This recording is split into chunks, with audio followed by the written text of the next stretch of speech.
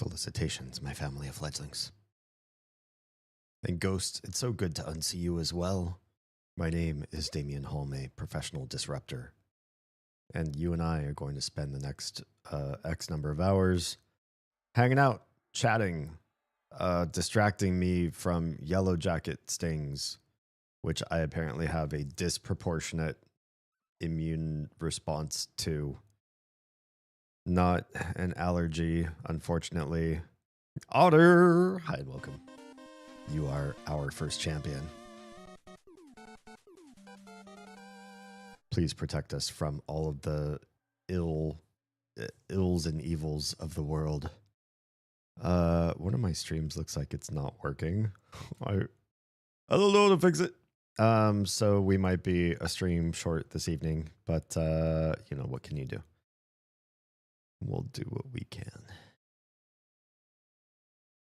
Anyway, hi, welcome. It's good to see you.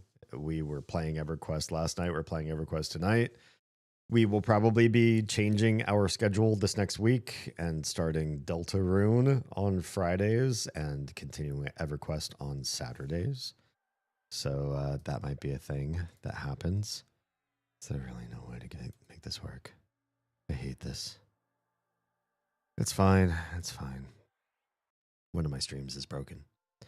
Let's play a game. Oh, also, I today might just be kind of spacey, slow to respond, slow to talk, generally a slow-mo. I generally like to talk fast, like to engage deeply, and am something of a, I don't know. I'm either an intellectual or a pseudo-intellectual, but I have Yellowjacket poison coursing through my veins, and for me, apparently day 3 is supposed to be the worst, and then the next couple of days it'll be better. I won't even be streaming, so you know, I'll be on the road to recovery without you all having to stare at me and hope and pray that everything's going to be okay.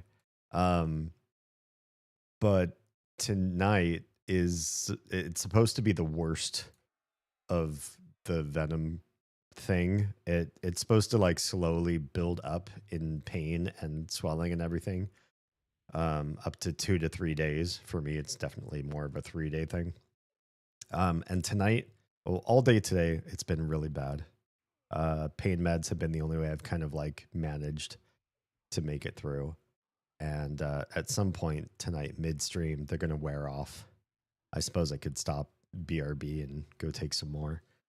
I guess I just mean if I'm sort of mentally not quite there, like I usually am, and I'm just sort of a face on the screen without the ability to go deeper than that.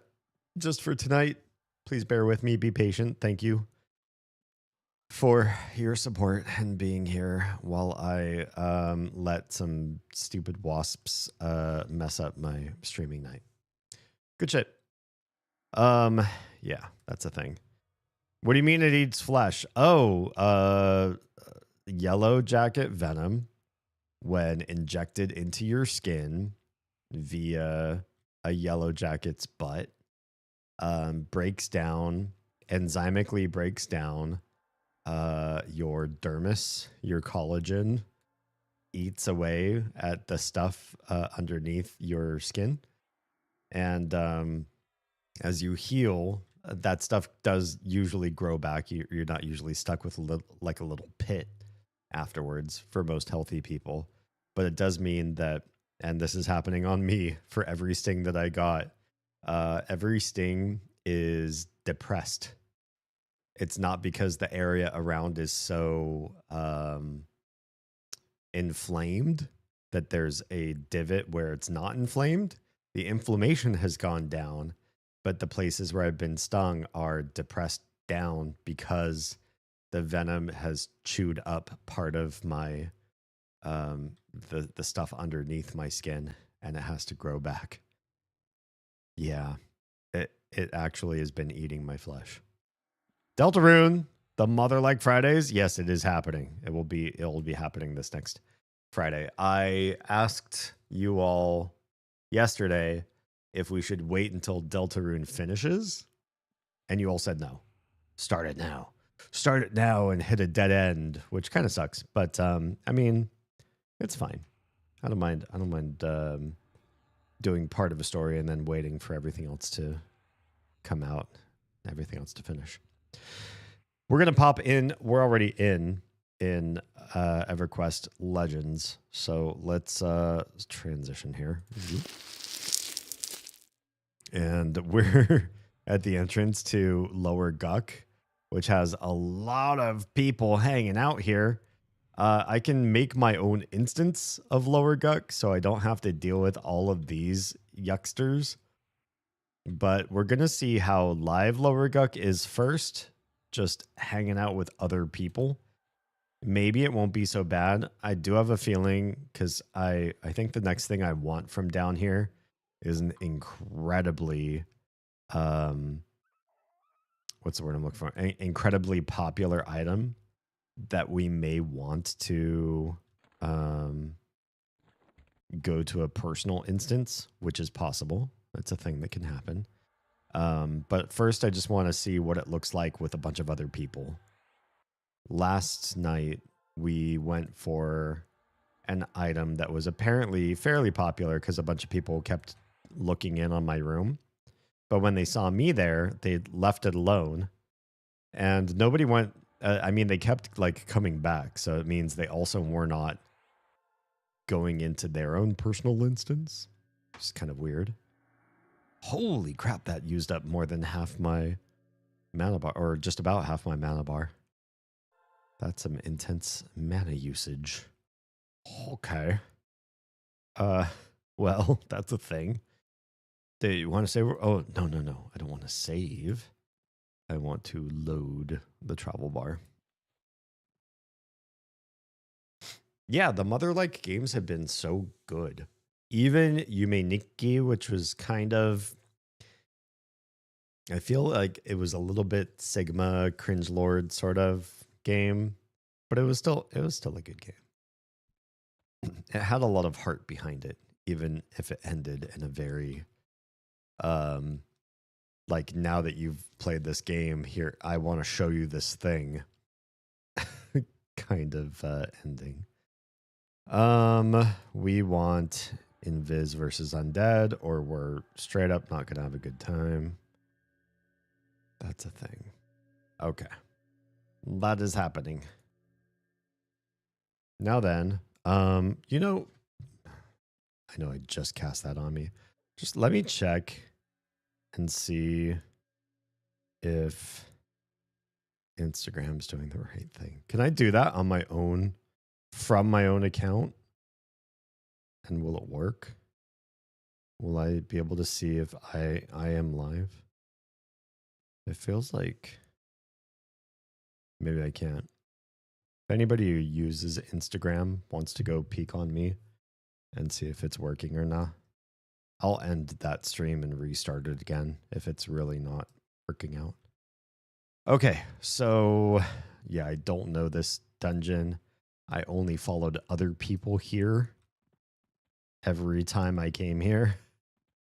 There are a lot of people just at the entrance, just hanging out there. That in itself is pretty weird. I do think we go this way. We swim underneath this little thing here. We pop out on the other side, and this brings us to more guck, more lower guckness. Okay. There's a dude fighting. See, this is why I kind of don't want to do the instance, because it's nice watching other people fight and like running into folks and meeting the world. These guys can't see me. Good. Here's another guy fighting. There's just it feels more inclusive. Like I am a part of a greater world when we're all together in the same dungeon, hanging out, doing stuff together. There's nobody up there. So I need to figure out how to get north of here. Pardon. Is there no... Gosh, there's a lot of bone people. Did somebody find me? Are you guys fighting me? Oh, crap. Oh, I'm fighting. Okay. Well, we're going to fight. Apparently, yeah, my Invis versus Undead failed. Failed me. So we're going to fight these. They're pretty low level. One is 5 levels lower than me. The other one is my level. Being at my level, not a good look. That means you're probably going to take a lot of damage from me. I don't even have my full combat kit on right now because I have my hide and move fast kit on. And yet, I will probably decimate this particular fight. Oh, yes, the MMO is better when it's an MMO. I agree. I always found that it was a weird scenario to instance yourself away from the rest of the world just so you didn't have competition, just so you could get the loot you wanted and win the fights you wanted to fight. And to me, I don't know, it felt selfish.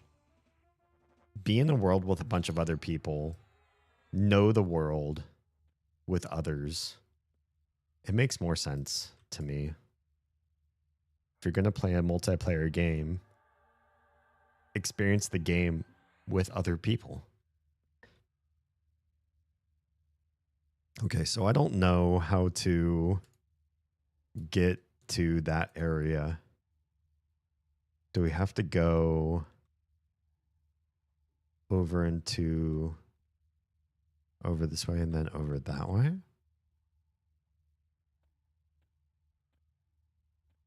Does this lead to something up? It does not.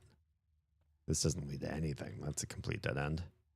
So trying to get to a new area of the dungeon where the flowing black silk sash lives. And that is a part of the game that I was led to before, but never got to of my own volition. Other people led me there. And I'm not sure how one gets to that part of the world. I don't think it's this way. Should we filter Z and try to find the way up there? No, if I filter Z, like I can't see how you would even get there in the first place. If you had to find an MMO that I care to play, I wish like Universe was still around. Oh, I never played that, but it seems like it would be a lot of fun. Everything Lego has always had so much love poured into it. People work so hard to make sure that those games were great, were outstanding. Maybe because the Lego name was on the line.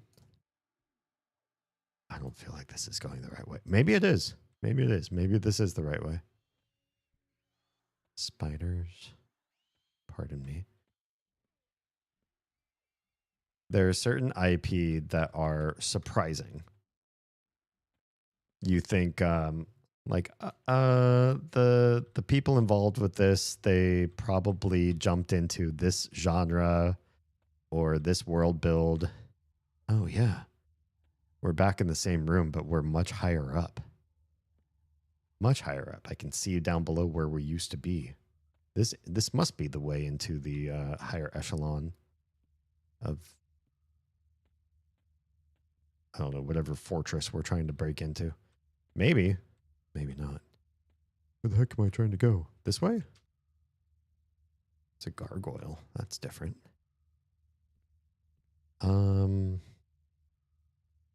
I don't think this connects up the way I wanted it to either, curiously enough. Do I want to go that way? I need to take a quick bio break because, I don't know, being in here or something has got me... Oh, hi, friends.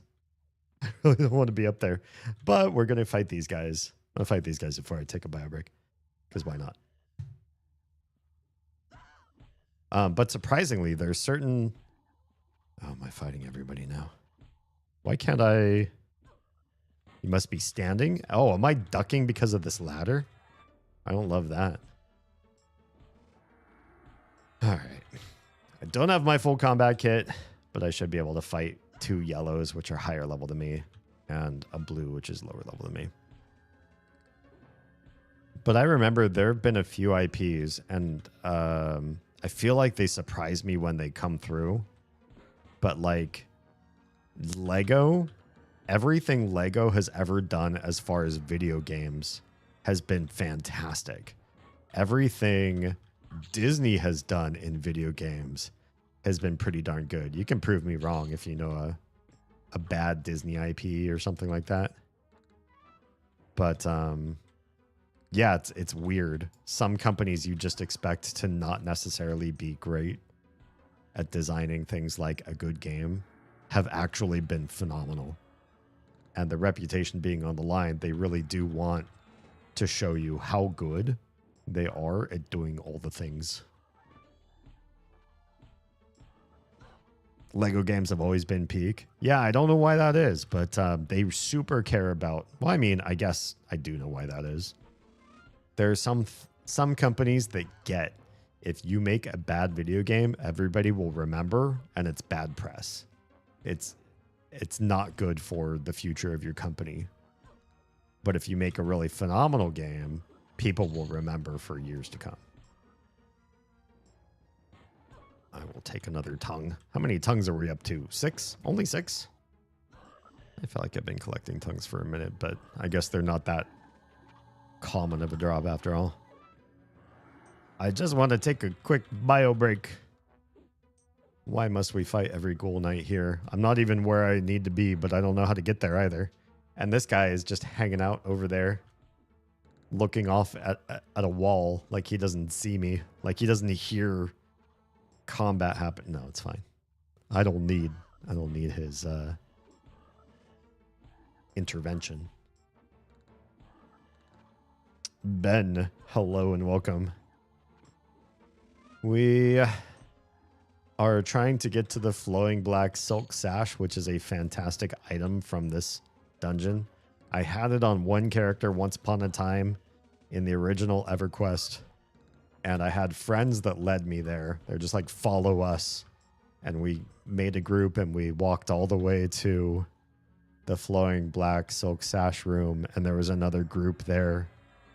So we had to wait for them to do their business. And then when they were done, we're like, okay, it's our turn.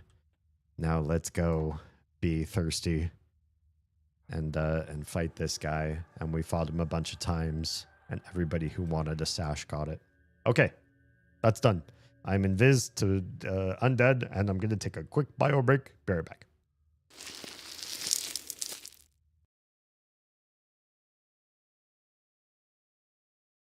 The night that's like, you know, they're enriching themselves in some way. It's like they're also giving up sleep. Yeah, they're also harming themselves in their personal development.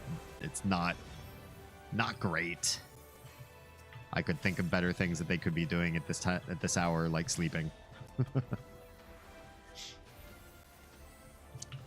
Accident says, when I was on food stamps, I had to stick to a budget of $11 a day to feed me and my daughter. Yikes. More ooh-woo, you gotta say ooh-woo. All right, okay. I'll say ooh-woo-woo. I feel like it's fractal at this point. Wash is so happy right now. Didn't have to spend $42. Ooh-woo. Wait, can you talk to inanimate objects? There is no reply. The palm trees whisper in the slight breeze.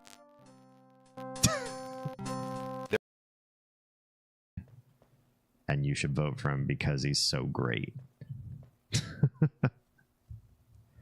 What? Did I forgot my water?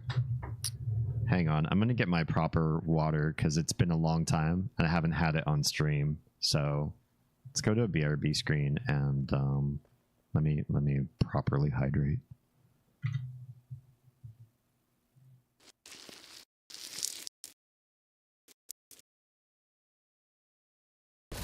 Did I go New Yorker? I'm a New Yorker, ooh. Remind me to have Gray do Wait. both his Jersey and Uwu. Yeah.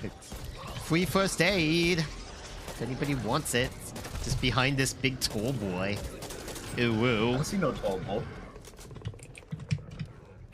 Oh, wide boy, ooh. If you see a wide. I don't know what I was doing in that one. Having fun. That was a good time. Maybe I should bring back the Uwu redemption. Okay. Let me really look at the map here. The map is different than it used to be. So some things are a little bit confusing as far as what I could do. Maybe this isn't the same room that I'm up above. Yeah, maybe not. Maybe I need to drop down. Because what I need to do is get... Do I not have Invis versus Undead anymore? Shit, I'll recast it. Yeah, the Uwu Redemption. Would you guys like it back again? Oh yeah, I think I did need to drop down here. I don't know the normal way to get here, but now I know the bad way to get here. Okay, so Flowing Black Silk Sash is in a red round room. I think you might be able to see it on my screen. There's a lot of empty rooms here with no monsters, which makes me think it is it's being camped. There are people here already doing the shit. There's some knights. Yep, there's a person right here. Is it really just one? one little friendo, a 36, 2 levels higher than me. Should I try to talk to them and see if I can help them get their Flowing Black Silk Sash? And then come and get mine? Who's up there? Is that like a... Oh, God. I'm swimming in blood. That's gross. Oh, this poor frog. He's still alive. And he's up there, spread eagle, being blood river sacrificed up there. Poor guy. Can I not get up there? I guess I can't. It's really high up for my little halfling ass. Being that there's a person already like full on camping this room, maybe we make our own instance. Yeah. Let's see if I remember how to do that in this game. Let's close the map and hunker down here. I think we click on the red to click to adjust difficulty. We're not going to adjust difficulty. Oh, I guess we can. Instances available. Oh, you can join other open instances. That's interesting. There are not that many people here after all, but it feels like a lot. So let's do create instance. We haven't done this in a long time, so this should be fine. Difficulty 0, type solo, respawning. Hell yeah, we need respawning. We have 2 charges. Let's hit create. Boop. Are you sure you want to create a solo instance? Hell yeah, we do. Because we don't want to fight with Menely. It's like Melanie, but misspelled. And hopefully it just teleports us in. The Ruins of Old Guck is, which is bad grammar, now available to you. Should be are now available. Ruins are, not ruins is. Yeah, I don't see, I feel like Instagram's doing weird shit. So let me quit that stream and start it over again. I don't know why it's being so weird. Do not discard. Oh, it was actually working this whole time. It was. Don't cancel. Hang tight. We're just gonna restart it again. And apologies to all those people that can't hear me say apologies. But oh, it looks like we're starting right back at the very beginning, but we're also completely alone. So that's a thing. Instagram requires a new stream key every single time you stream. So I need to hit that, start a new one. It was working. Now it should be repopulating, and then we'll check our buffs. Make sure everything's okay. God, some of these buff names are so small. It's hard to see if everything's still doing okay. Looks like it is. We hit go live. Please respond. There it is. I can actually see things happening. Okay, cool. It was not actually relaying a video that I could see to make sure that everything was going okay. But now it looks like everything's working. I'm not familiar with the Uwu redemption. Just makes you talk like full Uwu. I don't. How do you describe what Uwu is? Cutesy, internet furry sort of vibes. Yeah, Uwu is Uwu. Okay, we are back on our travel sitch here. We have to now find our way back there again, which is awful, but let's see what we could do. I did it once. I could do it again. Hit enough dead ends enough times. You get stuck enough times over. You'll eventually figure out the proper way. I need to increase my swimming skill anyways. So this is good for me. Okay, we're back out the other side. Lots and lots of baddies. If I were to be visible suddenly out of nowhere, I could get in big trouble. So hopefully I stay in Viz. Here's the other part of the dungeon. Do I want to drop down from here? Is that why? Is that the thing that I should have done in the first place? This feels right. Wow. Yeah. I think I found my way through suddenly, much faster this time. And now, because it's a solo instance, every enemy is here. Every single enemy. And some of these are red con, which is not terrific. Oh god, this whole room is red con. The frenzied ghoul in there is red con. Maybe I need to stay out here for a hot minute then and fight some of the basic bitches for a bit. And get good. Get safer. Okay. No music? Wow. Yeah. I should have probably set up music for the stream. Can I actually? I think I had once upon a time put music on live stream. Should be able to do this without getting DMCA'd. Any moment now.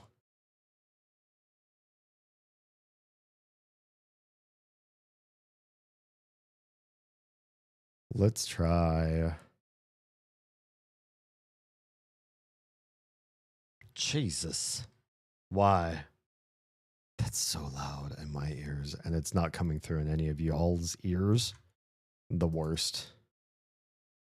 All right, listen, friendos. I'm probably going to get visible to undead here in a hot minute, but at the same time, music is not going to where it needs to. There we go. Let me know if the music that I have here is a rose to a while.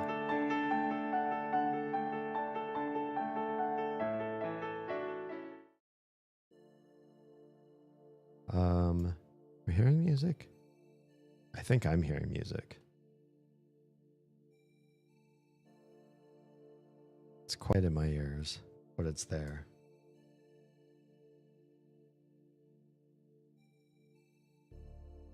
So hopefully it's not just like dead air. I heard my intro, but hear nothing else. You don't hear music right now?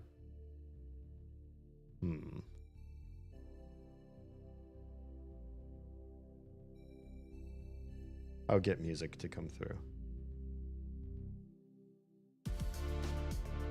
Looks like it's coming through.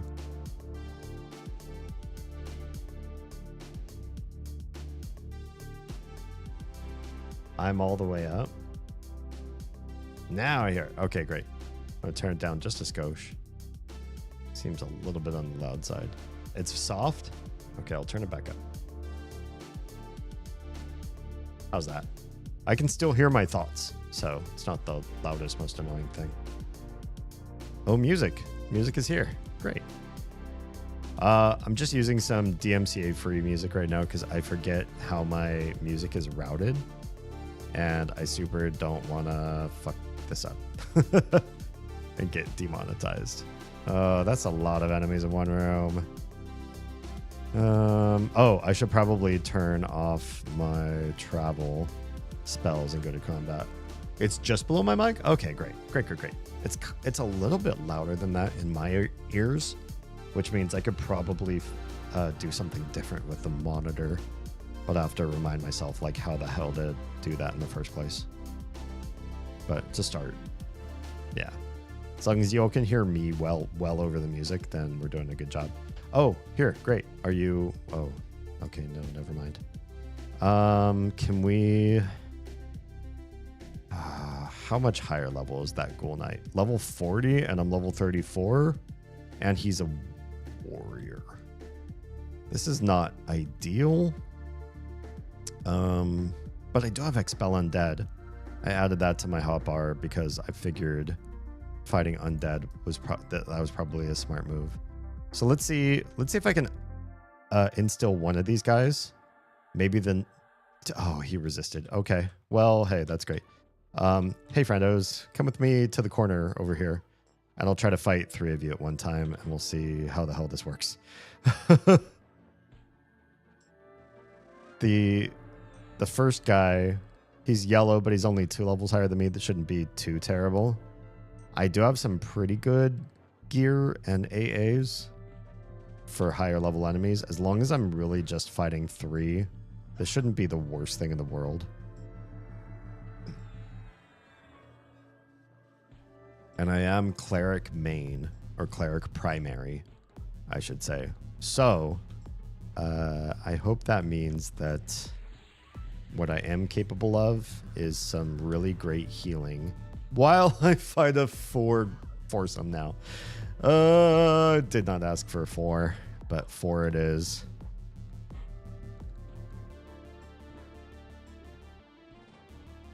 How's your night treating you so far? I am going through what is probably the hardest night of being stung by Yellowjackets, by multiple Yellowjackets, having pissed off an entire hive. And they say that the pain ramps up after getting stung. For many people, the pain goes away after 1 to 2 hours, actually. Not a big deal. Some people, the pain and swelling and everything ramp up over the course of 24 to 48 hours, which is a lot. And then if you have large, what is it called? Large something response, LLR, you could be susceptible, similar to having an allergy, but not having the full anaphylactic shock and all of that, but just have a bad time, a worse time than most people. That can happen to you, and if that happens to you, you're in for maybe 72 hours of slow ramp up of pain. That's what happens to me. And the more times you get stung, the worse that gets, the worse the pain level. You might get a 4 out of 10 pain if you just get stung once, but multiple stings end up hurting more and more. And I got stung maybe 5, 6, 7 times, somewhere around there. It was not fun.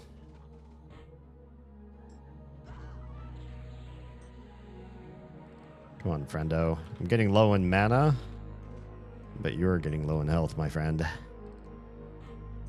This is a solo instance now that we're in.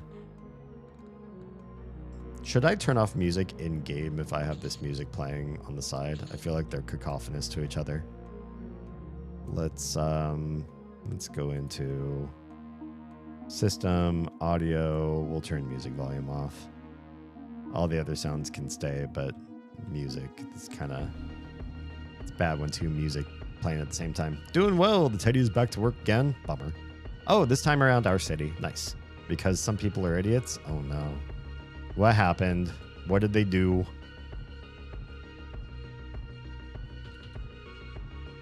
We should probably be able to fight this guy. I'm only at 75% health, or mana, sorry. But this guy's only 39.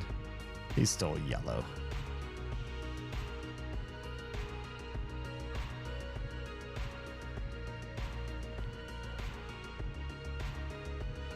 Yeah, Oz and I had quite an adventure. For those of you that missed the story last night, I was mowing. My lawnmower disrupted a ground hive of Yellowjackets that I did not know was there. I got stung by one Yellowjacket that decided to land on me and stab the same place multiple times. Now there's a really nasty pus-filled divot of flesh there, and it hurts like the dickens. And then I was like, oh, hell no. I stopped mowing after a little bit, and I went and got some wasp spray, and I started to go back out to try to locate, is there a hive? Is there something going on out here? I found a hive. Oz came out to give me a glass of water because she didn't know what was going on. She was just like, D looks disgruntled, and I was very disgruntled. She's like, I'm going to help. And then I was like, well, careful. I'm by a Yellowjacket hive, I think. And I sprayed, and I had 2 cans of wasp spray that were both kind of too low. I was like, well, poison's poison. I might as well spray it all and get rid of it and use it. So I sprayed it, and it just made them angry. I think I might have gotten like 5 of them or something like that. Not quite enough. Those are all higher level. 41, 41. What about the frenzied? 42. I kind of want to gain at least 1 more level. And we're so close to dinging. Maybe I'll just hang out here and try to fight some respawns real fast before we get involved with anything else, yeah? Anybody hiding over here? Any friendos? No one? Oh shit. There's a whole room of... We did not piss them off. Okay. Well, there are a couple reds in there. I'm trying to, not just, abjectly die to stuff. But I also don't know this dungeon that well.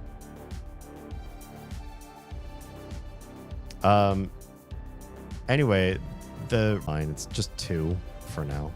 For now. Wizards, even though they're higher level than me, are generally going to be weaker. They're going to have a lot less health than I do. And I've got a lot of survivability built into this character. So do what you may. Fuck me. Now there's 3. All right. It's fine. It's fine. It's fine. We're going to do okay. We're going to get some really choice spells off here, and I'll be getting so much health. I'm in a solo instance, so nobody can help me. So really, this has got to be on... Oh, fuck. Really? Okay. 3 nights. But I have a good amount of mana. Should be okay. Oz ran away at light speed and fell because she tripped on the grass in the lawn, not because a Yellowjacket stung her. She fell and then just fell down and just stayed down. Maybe because she thought the Yellowjackets would leave her alone if she just stayed down, but also because I think she felt like she really hurt herself, which sucks. So she's down on the ground. She was really hurting because she fell on her arm wrong. And And then I came over because she wasn't I was calling her name. She was not responding. And I was like, oh, fuck, what's going on? Like, did she get stung 10 times and she's now unable to breathe? So I ran over to her and I was like, what's going on? And I think I brought some of the Yellowjackets with me that were pissed off from the hive. And one came over and stung her elbow. I did not level up, but I did get an AA point. So that really sucked. That she got stung and really hurt her arm by falling down just wrong. I was like, oh crap, this really sucks. I'm sorry. But then I got stung a whole heck of a lot of times. And Oz apparently heals from Yellowjacket stings like normal. Like, it sucks. It's painful, it's annoying. But today, the stings don't bother her. So she's fine with it. But she really messed up her arm by falling on it. And me, I didn't fall, but a measly between 5 and 7 stings on me is wrecking me. The poison, the venom, sorry, is wrecking me. Yeah. Just people being stupid with their campfires. Oh, the Teddy has to manage people messing up just making a fire. That's so lame. Not smart in this dense of vegetation, so there's been scattered smaller fires all over the place. In summer too, it's like you gotta imagine it's a hot season. It's bad for uncontrolled fires. Just look up, just use your phone and look up how to do it. Make sure you make the right decisions before you take something like fire and everybody's livelihood into your own hands. Why can't I get up this? There we go. Huh. Oh, you're kidding me. I made it across before, no problem. So what is going on? Why can't... This is a very simple jump. Come on, Winnie. Really? I mean, I'm training safe fall right now, right? Why? Hole in the ground Yellowjacket assholes are the worst of the hornets. Yes, they're really bad. I hate it. Very painful, much pain. Now I can't make this jump. I made this jump so many times over before, and it was not a thing at all. Now I can't make the jump whatsoever. Do I have to go around? I guess we're just going to fight some other folks, some other beans, and walk around. It's fine. Yeah, they were so aggressive, and their stings hurt so much for me. And I've been stung by other stuff. I've been stung by honeybees, carpenter bees, lots of different types of ants, fire ants in California, the Floridian red ants. I've had a lot of like nasty, horsefly bites. Like lots of nasty things have hurt me. Nasty insects. And it's like nothing has really compared to how much a Yellowjacket sting like lasts and lingers in my body. I'm just personally quite susceptible to that for some reason. I've been stung before. I'm one of those where it hurts like a bitch for a couple days, but that's about it. That's kind of what this is, but I'm on day 3, and for me, it seems like the Yellowjacket venom in particular is like a 3-day ramp up before it starts to cool down. So the next few days, I won't be streaming. Oh, there's the ding. Okay. Maybe we can go hop over to the... yeah, okay, this is a secret wall. Maybe we can hop over to the flowing black silk sash room now. The FBSS room. And see how it do. Everything's respawned back in, though. So we're going to have to do some fighting along the way just to make sure that we're safe. We're safe to get there. Don't do it. Whatever you're casting, don't cast it. I didn't want to cast in still. Shit. Expel Undead. That's not it either. Force. That's the one. This wizard is 39, which means low hit point pool, but can really knock a wallop as they get spells off on you. He's local fire person instead. Yeah, I know it's part and parcel to what they do. I just I wish people were less dumb. Do we have another? I see another wizard back there. I feel like the answer is fight the 43. Why is there a 43 wizard in with my high 30s enemies? Must we? I get shit to do that does not involve fighting level 43 wizards.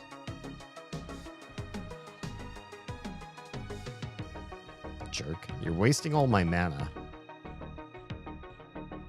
He's slightly too far away to disarm too.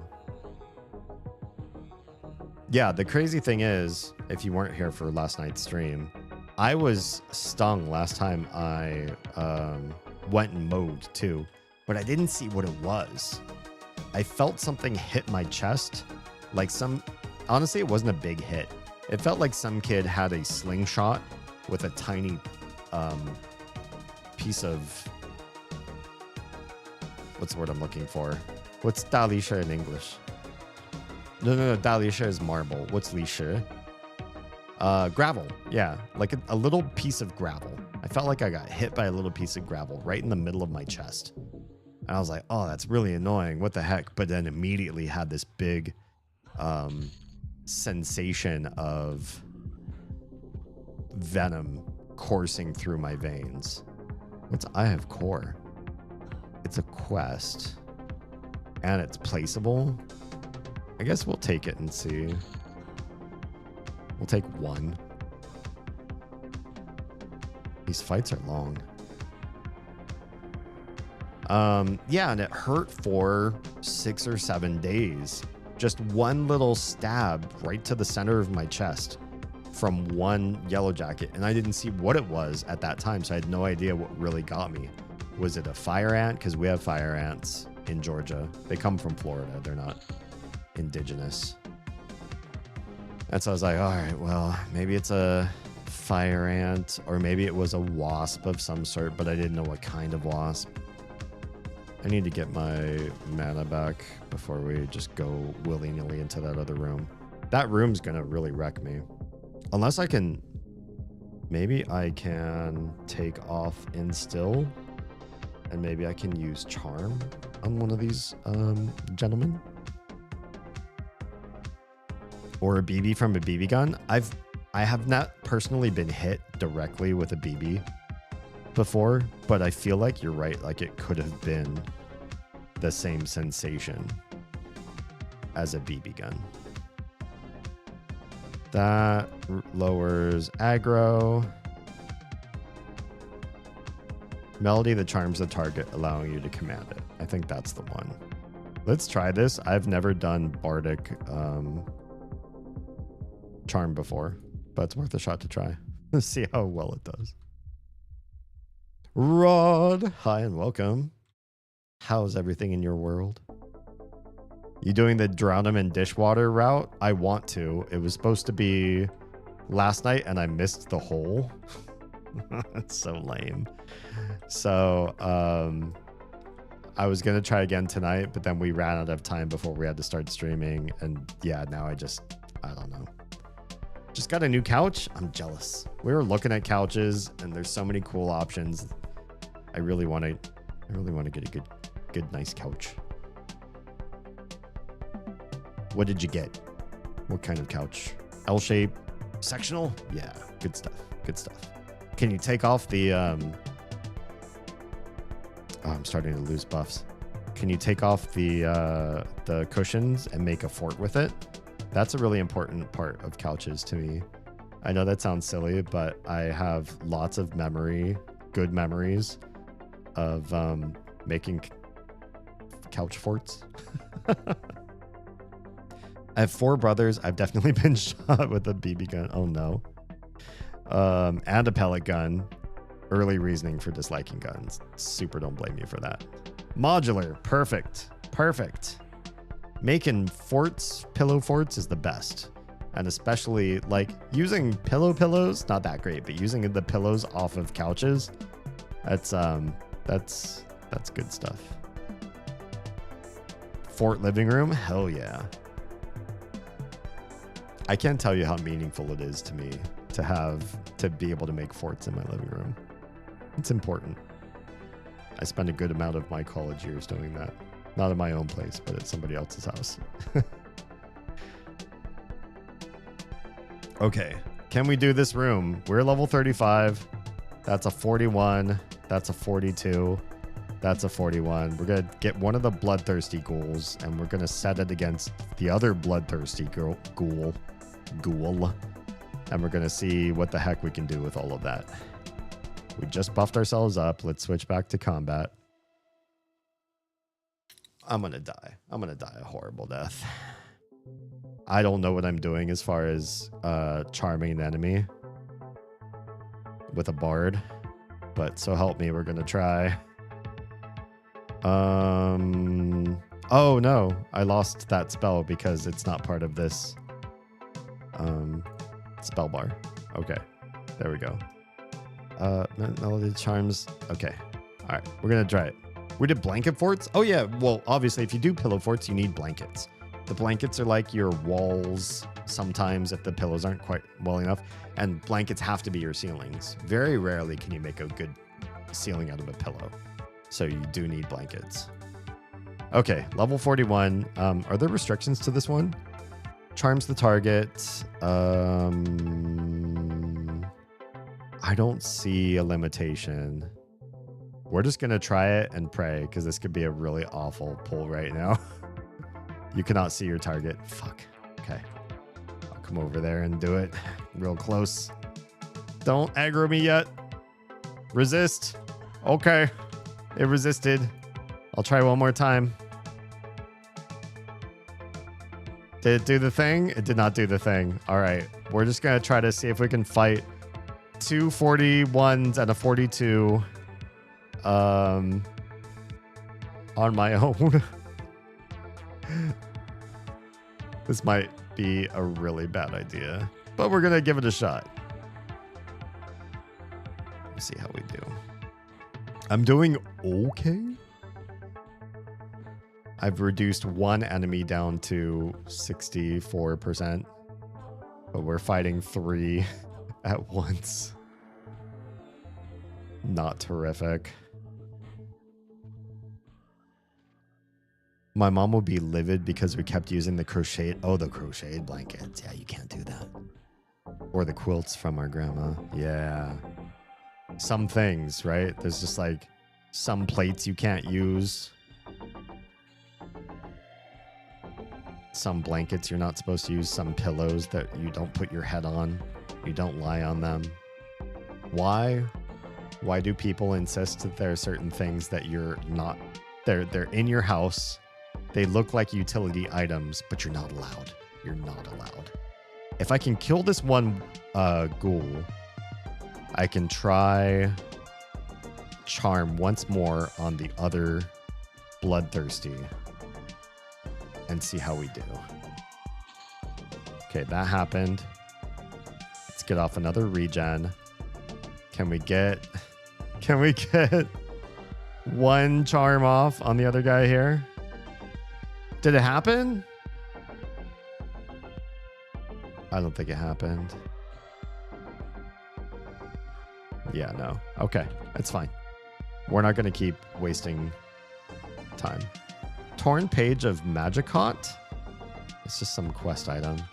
I guess we'll take it. We have some room in our inventory. But it's not ideal.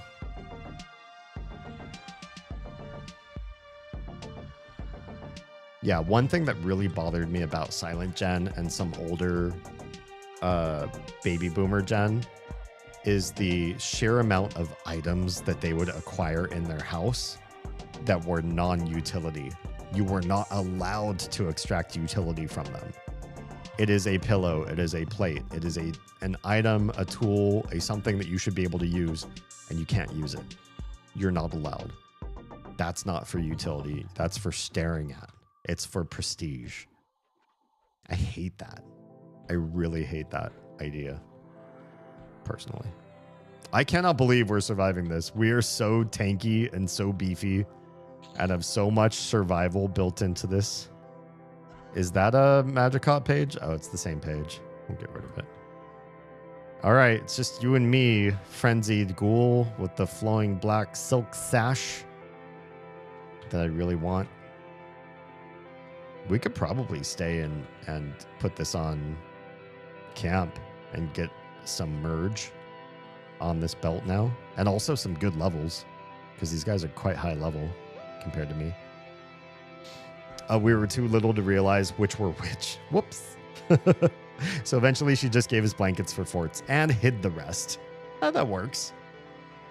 That's a good compromise, actually. That's a good parent. It's like, I see the need. I see what you guys want to do.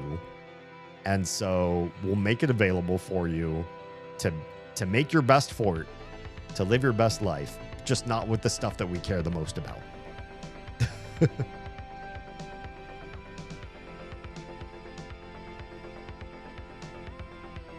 Yeah, for those of you that have followed me for a while, you probably know I grew up fairly poor.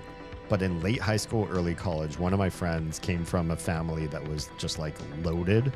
And we always felt kind of weird about hanging out at their house because it was fun and it was nice and we had a good time. Moonstone? I don't think I really want this. Extended range? As interesting as that is, I don't think it's for me. Not for this build. Maybe I'll keep one for another build, though. Can I save these slaves now? Oh, no. Did I kill that guy? Oh, shit. Sorry, little buddy. Maybe one of my bard spells did something, or I right-clicked him instead of the door. Yeah, I just lost Froglocks of Guck faction a little bit, but I'm getting so much positive faction with these guys. It's not a big deal, but still kind of sad. The idea of hanging out with some friend of yours, especially when you're early teen or late teens, early 20s, and their family is rich, it feels like you're exploiting, even if you're not. We were having a good time. We were all enjoying ourselves. And at the same time, in the back of our mind, it's like, how much time do you spend hanging out with a friend like this without them feeling like, oh, you're just here for my parents' money or whatever. And so it's an awkward balance to strike. We really did like this friend. I just wanted to make sure that they felt like they were liked for who they were. And not just because their parents had money to show us a good time. But they had this really big L-shaped sectional couch that you could pull all of the seat cushions out of and all of the back cushions out of. And you could make a whole world of pillow fort out of it. And we grabbed a couple like large sheet blanket sort of things. In addition to that, it was just... it was great times. We made our own little worlds out of those pillows. And that's where my brain moves me to. Back to those memories of hanging out in that particular house with those massive pillow labyrinths. They weren't a fort at that point. It was something so much larger.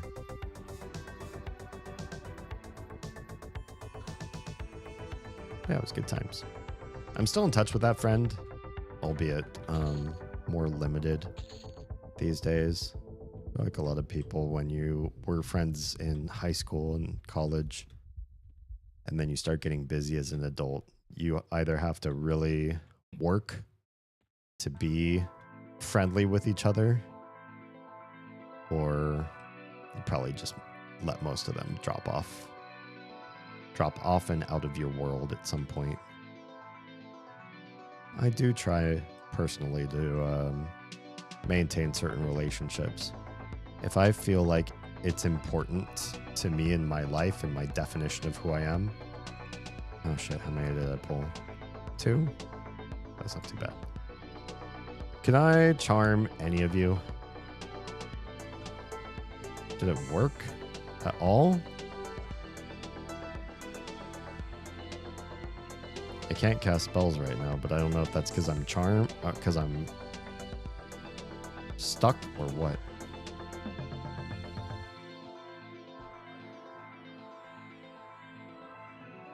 Gotta get some heals in. These guys are actually hurting me. Just 2. Just 2 little guys. 2 little friendos. Are there 3 of you? There are 3 of them. Bastards.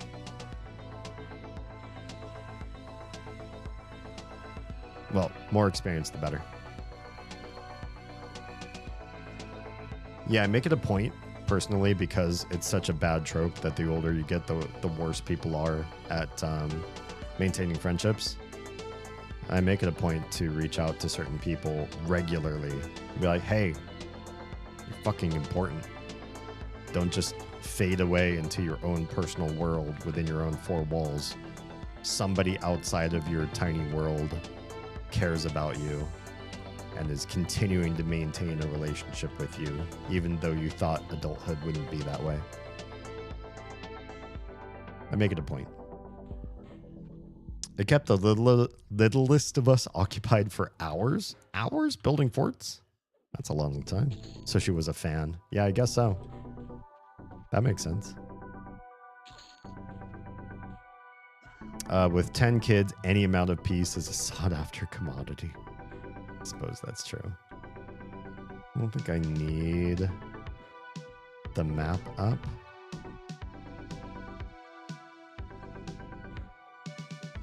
But I am nervous about respawns.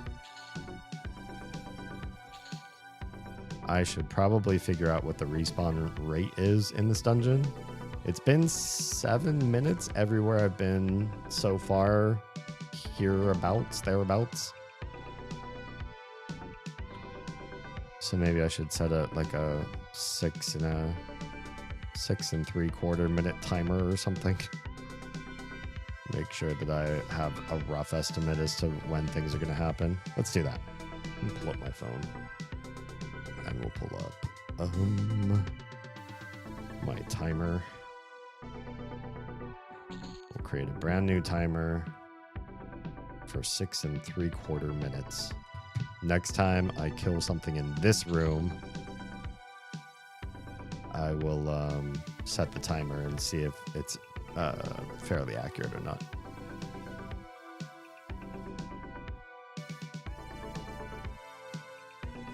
I think every household, ours included, you do really want sometimes to have some kind of a downtime solution or strategy. Like, okay, I need an hour of personal mental clarity where the kids aren't completely aggravating. Hello. This is the respawn I was looking for. If I can fight and kill you and then set the timer, then I will know when this room starts to respawn. How dare you root me, jerk. I don't know how close together I killed these guys. I feel like it wasn't that close together, honestly.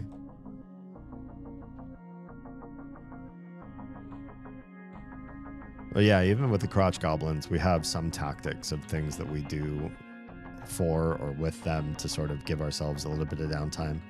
But I think the majority of what we do is Oz and I step in for each other. If one of us is looking kind of haggard because the kids are really taking their toll, we usually can see that from afar or before it gets to be too much. And we're like, hey, why don't you go take a shower, lock the door, and make, hide in your own little world. Just use the shower as a place to like surf the internet and chill. Oh, right. My timer. The thing died. Set a timer. Boop. Timer set. And we'll see if it is 7 minutes in here too. Hi, friend. I'm going to fight you because fighting one of you in the room alone is pretty fantastic.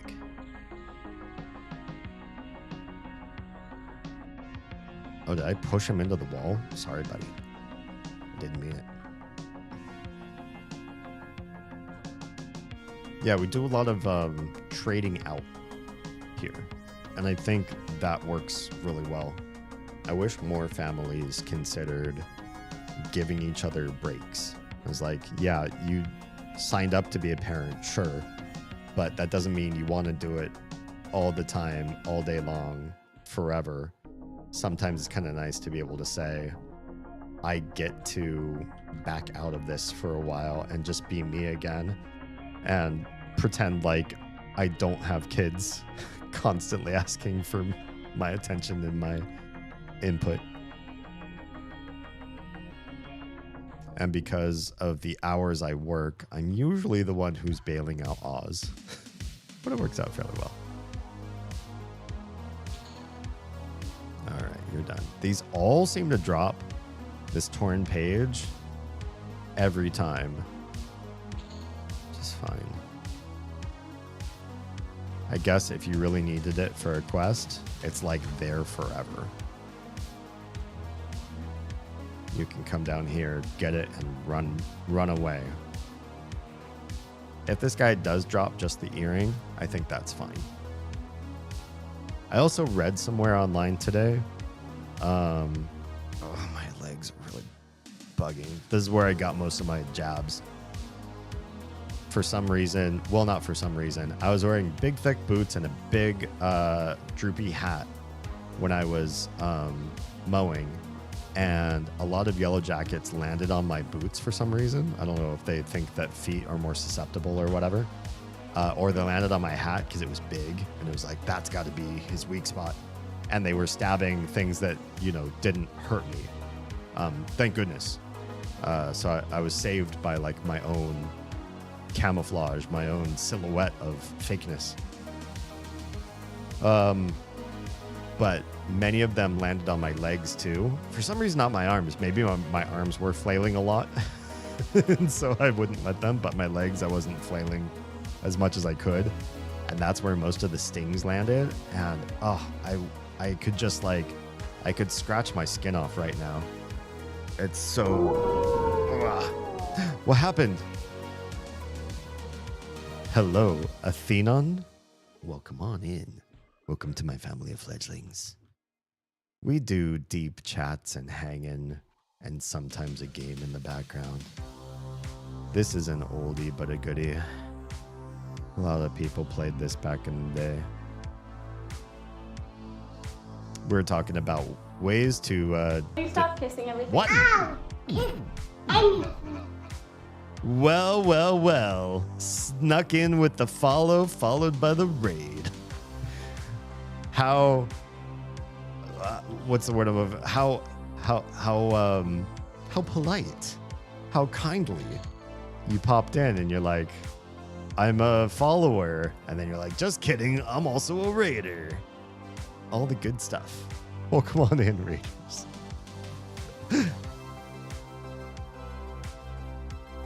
Howdy, man. How's it going? Got to level 20 tonight? Oh, good stuff. Yeah. Congratulations. These levels go fast. I can tell you that. They are very, very fast. Let's do a shout out. What are you playing? What's your race 3 classes? What you got going on so far? Let's do a quick shout out.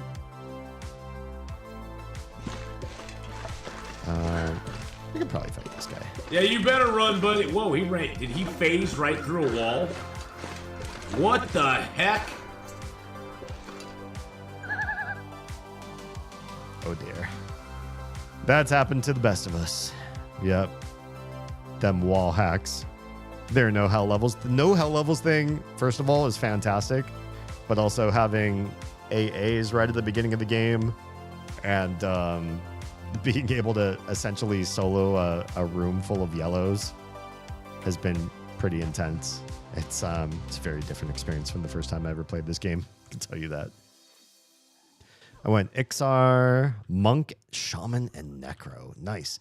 I've seen a lot of people go Shaman. I think it's a really smart choice. I don't know if it's going to be the next thing I do. I might try Caster Trio next. Maybe something like Mage, Wizard, and Enchanter, just to see how the three pull together. But yeah, that sounds like a really great combo. Necro's got to be great too. The survivability built into that. I mean, nothing's going to really be able to stop you. Mainly went Necro because I Necroed an EQ back in the day. That's why I added Bard to mine. I was a Halfling Warrior at some point. I didn't get very high or like very far in the game with that warrior, but everybody knew me and loved me because I was tiny and a warrior. And I guess back in the day that I did that, nobody expected a halfling to ever be a warrior. Also, it's kind of a little bit of a mismatch of stats, but I didn't mind. I had fun doing it. What's my timer on the room? It says it should be maybe 30 seconds for the next spawns. Maybe I'll just hang out here until this guy comes up, if he does. So I remade the halfling warrior again, but then I added cleric because I don't know, I've never been cleric before. And then bard because I do know bard. I played a lot of the game as bard, actually. I have like 6 AAs banked right now. Got to figure out where those go. Get them in now, or spend them now, and reap the benefits of having them. Shaman is a great buffer and debuffer. Yes. I remember that. I don't think I ever played one to very high level, but I remember every time I ended up in a group with one, it was good stuff. In EQ1, I EUO'd? Oh, duo'd with a Shaman friend and my Necro. We could solo load it before we should have. Shaman and Necro would be basically unstoppable. Just absolute, like, pure ruining the enemy so that they can't do anything at all, and then you just survive forever. It doesn't matter how bad they hurt. There's no way they'll do enough damage to you to beat you. Where you're at right now, this is Lower Guck. This is a dungeon that when I first played EverQuest, friends took me here to fight some stuff, but I don't really remember the dungeon. I just remember being walked through. Like, I followed other friends who knew the dungeon well. They took me to a room. We camped in the room. I got loot, and then we never came back here again. I didn't spend a lot of time leveling in here, so I don't really know the area that well. But I found this room thanks to maps and websites and everything. Project 1999. And there's supposed to be a really great haste belt here, which for all melee classes in the future, I'm going to want this belt. And I have the belt now, actually, but I'm going to stay and probably merge it with a few other belts. So this is what we were going for. The flowing black silk sash, 21% haste, which is insane. And if we get 3 or 4 more of these, then we'll have a +1 or +2, which should be pretty keen. Good stuff. And then we'll figure out what the heck else we're supposed to do. It's also a good experience hanging out here. My Necro's favorite area. Oh, yeah. I could see that. Me being part cleric, I am finding that just having a ward undead or expel undead spell has been really handy. Okay, this is definitely more than a 7-minute respawn time. I don't know how long it is supposed to be, actually. I'm afraid if I pull something right now... There you are. I feel like this is more like a 10-minute respawn time. So what I'm going to do is, instead of setting a timer, I'll start a stopwatch. And that will help me understand exactly how much time it is between respawns. Where's my stopwatch at? There we go. So I'll do that. We'll figure it out. I could probably look this up somewhere online. I just don't know all the EverQuest Legends website resources right now. The merge thing is so awesome. It's been really nice. I haven't spent a lot of time farming the same item multiple times, but recently, like in the last 5 levels or so, I have found the enemy, camped them, and then stayed for maybe 2 or 3 or 4 more spawns just to get that little bit extra merge, and I might come back if something's really gonna like stick around for level 50. I might come back to those spawns and get more merge. Merge is really nice. The flowing black silk sash is so OP. I tend to get it from my monk. Hell yeah.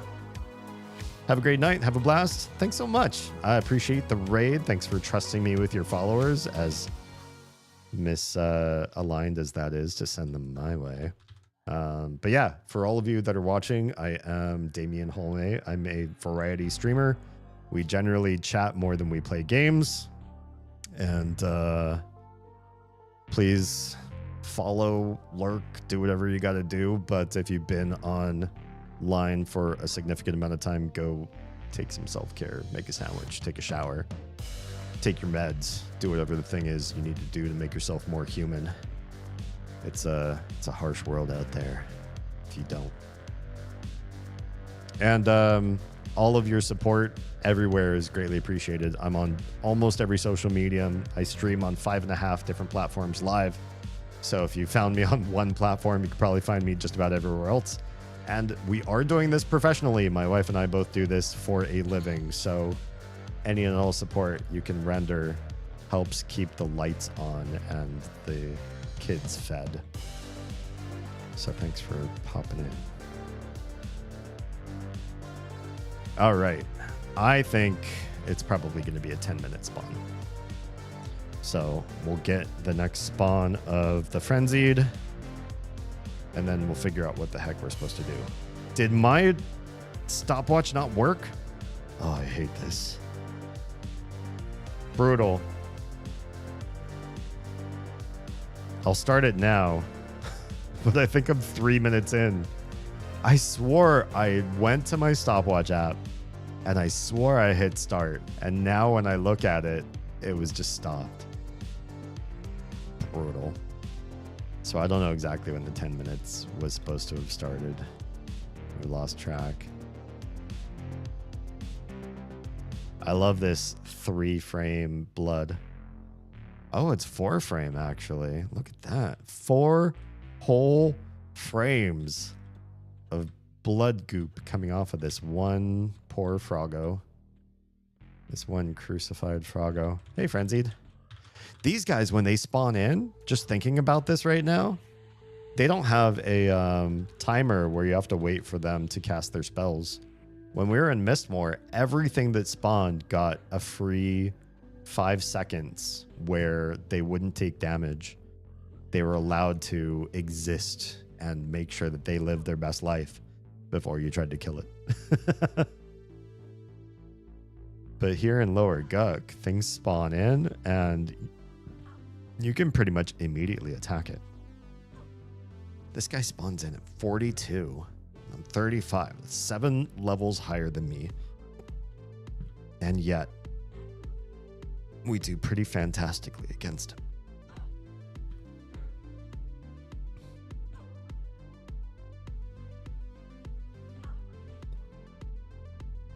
You're not really making me cast a lot of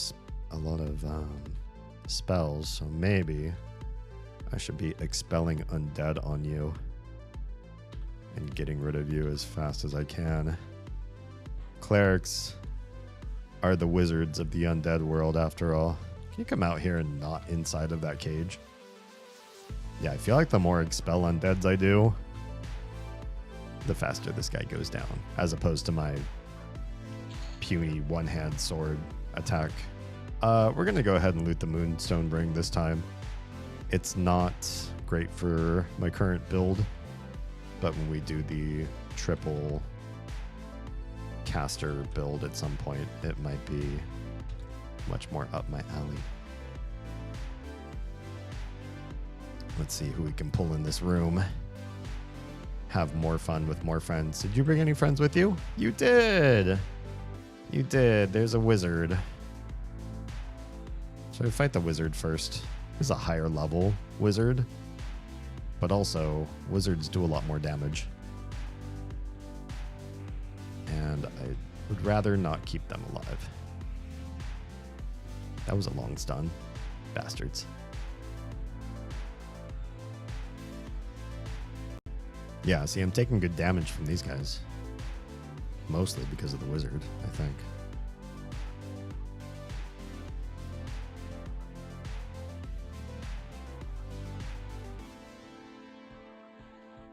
Oh, wizard. Why must we do it this way? You're using up so much of my mana.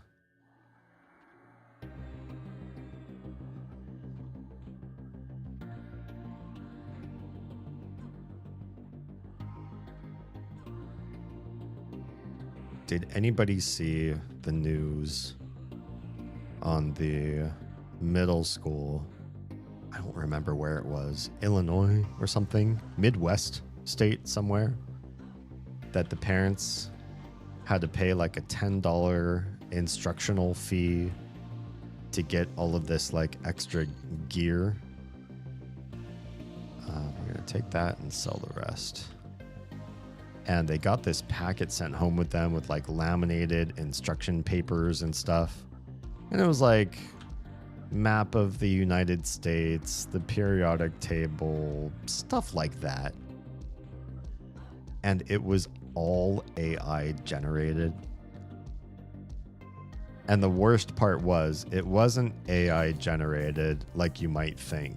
Like, oh, I sensed some words here. Like they said, like the Hank Green gaffe where he says on one of his YouTube videos, thanks for the pushback. And everybody was like, thanks for the pushback. That's OpenAI. That's ChatGPT speak.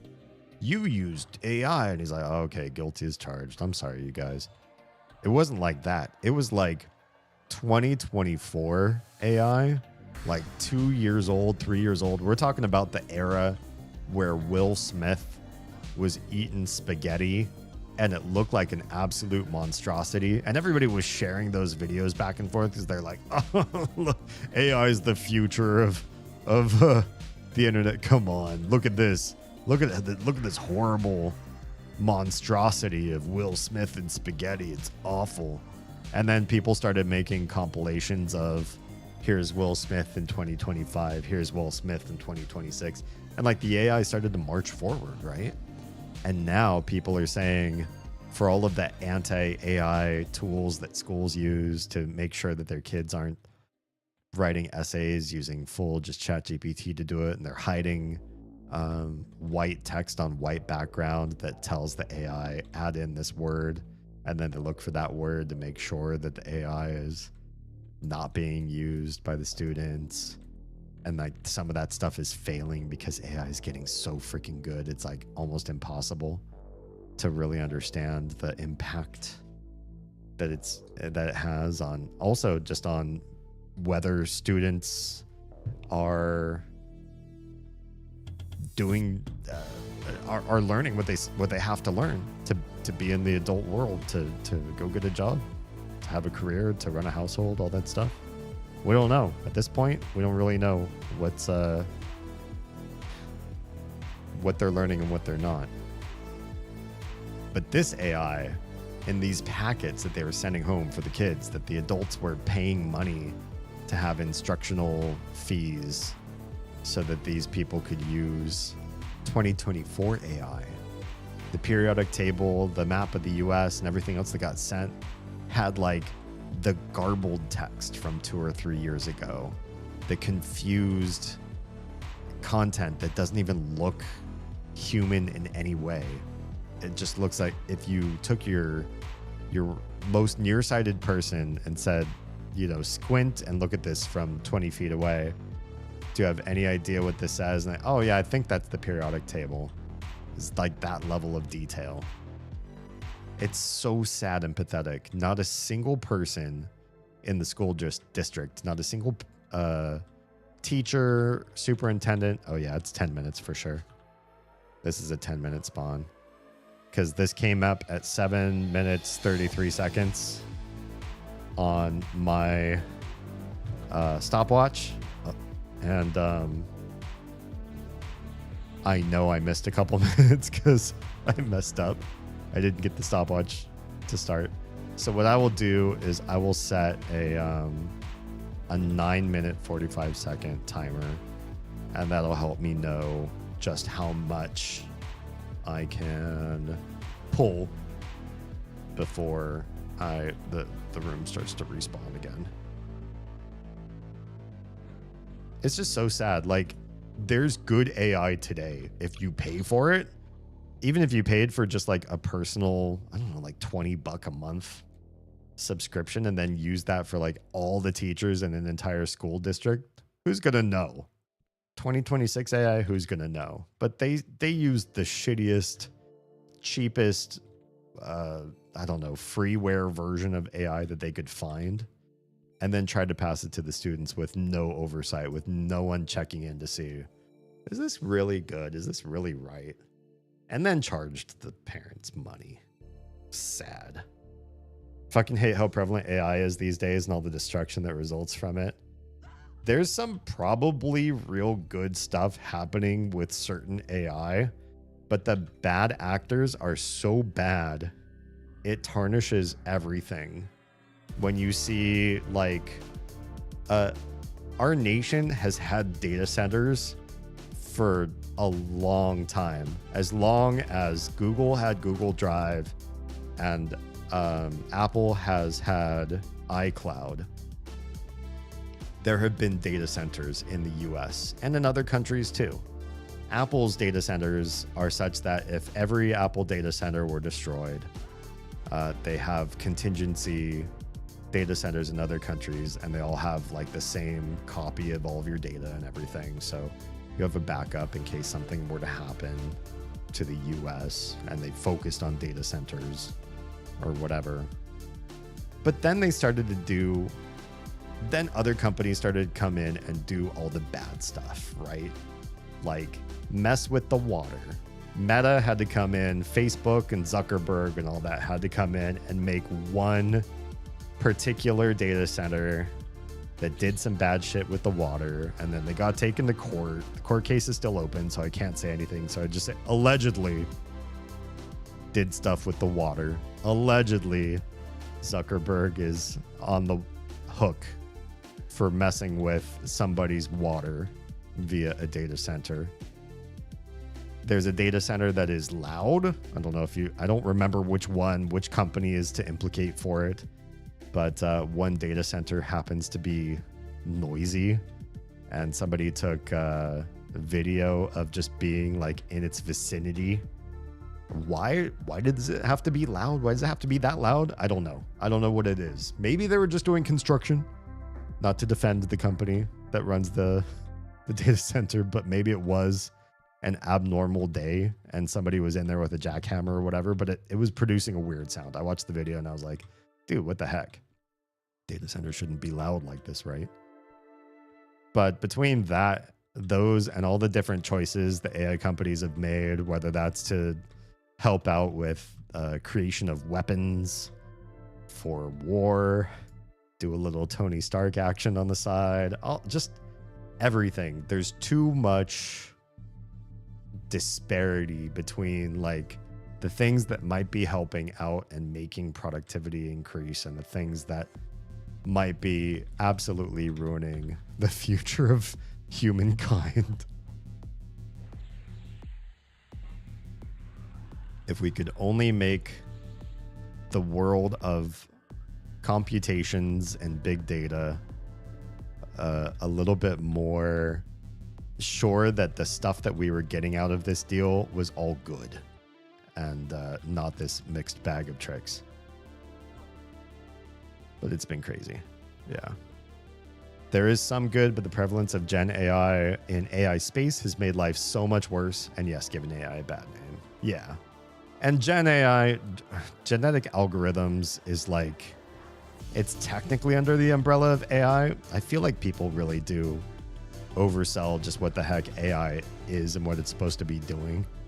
But generative genetic algorithms and large language models, while under the overall umbrella of AI, is probably not doing nearly as much as people think it really is, as far as advancing humankind and like growing and thinking in ways that we can't, and solving problems we didn't know existed, and coming up with novel solutions and inventions. We're not there yet. Most LLMs use the corpus of human data that we've made so far in the history of mankind, and recombine it in ways that can be helpful to lower our like overall workload. But we don't have like artificial life or like novel thoughts coming through. Fine, we'll merge you.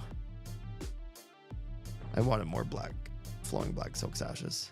Let me take a quick bio break again. I don't know why I need another bio break so quick, but I'm gonna take one. So be right back. I'm a former I'm a Sue. former Sue. Yeah, Ugh. former head chef. I'm Yeti. I'm Yeti. Let's give that guy those things and teleport back to the very first city that we discovered in the game. Just kidding. It is pronounced Onet. I did check the Japanese pronunciation. And in Japanese, when you go to this first town, they pronounce it Oneto. Oneto. So, Onet. Who is this guy? It sucks. So I think she was into me, butthead. Oh, shit. Yeah. It's a Basic literal folk Beavis too, and Beavis. Butthead role Come playing.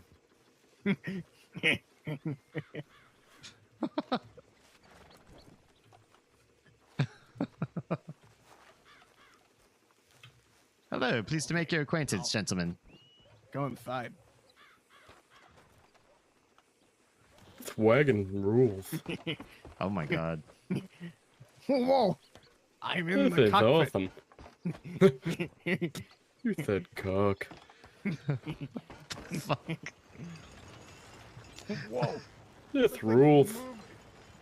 I had no idea anybody would ever try this in the game. Where is he going?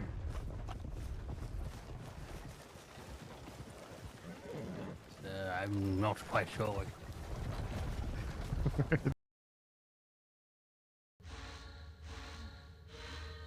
There it is. You have succeeded. Oh my god. I can feel the ancestors' wisdom at work. I can feel more than that. Pay attention, for you'll never see this revelation again. Okay. Let's pay attention, everybody. Pay attention. Pay attention. Oh, hi. Can we take a picture of that? Can we take a picture of that? What just happened? No, no, no, no, no, no. No, no, no. I didn't see it. Alright, I'm back. That was an awful moment. That game has a... Oh. Do you just walk in here? Wow. Bold. That game had a feature where you could take pictures of the content that you were engaged in. And it was like, yeah, if you really need to see something for a later puzzle, then you need to have either a little notebook on the side that you are working off of, or the game needs to provide you tools to remember all the things. And so I was like, okay, that's fine. The in-game camera served me well and solved a lot of puzzles with me. And then when you get to that cutscene and they show you this really important thing that you need for later, I think you needed it for later anyways, they disabled your ability to use the camera. Like, you bastards. Okay, how are we on timer? 1 more minute. Okay, we'll probably just hang. Minute and 15 seconds, I guess. Yeah. Data centers are also taking land from agriculture. Are they though? I think it depends on the area.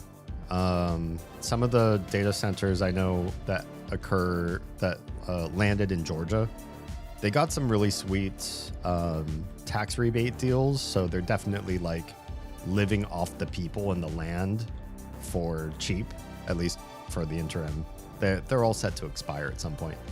But then as a result, there was a big anti-corruption investigation, and a lot of the governments that were bringing in data centers were sort of held to higher accountability than they were. There it is. Yeah, I think it was a 10-minute, basically a 10-minute timer. Oh, no. Cancel. I'm not ready to start you again. But a number of those places, it wasn't agriculture per se, as it was just like defunct land. Or if it was originally agriculture, it was like places that were sort of abandoned or not producing stuff that was necessarily like food-based agriculture. The QTS data center that happened outside of Georgia that got a lot of news for a number of reasons. They had like a mini documentary on them.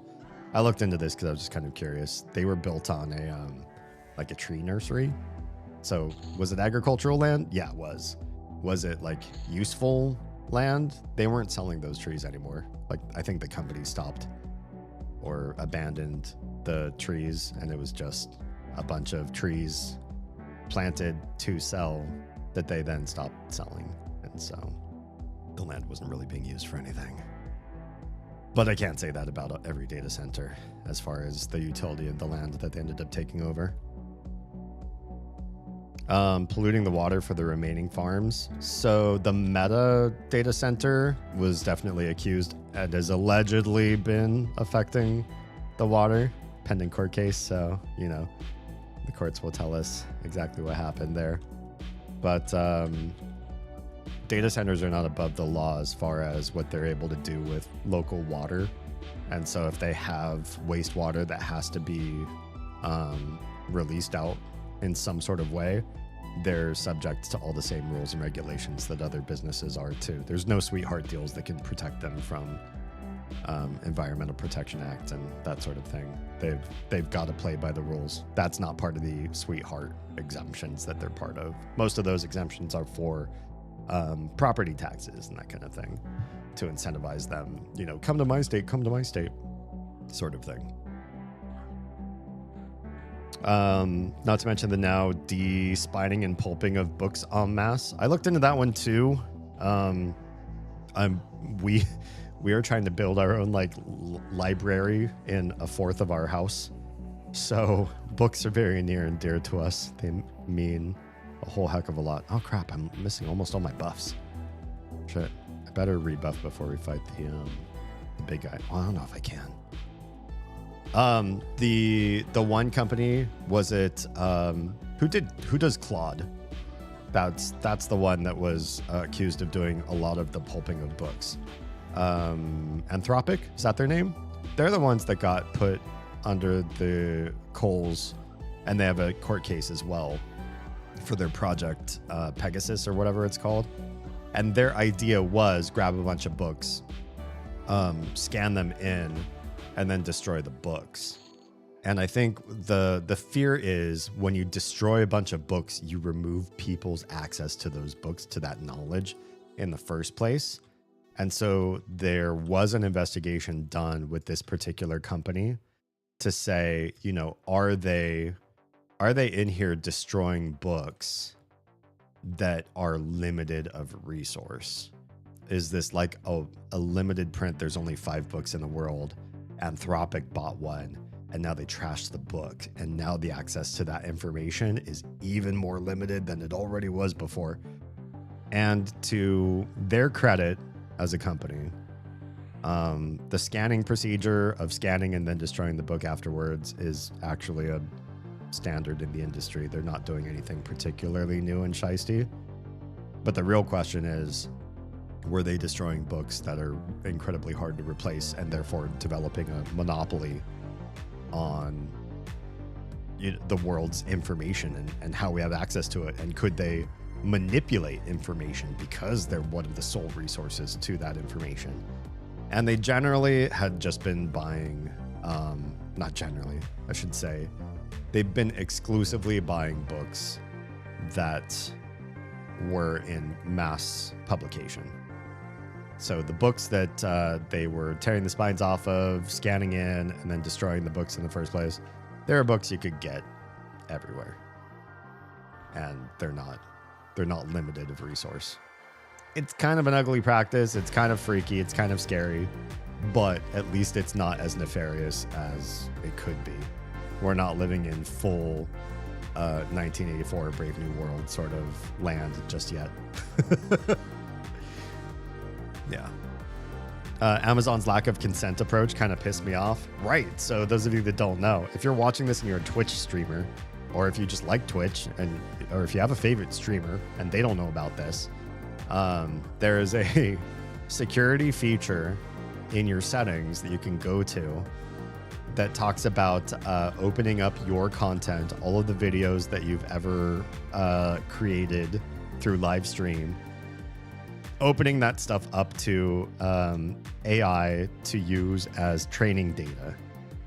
And if that stuff was there and you decided, I want to contribute to the world's corpus of information through my live streams and do my part and opt in, that would be one thing. But Amazon decided to opt everybody the fuck in already. You're automatically opted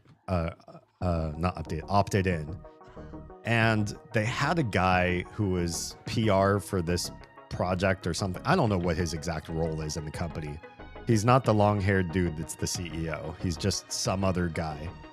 And he was on a live stream and he's reading chat and answering questions. And somebody asked him, you know, yo, why is my addition to Amazon's corpus of data that they're training AI off of, why is that not opt-in?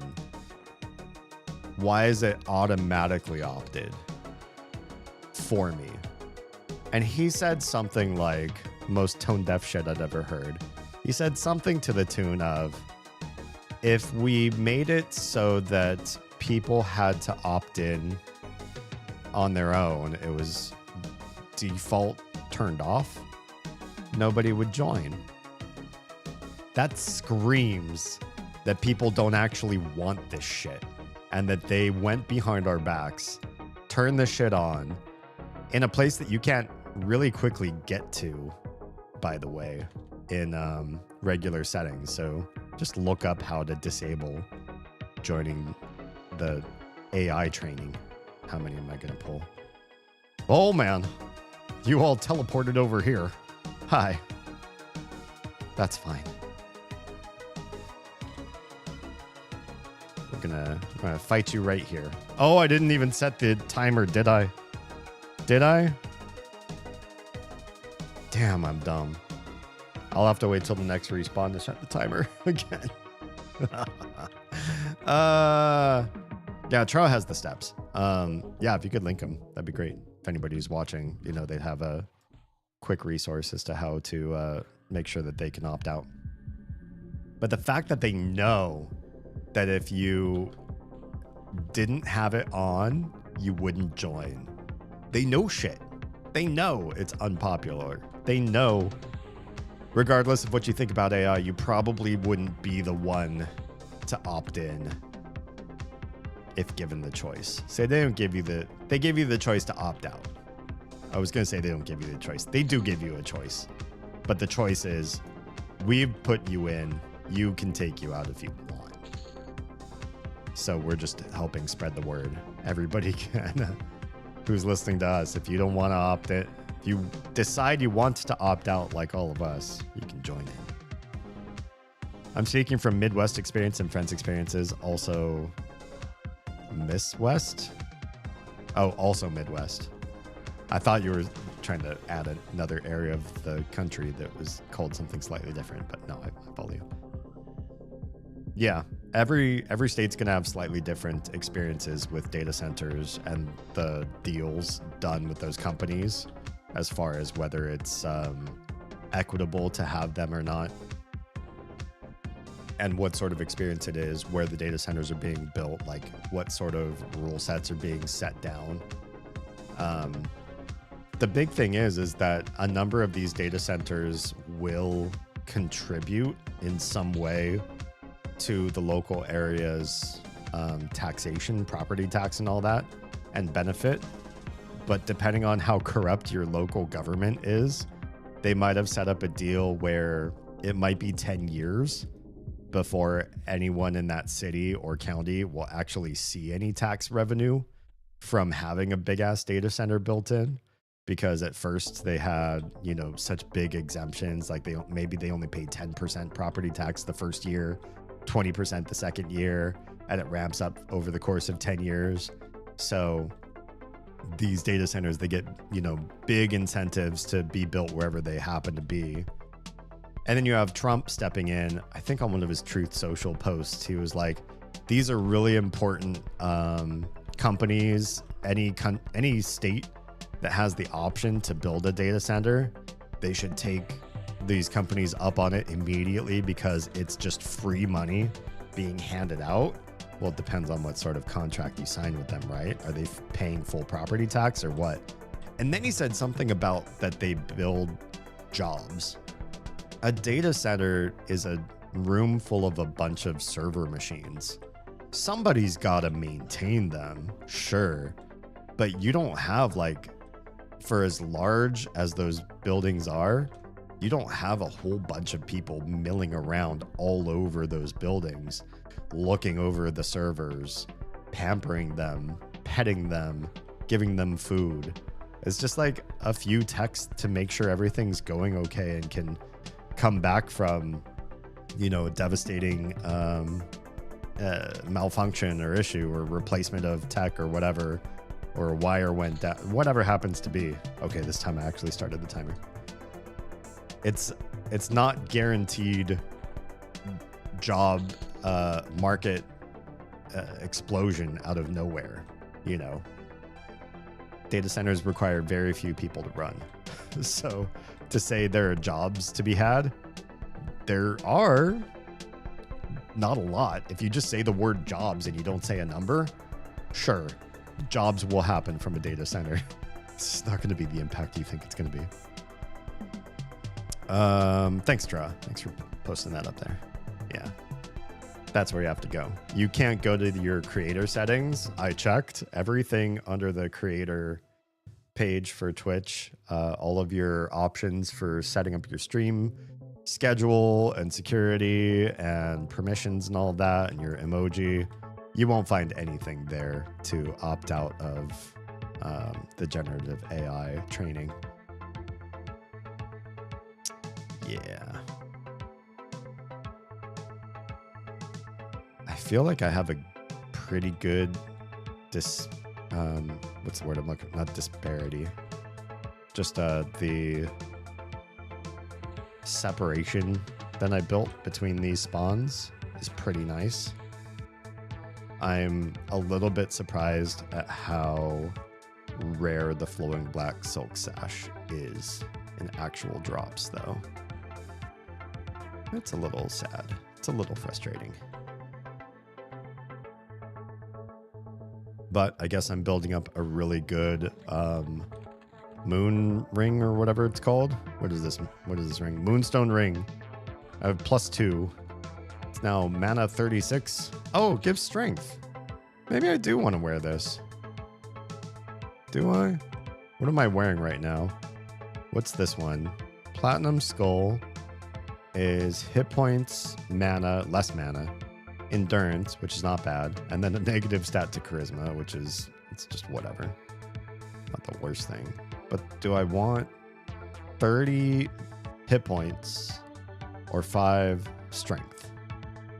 Maybe the 5 strength is better. I don't know if I really need the hit points. What's the other ring I have? This is AC. It's hard to beat AC. This also has strength 3, and intelligence is kind of an ill fit for me. I don't use int, but the 4 AC is definitely helpful. This might be better than the platinum skull ring, though. Having extra mana is kind of nice. Having strength is kind of nice. Let's put the Moonstone Ring over the Platinum Skull Ring. We won't destroy the Platinum Skull Ring outright. I'll do some research later. Maybe somebody online is a nerdier. You are my dad. You're my dad. Boogie, boogie, boogie. What year was Cholita made? Cholita was 1900s. Back in the 1900s. Cholita, for those of you that don't know, was my first car. She was a Chevy Nova.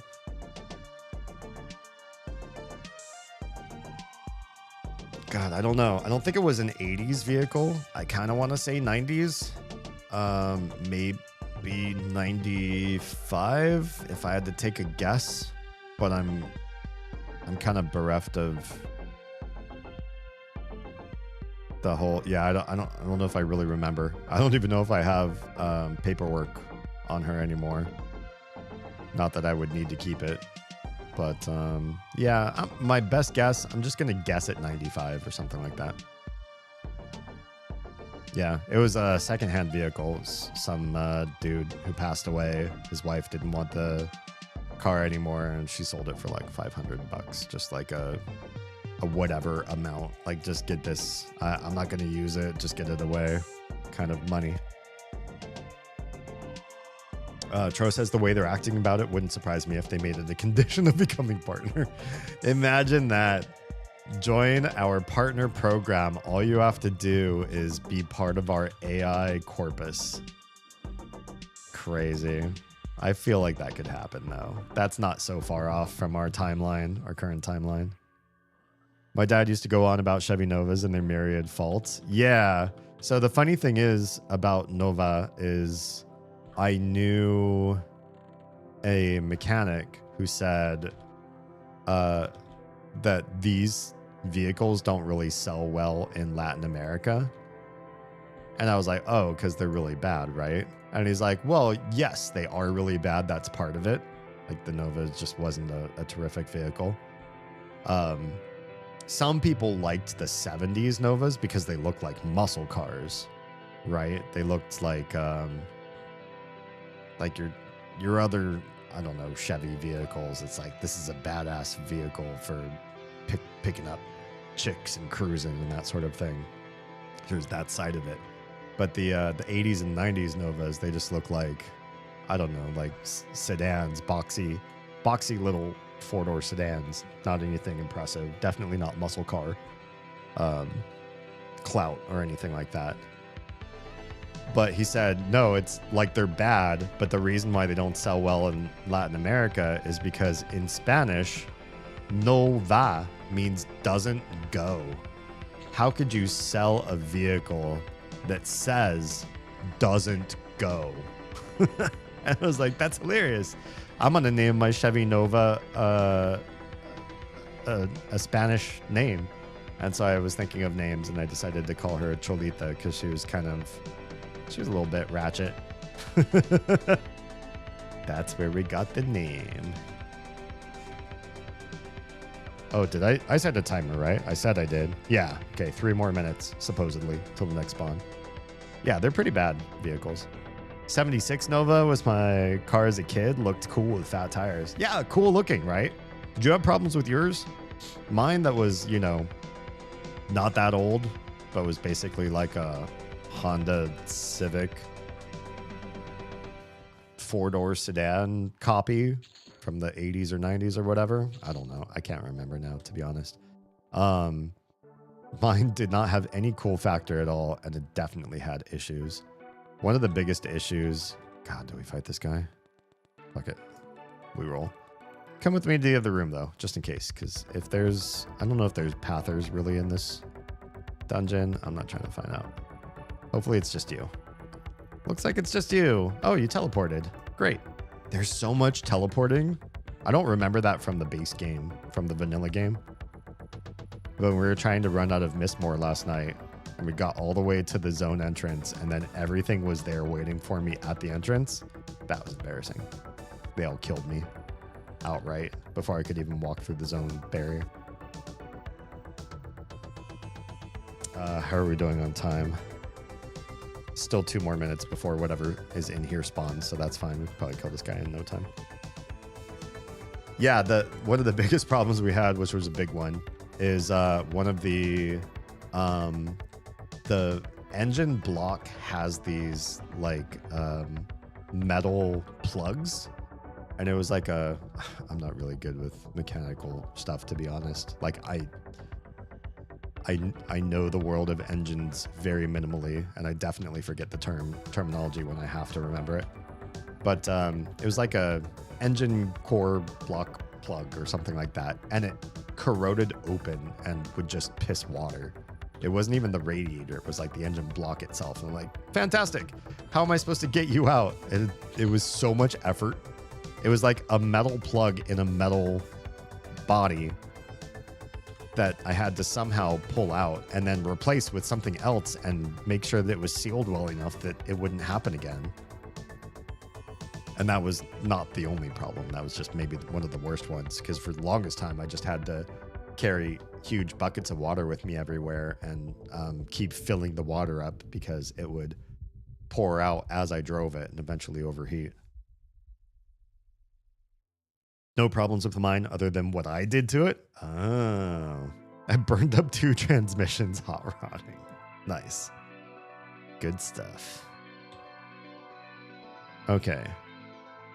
Oh, hey, it is not a 10-minute timer. This looks like a 9 minute 30-second timer. So we're going to set this to 9:15 then instead. Give myself 15 seconds of lead time before this room spawns. And do it that way. We're almost level 36, and we've just been hanging out here just trying to get more flowing back black silk sashes.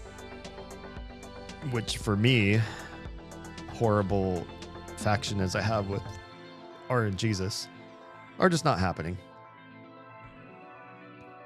There's a part of me when I was younger that always wanted to get into hot rodding, buying and upgrading shit for my vehicles. In fact, even when I had the Chevy Nova, the lame looking one, there's a part of me that was like, what if I did everything I could to make this have immense horsepower, crazy torque, just be an amazing racing vehicle, but you look at it and it doesn't look like anything at all. It just looks like a really shitty off-year Nova, and so nobody would clock me as having anything worthwhile, and then I blow them out of the water. You know, it's like rigging their expectations, and I thought about doing that, but the real shitty part about being as poor as I was growing up, all those things that I thought about, yeah, I'm gonna get this and this and this for the car, I could never afford. Not a bit. Not for a second. I could barely afford the gaming computers that I grew up eventually. Well, I shouldn't say grew up with playing. I didn't have gaming computers at first. I didn't catch up with my friends as far as having a gaming PC until I don't know, they'd all been with gaming computers for some time. They all tried to help me catch up. I was in high school at that point, I think. So, you know, PC gamer friends had already been doing it for some time. And that's why when I talk a lot about gaming, I talk about gaming in terms of like, oh yeah, I played that game, but I played it like way after it was popular.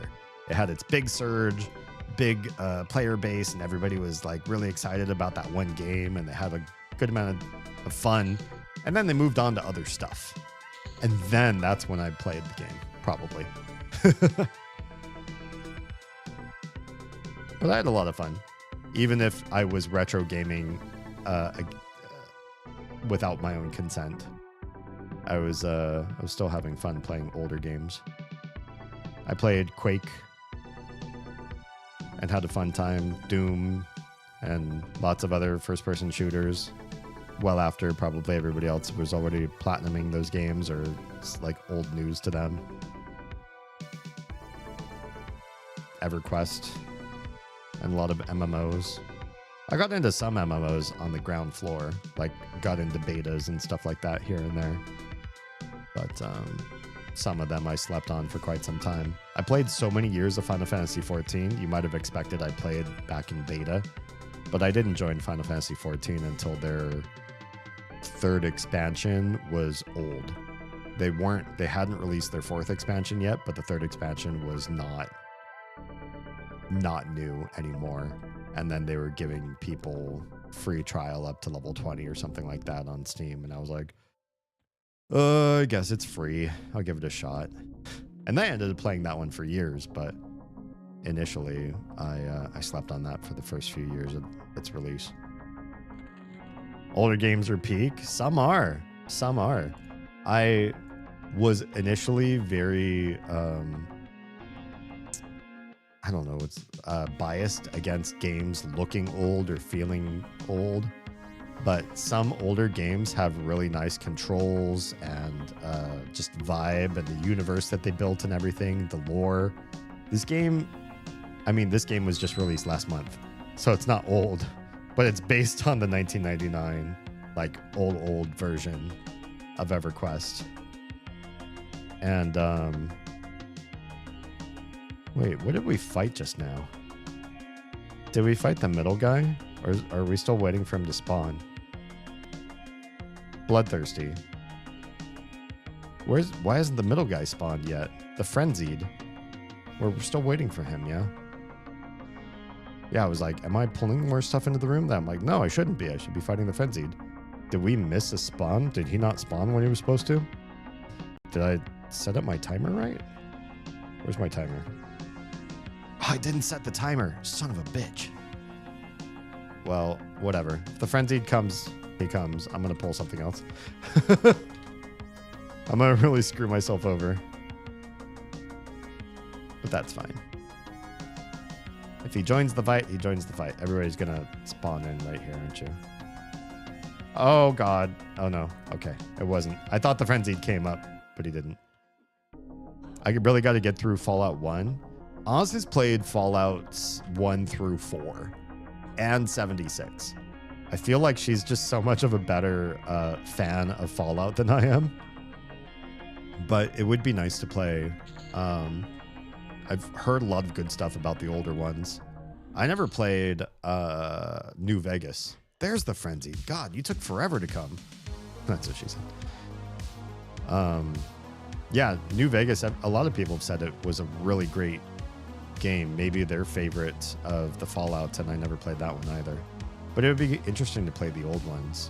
I know the graphics are, different. It's probably a very different sort of game because they were before Bethesda, right? Or did Bethesda own them way back then? I feel like it's a sort of IP that speaks to Bethesda coming in and buying them later on, but I don't really know. But I like going back through certain IPs if I've played one of the later ones, but I never went back and played the original ones. It does incentivize me to see, like, where did this all begin? I honestly had a lot of fun starting the Mother series of games, which you can find the playlists all on YouTube. It's Games Like Mother or something like that. I think it's the name of the playlist. And we started with Mother 1. That was maybe a 1990 game for the NES, the original Nintendo Entertainment System. And honestly, like, it's dated. It has some rough edges, but I had a lot of fun. I at least had a lot of fun hanging out with everybody and streaming and playing it at the same time. If I played it alone, I probably would have been, like, complaining a lot more about how the mechanics were sort of unfair or whatever. But because I had a bunch of people to, like, hang out with and talk to while playing the game, it felt like a better experience. We could just kind of hang out and chill. And the downtime or the boring times where you're just sort of grinding through a lot of fights, because there's a lot of just fighting in that game. And it's not that interesting of fighting after some time. It was at least an experience to have with other people. Dang, son, you get a lot of hit points. You take a lot longer for me to kill than everybody else. But I think if I kill this guy, maybe I'll ding. Let's see. Will you get me to level 36, my dude? This might be it. If not this, definitely the next spawn of this room. Nope, wasn't that one. But eventually. How are we on Moonring tier? We're still halfway through tier 2, but we might see tier 3 if this guy just does not give us the flowing black silk sash at all. The first Fallouts were pre-Bethesda. Okay, yeah, I thought so. New Vegas was not Bethesda. You're right. Wasn't New Vegas fan-made or something? Does that sound right? Or like, wasn't it part of like a modding community or something? Uh-oh. We're fighting multiples here. Hi, friends. Yeah, port on in. They're yellows. It's fine. I've been doing all right. This is going to be the room. 5 hours of this one room tonight, probably. I mean, the experience here has been just like uncanny. There's probably something else in this dungeon I could want too. We already got the chess piece from in here. I didn't stay and get multiples of it to merge together. We got the chess piece from here. We got what else did we get? The epaulets. Yeah, I think the epaulets from the Cavalier or whatever his name is. Now we're getting the silk sash. There's probably something else. Isn't there like a big hand that you fight in here? Maybe that's for casters. I remember fighting a hand wizard or something like that. Just like he looked like Thing from Adam's Family. I don't know if that would be... Well, I am a part caster. Bard has some songs that require caster stats, and Cleric is, while wisdom-based, a wisdom-based caster. New Vegas was made by Obsidian? Who's Obsidian? The name sounds like I should know them. That sounds just like such a generic gaming company's name. But if you ask me what Obsidian made, I can't think of anything off the top of my head. Like, oh yeah, the company that did this. Okay, there's the Bloodthirsty Ghoul. There's the first spawn of this room. Oh, and there's a ding. Beauteous. All right. We killed this guy. I set the 9 minute 15 second timer.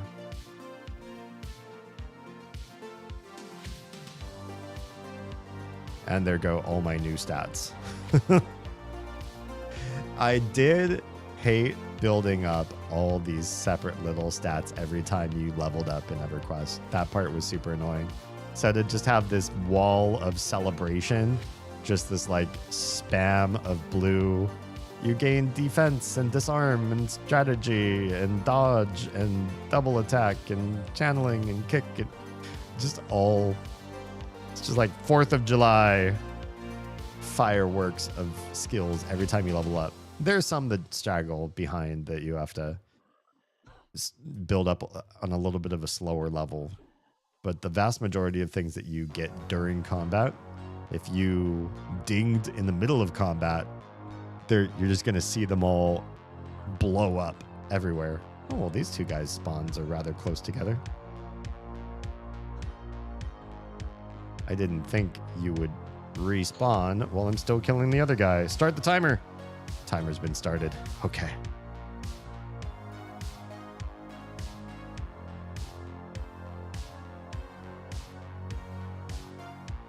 Can you please let me have regen? There's regen.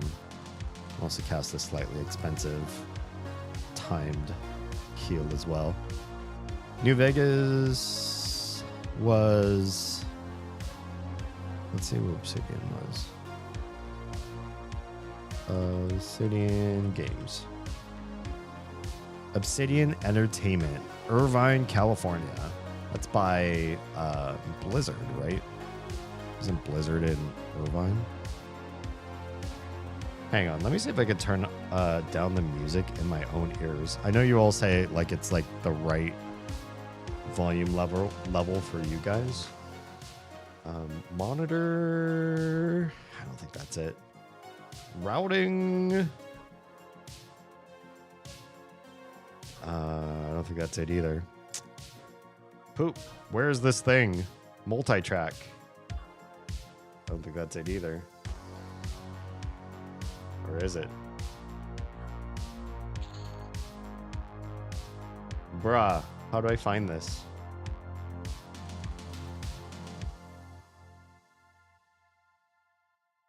USB 1. Where do I send to you guys?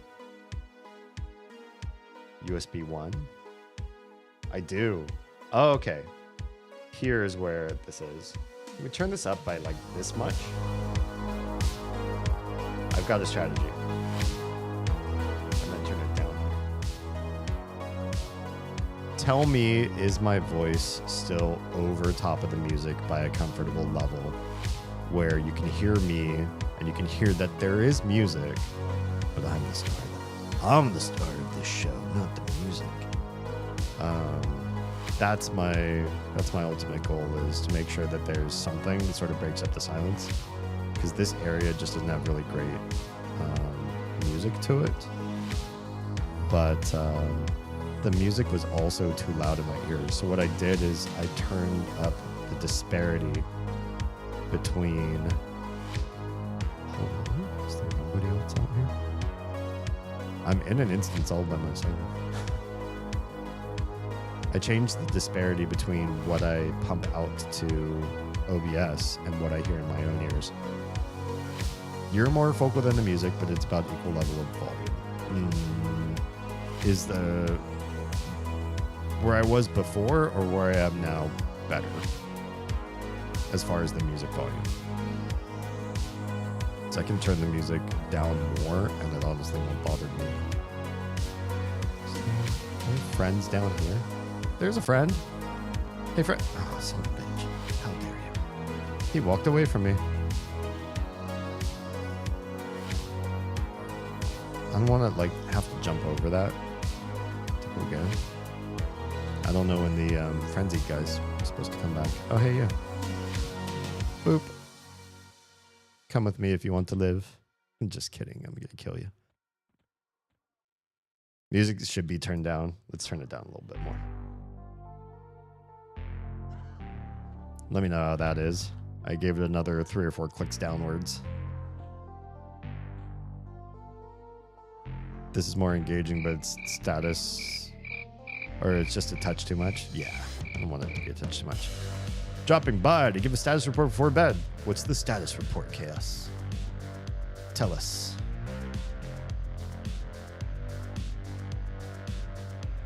Let's give it a sec to get going. Yeah, it might be on a new song right now.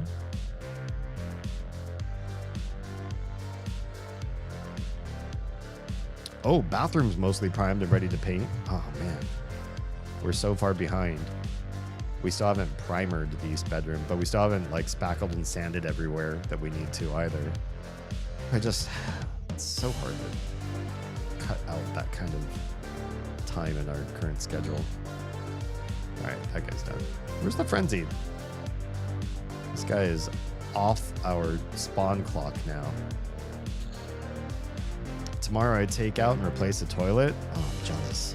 We have some pretty bad upstairs toilets, to be honest. Then 2 or 4 more rounds of paint. Nice, nice, nice. I'm done with hot mud for now.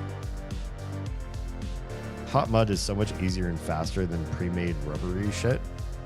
I have to pick your brain on all that kind of stuff. These are things that we need to do. We can't afford to pay anybody else. We don't have the time to do it ourselves. But I want to at least learn and see if we don't have to pay other people. If we can do it in our own slow-ass time and eventually get it done, that would be great. 3 3/4 minutes. There you are. You're so off the spawn timer of everything else. Why are you so bad at your job, frenzied ghoul? Bro, I've done this bathroom 1/2 hour at a time over 2 weeks. Yeah, that sounds about. You're still faster than we are, which is crazy. That's about the best pace we could probably expect from ourselves. Ain't nothing to stress about. I mean, we're kind of stressed. The kids are still sharing one room, and we really want... What is that one? Oh, I have to take Cleo to go pee.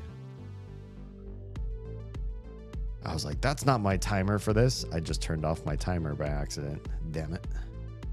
All right, we're gonna destroy the other 2 spawns in this room, and then I'm gonna go take her to pee. Kids are a valid thing to stress about. Yeah, we're just, it's probably better if they don't keep sharing a room. The older they get, the less fun and cute it is that they're together. And so it'd be nice for all parties involved if they had their own space, their own rooms, their own place to put everything they want, their own responsibility for cleaning it too, instead of like trying to convince them to clean up each other's messes and stuff like that. It's just, yeah. There are plenty of reasons they gotta have their own rooms. But to do that, we gotta do paint prep, and then primer, and then paint, and all of the coats and sanding and everything in between. Another flowing black silk sash. Thank you very much. Okay, so that brings us to a +1. The haste went up by 1%. I don't know. I don't parse this game or anything. You know, there's probably a nerd out there that knows for each 1% of haste how much damage that ends up being and your survivability rate and all that kind of stuff. We might fight him a few more times, maybe, but maybe we just find the next area to go to after this though too. I don't know. The thing is that the enemies around here are kind of like at level though too. So if I start trying to find the next boss in the chain of command in Lower Guck, I might eventually hit stuff I can't really survive because I got too impatient being in the same room. And this really is a game. Like you find your area, you stay there, and you milk the sweet experience and benefits of where you are while you're there. Anyway, I got written a chapter of a memory turned dream turned story. Oh, hell yeah. That sounds awesome. The garage now has an 8-foot workbench and can be kind of organized around the trailer full of other people's shit. The world is coming together. Man, I'm so happy for you. Not just that Chaos recently received a degree, but also is pulling his life together, beating back the chaos, the random entropy and destruction of the world, and forging a path for yourself. Some good shit. We have, in some ways, started to move in that direction. And I'm hoping the remainder of this year we'll really see a lot of that come to fruition. But I'll let you know. There you are. There's the bloodthirsty ghoul. I know there's 3 of you here in one room. That's fun. Well, I'm going to fight this bloodthirsty ghoul and the other bloodthirsty ghoul in this room. Once they're both down, I know I got like 6 minutes before the frenzied comes back up, because for some reason his spawn timer is so different. And I'll go take Cleo to go pee.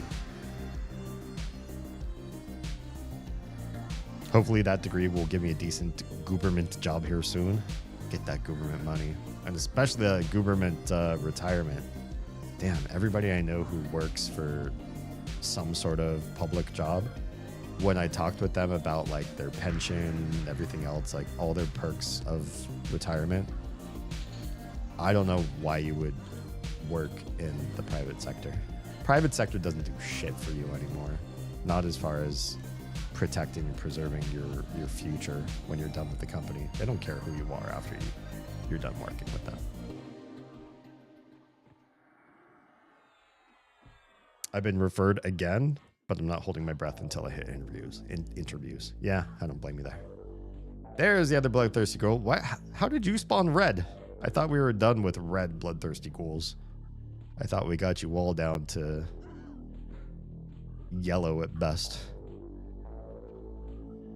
I won't say anything to jinx you. I'll just say good skill. You'll get there eventually. Just keep my fingers crossed. Did no, we didn't lose music. How is music now, everybody? Is it like better, like hearable, but I'm definitely the main star of the show? Makes me sound so narcissistic. I just need you to hear me. No, but I you know, music that's too loud is obviously like a huge distraction and annoying for people that are here to like talk and be talked to. And this music is, it's whatever. It's the Harris Heller, you know, no royalty stuff on Spotify. So that's the budget we have. I just want it to be quiet enough that it's like a reasonable mix for the show. All right, that's one down. Start the timer now. Start the timer. Read my fingerprint, phone. God.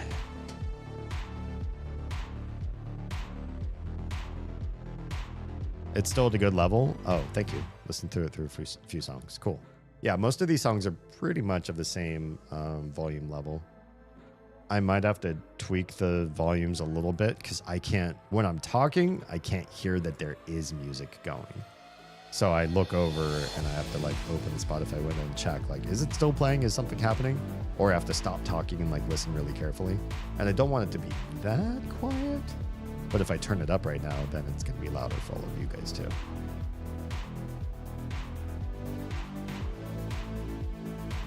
In fact, maybe I should mess with that now and not wait.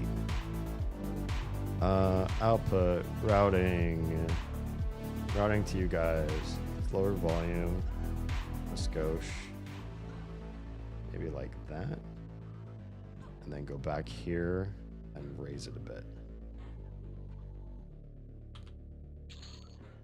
Okay, well I can't check it right now because I got to go take the tiny. Let's just for protection's sake cast Invis versus Undead. If I come back and I'm dead, it's not a big deal. There's no death penalty to the game. I'll be right back. I guess we can make him pumped. There's no reason to do this. But Easy. ugh, I can't even quit this cutscene too. Is he turning red? I feel much stronger now. Looks like his skin got redder. Like he hulked out a bit just now. Maybe not. Maybe he's always been that red. Use the pull chain. Wow. What a beautiful sound. Can we open the toilet lid? Can we use the toilet? Hello? Alright, don't look. That doesn't seem to work. Oh, not use toilet lid. Use toilet. I'd like a little more privacy for that. Losing out on resources, like your people who are going to help you out, were slowly like dying off and leaving, or getting, you know, ushered out, and that felt really panicky and bad for a game that didn't really like rely on that mechanic. But this one didn't feel like there was much room for failure. I mean, we failed a few times, but you always just retried. Right. Oh, wait. Is it just me or does that man not have a head? Is he dead? What? Yeah, he doesn't have a head. Oh my. Well, ain't that a curious thing? What the hell? I'll be damned. These city folks, I don't know. I can't keep up with the fashion. I seen a lost something. Y'all seen my head? Weren't you the fellow that was on the train? All right, jaw. I feel like it's a little bit broader. Oh, this is pretty good. That's pretty good. Again, we're not just going to sit here and micromanage. We just need it a little bit wider in the jaw hinge bone. Oh, Mary broke Gus. Oh, Mary. I will sign this petition. What? Jeez. Ears? I don't think ears are going to matter too much. Together, rub them until you get some friction, and then talk about one topic or another. Where are we exactly in roads? Okay. I really don't like how many blips are on the screen. It does make it really hard to see. No, thank Maybe we you. should I'm afraid toggle I'm actually blips on the job right now. back off. What? Somebody said that? Oh, no. Wait, who's this guy? Who is this guy? Fuck. I'll go work on something else for a little bit, rather than sit here and craft all of the brick that's needed for this. Troa says hi, I just subscribed. Welcome, Troa. Thank you so much for the Prime sub. 18 months. Crazy. Also, welcome. Troa is also not going to miss out on his watch streak.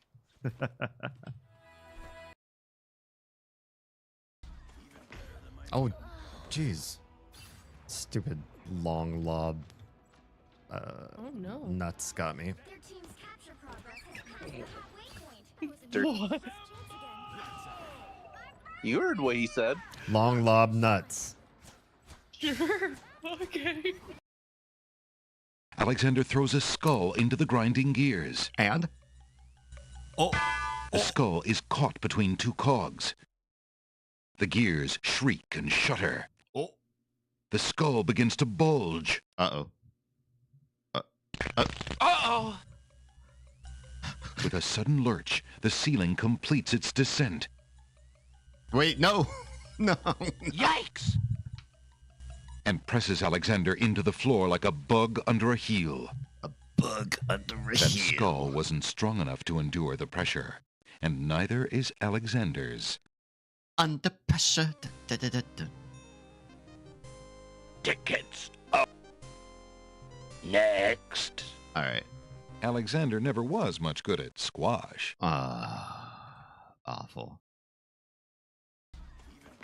Oh, jeez. Stupid long lob. Oh no. Nuts got me. What? You heard what he said. Long lob nuts. Sure. Okay. And then when we are in the kitchen, we also procreated twice recently, and so those like little toddler sort of things, they like to fight, they like to get underfoot, they like to cause the biggest problems when we're making food, because that's when our hands are dirty and it's hard to deal with them.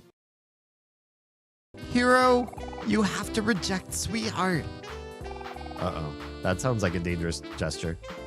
It's time, hero. Your princess awaits.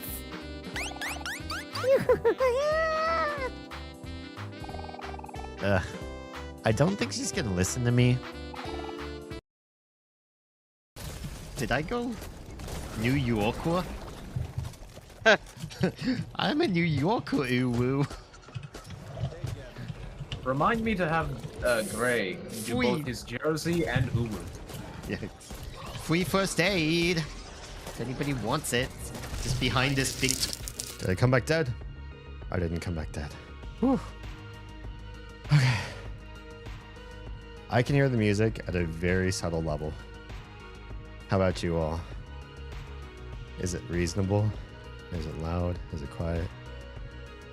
I could adjust now on your guys' end. Much better. Still good? Great. It's barely a suggestion to me, which is right about where I want it. Yeah. Got a random surge of energy and cleaned the floors thoroughly since Buddy lost his coat. Oh boy.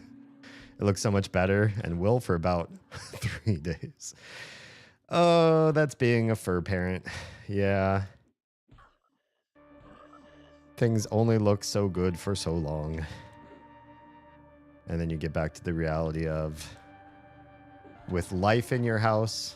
Oh, where did you come from? A Zol Ghoul Knight. You're not part of the spawns in here, are you? Who knows where that guy came from? Maybe he's a pather. Whoops, not what I wanted to do. I wanted Celestial Echo. Excuse, I wanted Celestial Echo, please. I honestly love cleaning. I just don't get a lot of time to do it. Or I would, if I could just be paid to clean my own house, I would do that all the time. Not that I feel like, oh god, there's the bloodthirsty. Now we're all backwards. The frenzied ghoul is still alive, and his allies are now just spawning in. Now we're gonna have to set the timer based on the frenzied ghoul instead. Come on.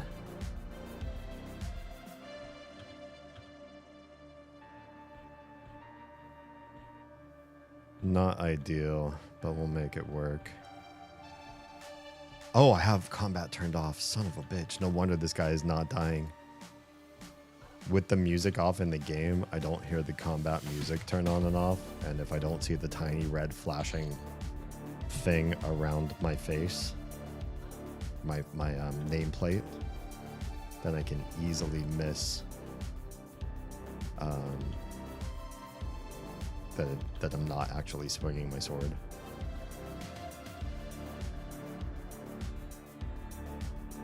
Boy, I bet you wish you weren't fighting a cleric right now, because man, can I heal through all of this. It's got to be really annoying, you guys.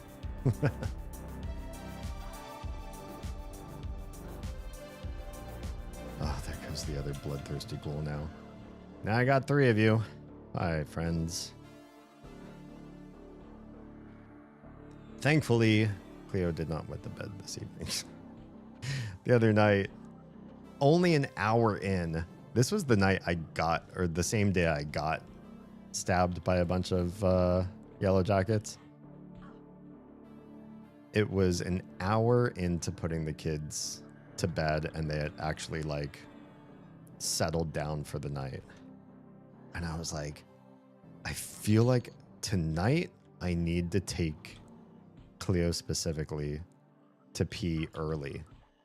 And I went in just an hour after she passed out, and she had already wet the bed in an hour. I'm like, ugh, damn. My intuition said the right thing. My timing was just off. Yeah, I know I'm keeping this ghoul night alive for an inordinate amount of time, but I really want to get the spawns in this room properly timed to each other. And so it's meaningful to me to kill the spawns first.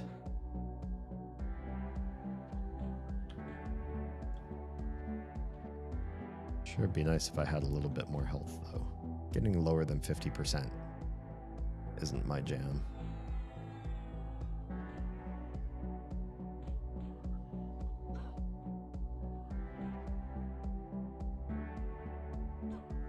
Yeah, I have a friend who works in government. I don't want to say what his position is or which part of government he's in.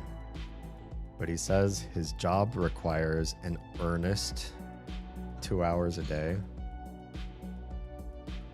And then the rest of the workday is kind of, it's his to do as he pleases. And like 1 day a week, he's kind of got to do something a little bit heavier, like a bigger sprint or focus on things a little bit deeper. Oh, these things were so hard to kill because all my buffs are gone. No wonder I had to spend so much on healing myself. I'm missing all the goodies. And I'm thinking, if you work at a job where nobody's really watching you and you only really have to work hard for 2 hours a week or whatever, or 2 hours, not a week, 2 hours a day, like, yeah, it sounds pretty posh, but you probably don't get paid a whole heck of a lot because they're not really paying attention to whoever you are and your value and all of that sort of thing. I feel like you get paid better for jobs where you're integrated more and you're giving reports and you're showing your worth and all that. So you're proving that you're a person that they should be tossing all this money to. And then he told me what he gets paid, and I was like, oh, damn, that's a lot of money for nobody watching you and for how little you actually work every week. I hate this. And then he mentioned all of the oh no, not save. He mentioned all of the retirement benefits that he gets because he works for government, including 60% of his pay for the rest of his life. I was just like, you son of a bitch. I will be working past max retirement age, almost guaranteed, just to take care of the requirements of the household and everything, paying off mortgage and all that kind of stuff. I don't think there's any way that I can retire at any of the set retirement ages in the United States. The music has lots of low points where it was inaudible before. Now you can hear the full song, but it's below you. I think you found your sweet spot. Good. I hope I don't have to mess with this anymore, because it's really annoying. The audio is as normal as it can be in all apps, and so it's all being controlled just by the Rodecaster, which means this should be perfect. And I hope I don't have to mess with it again. I guess it's not a big deal to ask you all for help getting things set up just right. It's just a distraction from what I'd rather be spending the time doing. See, when I pulled you, you came alone. Oh, I said you came alone, and instantly somebody teleported in. How good of you to bring a friend. Lovely. Oh yeah, I'm taking significantly less damage now that I have all my beautiful clerical buffs.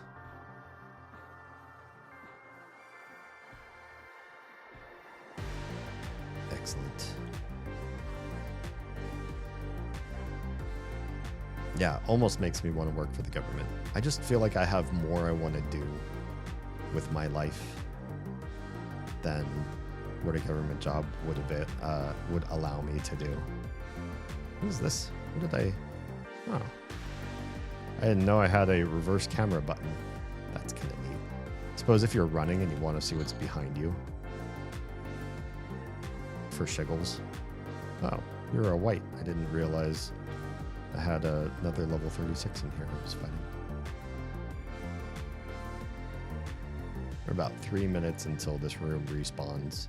And it's going to start with the frenzied this time. That should be interesting.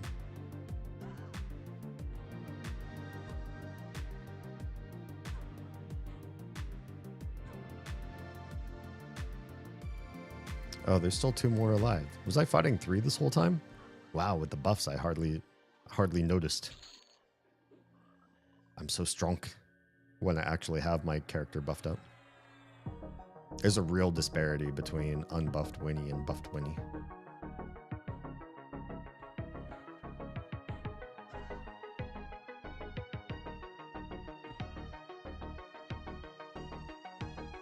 Oh yeah, I was looking up Obsidian Games. It's funny.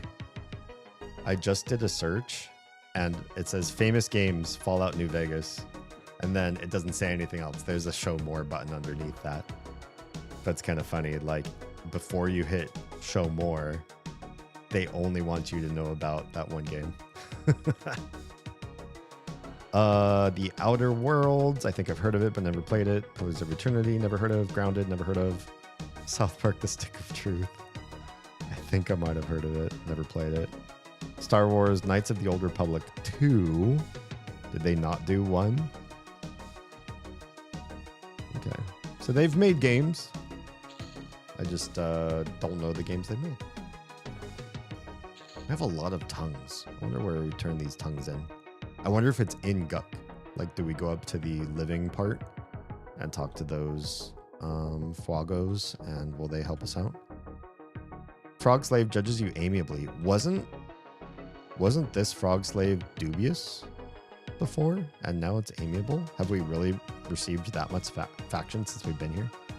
It's just been adjustments by 5 for each one that I've killed so far. It's pretty good though.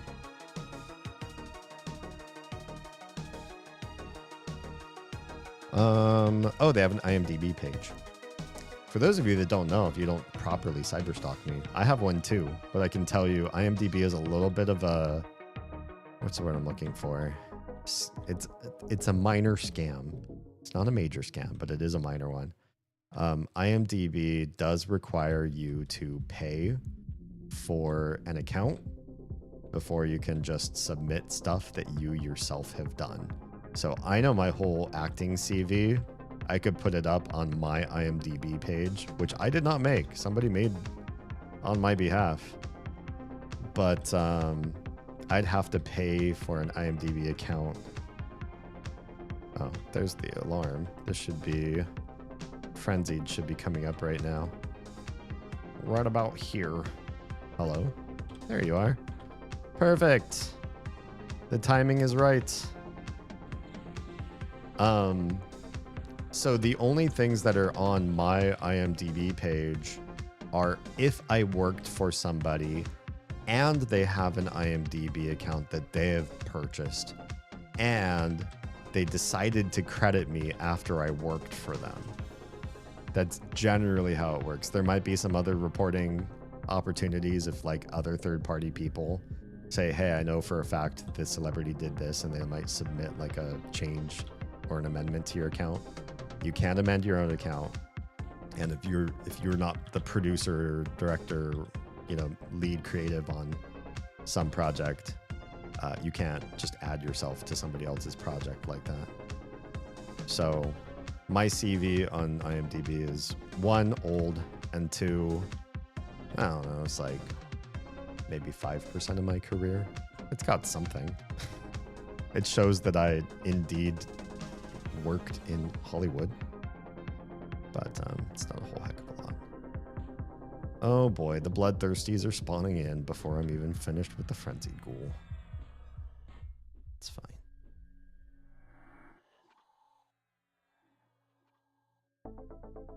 Maybe we take our time though with the bloodthirsty, so that there is a little bit of a disparity between when they spawn in. Come on, frenzied. But I bring that up because I looked up Obsidian has their own IMDb page. I didn't know gaming companies could be part of IMDb, but I guess it makes sense if they are.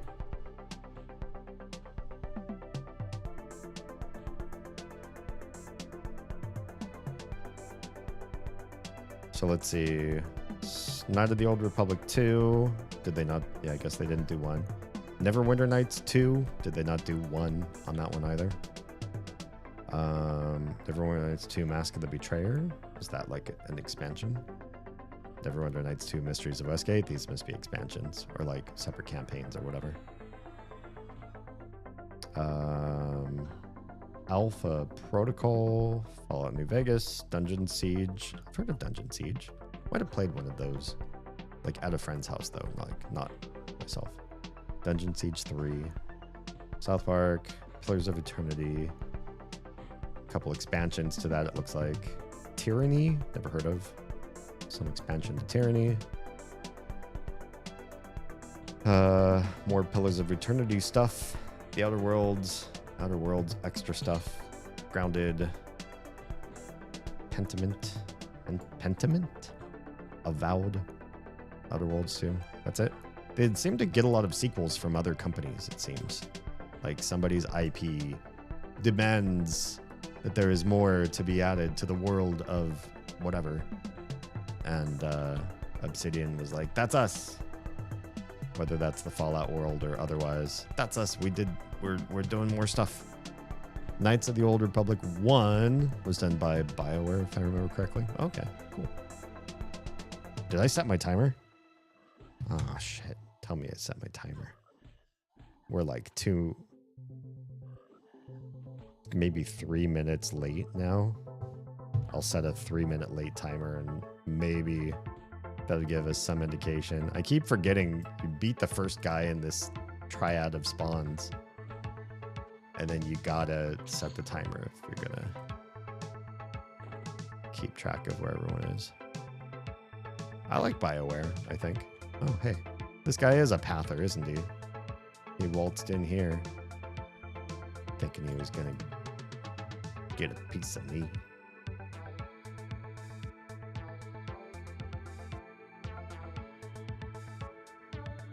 Yeah, pretty good experience in here. I'm already 2/5 of the way through 36 without even really trying. Just hanging out with you all. I have these motion tracker lights outside of this room, and sometimes like a spider web gets caught inside of the motion tracker part, or like we get cockroaches in Georgia. No matter what you do, try to get rid of them. They just exist. You can have a completely clean kitchen, believe me, I know, and have cockroaches just chilling there, hanging out. And so sometimes the motion tracker lights will turn on their own, but past couple nights, they've just been on randomly all the time. And I cleaned them, and I got rid of any cobwebs or dust, or like, you know, looked at the room to make sure nothing was creepy crawly or whatever. I have no idea, but they're just haunted now. They continually pop on, turn off, pop on and turn off at random. And I keep thinking, oh, somebody's going to come over here. Like, what's going on? And then it happens to be nobody. Wigs me out. I should just turn them off. Bring anyone else along? It seems so weird. It definitely feels like somebody else periodically comes here and clears out the spawns. Oh, there's some friendos. We found some friendos. I hope I know my way back to the room. Here we are. They're gonna spawn in right here, right in front of me. There they are. That's so weird. Why do you do this? Why is this where you teleport in?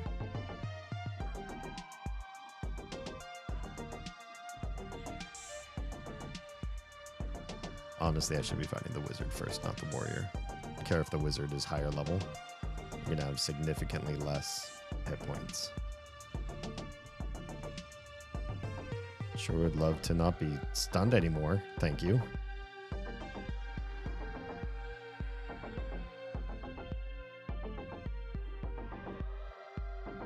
Night med time. Do your drugs, people.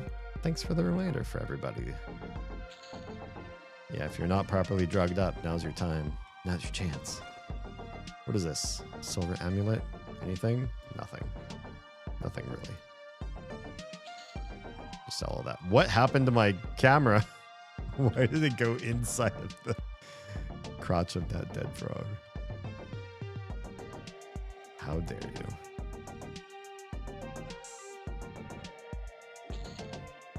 Yeah, I guess there are a couple other rooms I could be pulling stuff from so that I keep the experience going.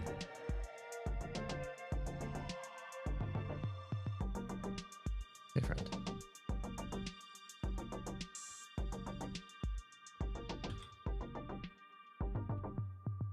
Yeah, teleport right here too. Boy, you guys are really great at teleporting. You stand at just the right spot and things really love to come right where the frenzied guy's spawn point is. Got about 2 minutes before frenzied, assuming I guessed right as to how much time passed before or after I really should have started my timer. Just before I started stream, I took a bit of a drive, clear my head, breathe some fresh, well, some really humid, hot, humid air. Even at nighttime, Georgia's air is pretty hot and humid. You have to stay indoors and use AC at night if you want like a cool nighttime experience, not like living in the desert where it's hot during the day but cool at night. Well, I don't know. When I last lived in California, I feel like the nights didn't cool down nearly as much as they should have or used to back in when I first moved to California. It just feels like all the benefits of desert nighttime were not present when I wanted them to be. But the interesting part, it had rained later on in the evening and all the streets were wet, but it was so hot and humid and just a thick stillness to the air that as I was driving, the roads I was driving on were steaming, misting upward, not steaming, not misting, but steaming upwards because they were so wet and so hot at the same time. It was just this weird, unreal sort of feeling that every road you drove down was off gassing, off steaming, all of this wetness. Like it's too hot to even be wet. And of course it makes it a little bit eerie to drive through the roads and a little bit dangerous.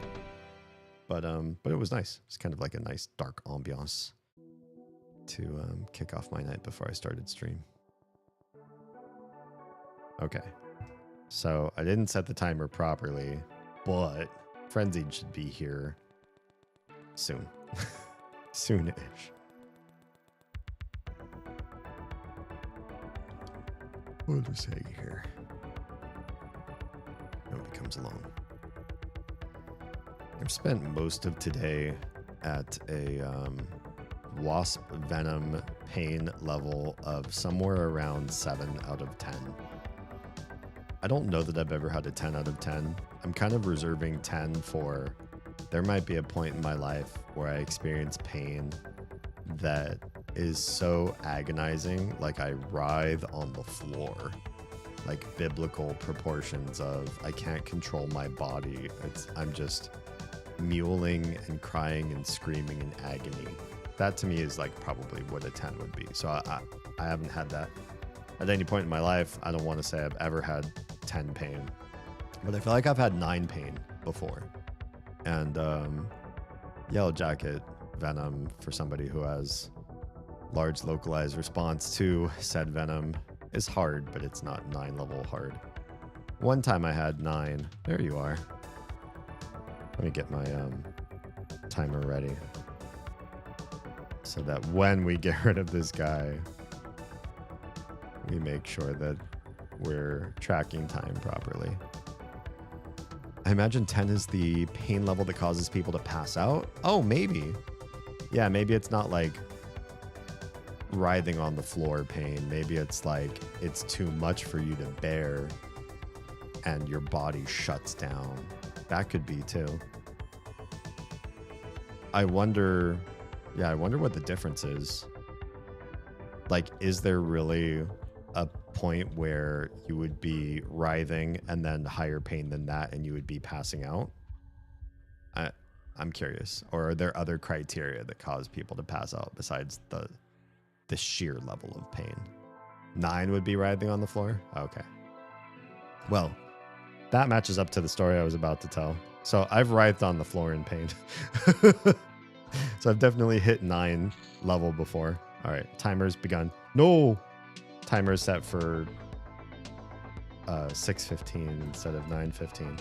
Damn, this guy will not drop the sash. I mean, yeah, it's still good experience here, and this is probably a great place for me to be, but I'm not getting what I want from him. I wanted to merge several flowing black silk sashes while being here. And I've gotten, what, 2? 10 and further can see people stay conscious. Okay. So I have some disparate opinions here. 8 would be cannot put it out of your mind or do basic tasks. Yeah, I could do basic tasks. I'm here, pressing buttons on a relatively thoughtless game, an older game, so I don't have to think too hard about it. But, I'm doing and I'm talking with you guys, which requires some mentality. I do feel less sharp. I feel like what we talk about and what I'm able to summon in conversations the past couple of days, I felt more shallow, like more unable to engage in deeper conversation at a thoughtful level. But maybe not to a level of 8. 7 would be constant distraction and hindering to most tasks, but you're able to manage your basic needs. That's probably where I'm at right now. Pain meds probably wore off maybe half an hour ago or so. And I'm not really trying to run upstairs and grab more and re-medicate. Maybe I should, though, if I'm going to stay up for another 2 hours or so.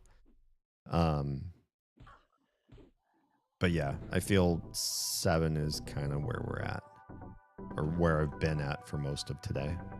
6 is a major distraction, but can be put out of mind. Yeah, I'm just constantly thinking about my legs. Not in an autosexual way. Tasks aren't limited. Oh, okay. Yeah, I'm a bit limited.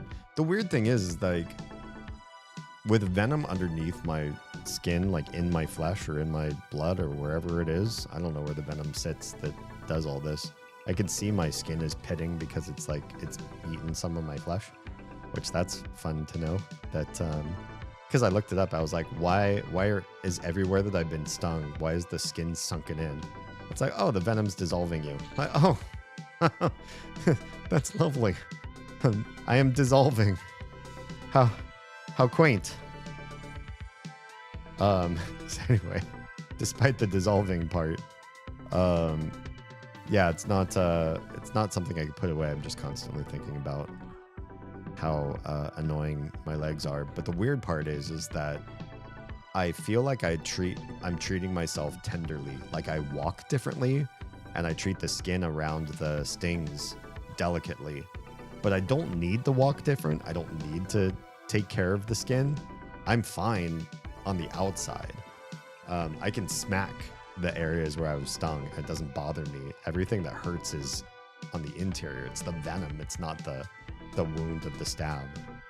And yet I can't get it out of my mind that I'm treating myself more gingerly, more cautiously. You can't turn that part off of me. I guess it's just like, you know, when you like put makeup on somebody else. Well, I don't know if you all know what this is. I've had makeup put on me because I worked, you know, so much in Hollywood and in theater and stuff too. And like when somebody puts stuff on your eyes or on your lips, like they move their face in unison with you or what you should be doing, and you can't turn that off. I feel like it's that way. Like, oh, I'm in pain. I have to treat my body like I'm in pain, but I don't have to because the venom's already in there doing its work. I just walk normally and it would be fine. Come here. Come teleport to my favorite spot. 5 is extremely uncomfortable, but you're not limited or distracted by it. Okay. My doctor went over them with me after I was hit by a car. Well, it's good to know. I think, you know, without really hearing a baseline from the medical professional that you're trying to interact with, the numbers can be kind of floaty. Like maybe hard to exactly discern where you are except with your own opinion. And unless you have a history with a doctor and saying like, here's what a 4 is for me, then it's better to go with what a 4 means for them.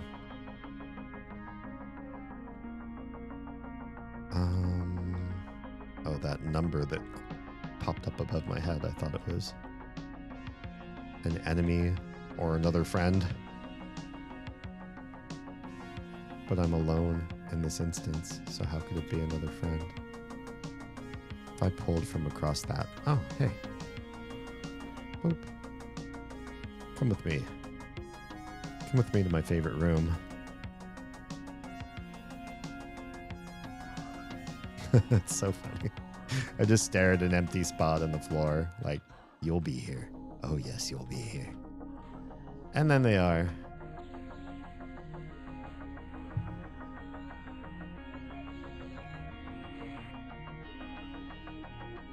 Yeah, one time I had a level 9.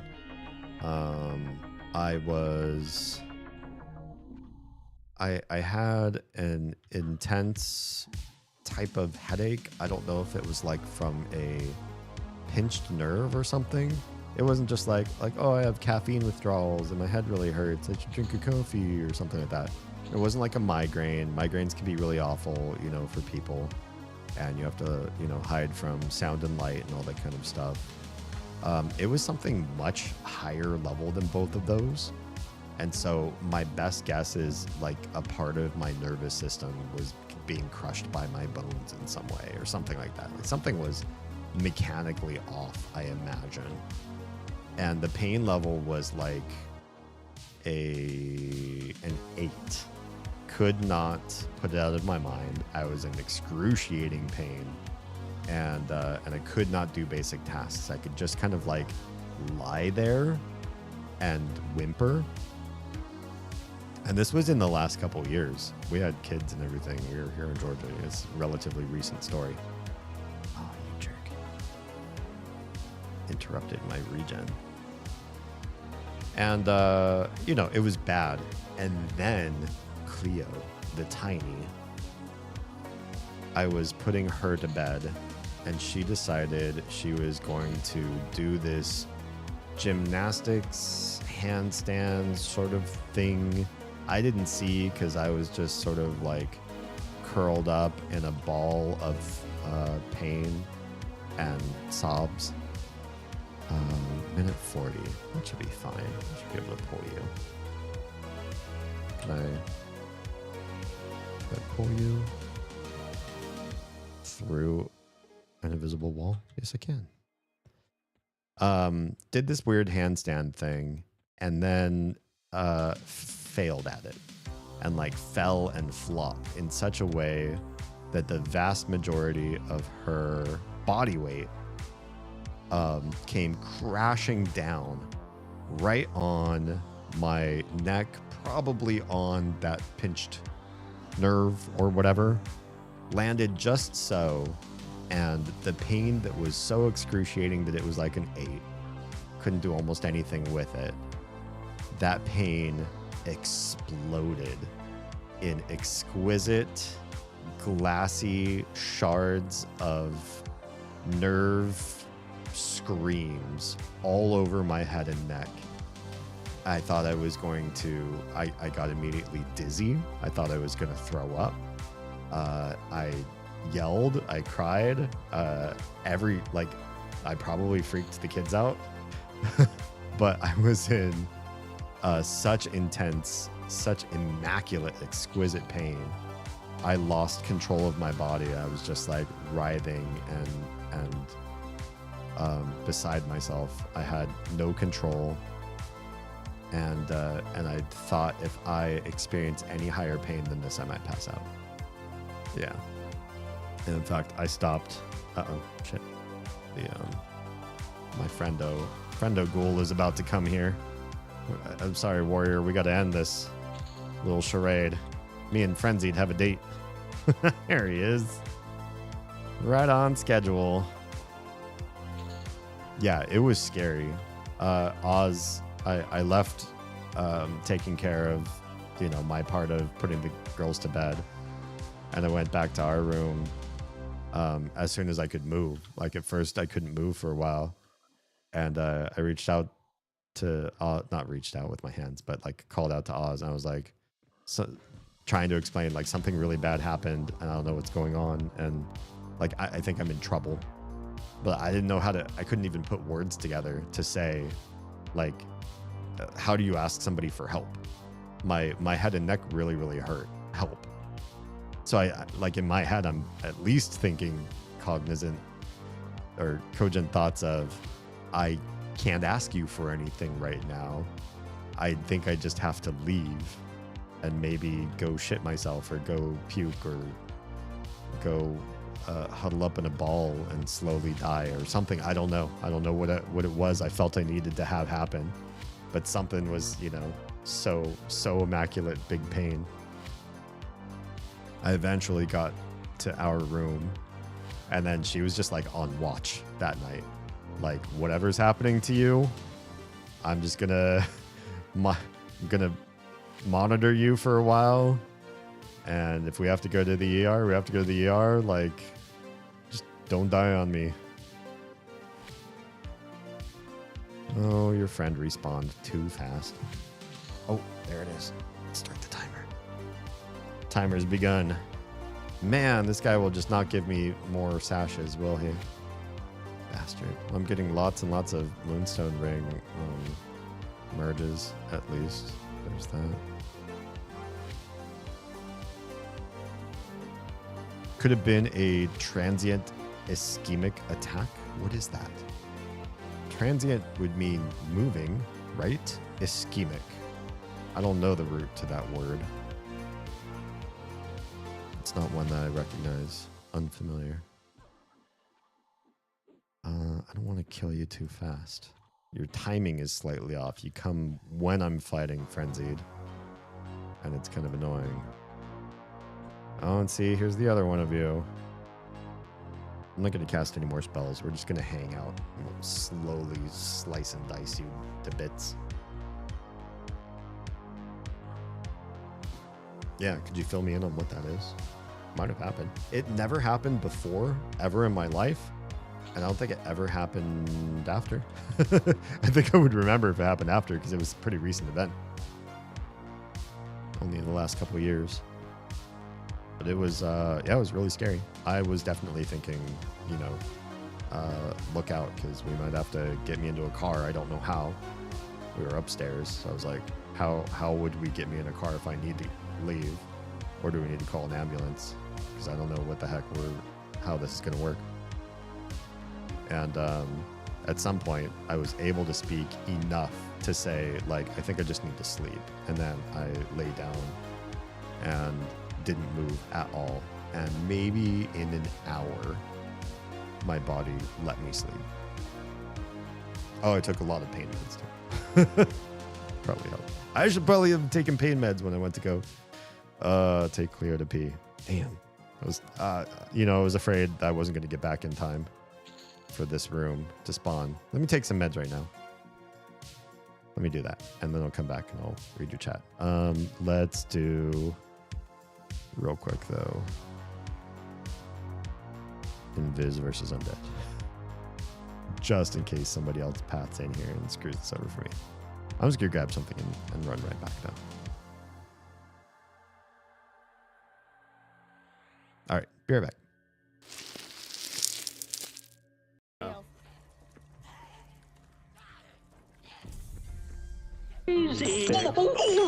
Pesquito. What's a pesquito? I just made it up. It's like a mosquito, only it's shaped like a penis. All right, let's go. I can smell you.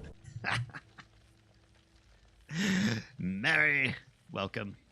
Wait, it didn't play the video? Wait. Give it a second. Oh, okay.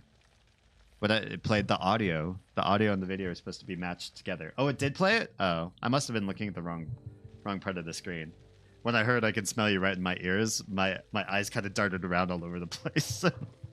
I didn't see a video, but I also bath salts, things like that. Bath salts. Sorry, that just maps to something else in my brain.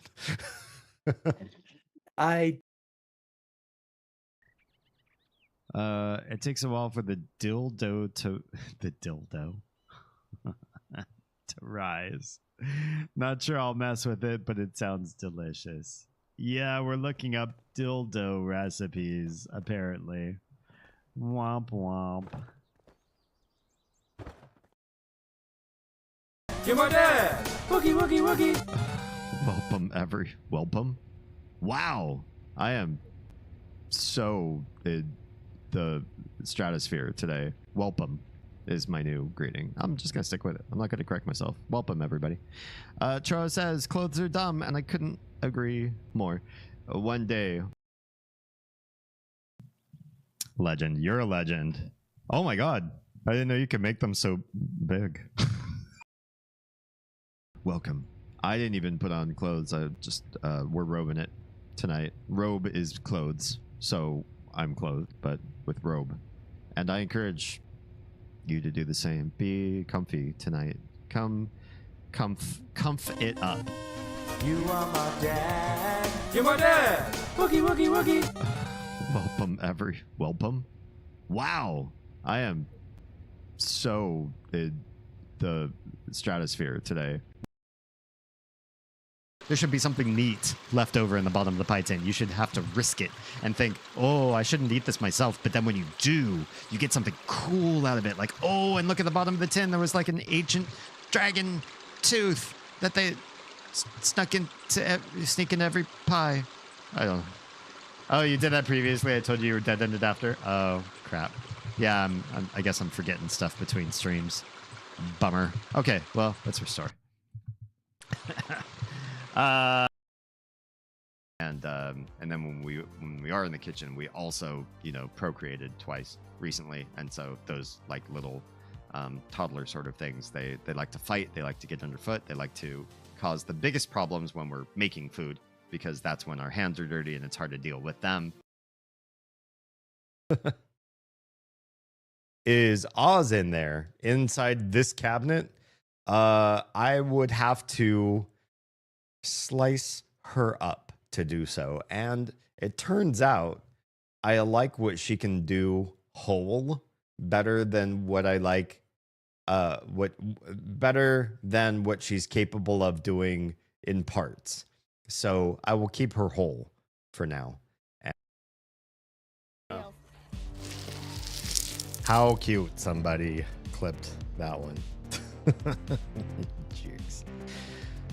Oh, okay. I came back in time. There is nothing spawning for another a little less than 3 minutes. So I got something I can pull up.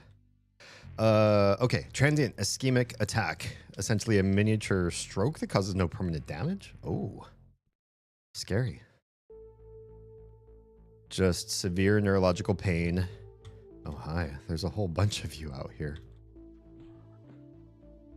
Severe neurological pain, maybe some slight behavioral changes for a short time after, like a small stutter. That's kind of scary. Yeah, not gonna lie. It's a little bit scary. I don't know if that's what I experienced or not. Hopefully not. I'm gonna go sleep for the night. Vibe's been chill tonight. Hope the grinding goes well. Thanks. So far, so good. We're sort of in a vibe. We're in a place where I think it's easy to be here, and we're here completely alone, so I don't have to worry about am I ruining the experience for other players. I feel like last night, the room that we were in, we were just on a vibe. We were having a good time. We did get stuck on the wall for a little bit, but being in that room and taking the Cavalier spawn every time it spawned, I felt like I was kind of hurting other people's experiences, even though in this game, they could make their own instance. There is nothing stopping anybody from going, oh, it's camped. This is the thing I really need. I'll just make my own private instance and I'll go camp it myself. And that's what I did tonight. Because I didn't want to make anybody feel like they had to do it themselves, even though it's part of the game and everybody can do it. And I wasn't really denying anybody an experience that they couldn't figure out on their own, but I decided to be a little bit kinder tonight. Yeah, I've had a number of experiences in my life, some really high-level medical events that I don't know what they were. I don't know what happened. They happened. I was never diagnosed, or I was misdiagnosed, and then life went on, and I did okay afterwards, I guess. One of them I did eventually find out was getting a blood clot. It was misdiagnosed by a bunch of different people, or at least 2 different people anyways. And can I get up here? Nah. Oh, don't tell me I'm stuck. Do not tell me I jumped up here and then got myself stuck. Wait, somebody told me about a command between last stream and this one. Hang on. Oh shit, there's the alarm. Okay, how do I do this? Rewind. There we go. Oh, that's really handy. So there is, and I wish I knew this last night, there is a / command called rewind. It takes you back to a more recent location than the one that you got stuck in. And you can use it in case there are glitchy parts of the game. And guess what? There are glitchy parts of the game. So, yeah, it's definitely worthwhile.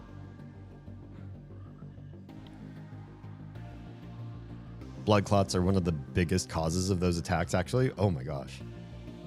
Well, I don't know if I have other blood clots in my body.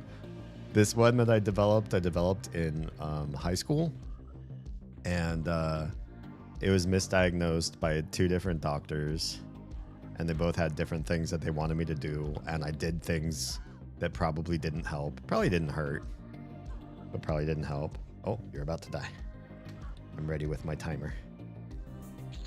There it is. Timer's on. Oh, the flowing black success. Thank you. Let's get that sash. Let's merge it to the one that I've already got. Ah, feels good. It is still a +1, but it is now halfway to +2. Maybe we get another level, or we get that to +2 either way, and then we start looking at something else to do, because this room's getting boring, yeah. Yeah, I wonder if I had one blood clot early on in life. In high school, it feels pretty early to have a blood clot.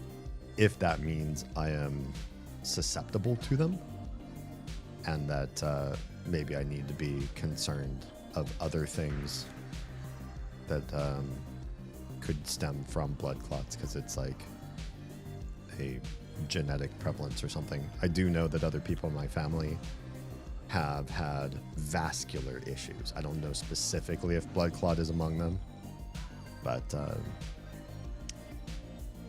a blood clot is a vascular issue. I don't think that's too what's the word I'm looking for? I think that's too controversial to say. Blood clots are definitely an issue with your blood. So yeah, maybe there's something to that. So I try to be careful. I definitely don't do a lot of high impact stuff, just for the fear that I mess up the veins in my legs and whatnot. If you are more susceptible to them, minding high blood pressure is the biggest thing to watch for. Okay, good to know. Thank you. So far, I think my blood pressure has been pretty good. I do have a minor superpower that I got from NASA. Everybody get your tinfoil hats on right now. It's going to sound very conspiratorial. No, this is a real thing. I was a 2-time test subject for NASA for different gravity conditions and how they affect the human body. I was not sent to space. I wish I was. It was all simulated on Earth, unfortunately, with pretty low-tech stuff. But, you know, it gives the scientists some metrics. And in those 2 studies, my blood pressure did change significantly during the course of both studies. So not only did I have way different blood pressure ups and downs than other people would normally have had at maybe my same age. You both just knights? Okay. But also, they wanted to test certain conditions within us and gave us vasoconstrictors and vasodilators. Some were just like very small localized ones. And then they did tests and checked things and like used imaging to look at like one specific vein area, like top of the foot or whatever, like little things like that over the course of time, because changes in gravity can affect your vascular health and your blood pressure. And because of all of those little bits and bobs, little changes that they conducted on me, and they tell you what's going to happen. They don't say, okay, I'm going to inject you with something, but I'm not going to tell you what it is. They go, this is a vasoconstrictor. You might feel your blood pressure rise if you know what that feels like. I got really keen during those 2 test subject hoods, really knowledgeable about how blood pressure increases and decreases felt. Probably more so than most people would have, personal experience in to know, to sense those things. And then ever since then, anytime my blood pressure lowered because of the way I ate or drank in a day or didn't, or my blood pressure raised because of some cortisol or adrenaline event or whatever it happens to be, I was very keenly aware of that kind of stuff. It wasn't just I feel weird or I feel off. It was very much I know exactly what's happening. My blood pressure is lowering right now, or it's raising right now. So I feel like when I have a high blood pressure event, which happens every so often, I know exactly what's happening. I can put a name to it. I know what's going on with my body. And that it's, luckily at least for me, my age bracket, my modicum of health, not really an issue. I can't say I've eaten a sterling diet all my life, but Oz and I do try to eat fairly healthy, at least conscionable of our choices. We try to be choosy. If we indulge, we don't indulge all the time. Try to live very measured, careful lives with our food. And that's saying something because I came from some really off, really messed up teachings about diet. So much so that I almost want to spend an entire live stream going back and watching an old live stream of mine where I talked about diet. It wasn't even, you know, that long ago in the history of me, because I haven't been live streaming that many years of my life, where I had some really messed up ideas as far as what the nature of food and what it all meant. And if I'm deprogramming myself now, and any of you watched that old nutrition live stream of mine, maybe it would be meritorious for us to go back and do some fact checking for every little bit, every little thing I said in it. I spoil myself constantly when I can. It's glorious.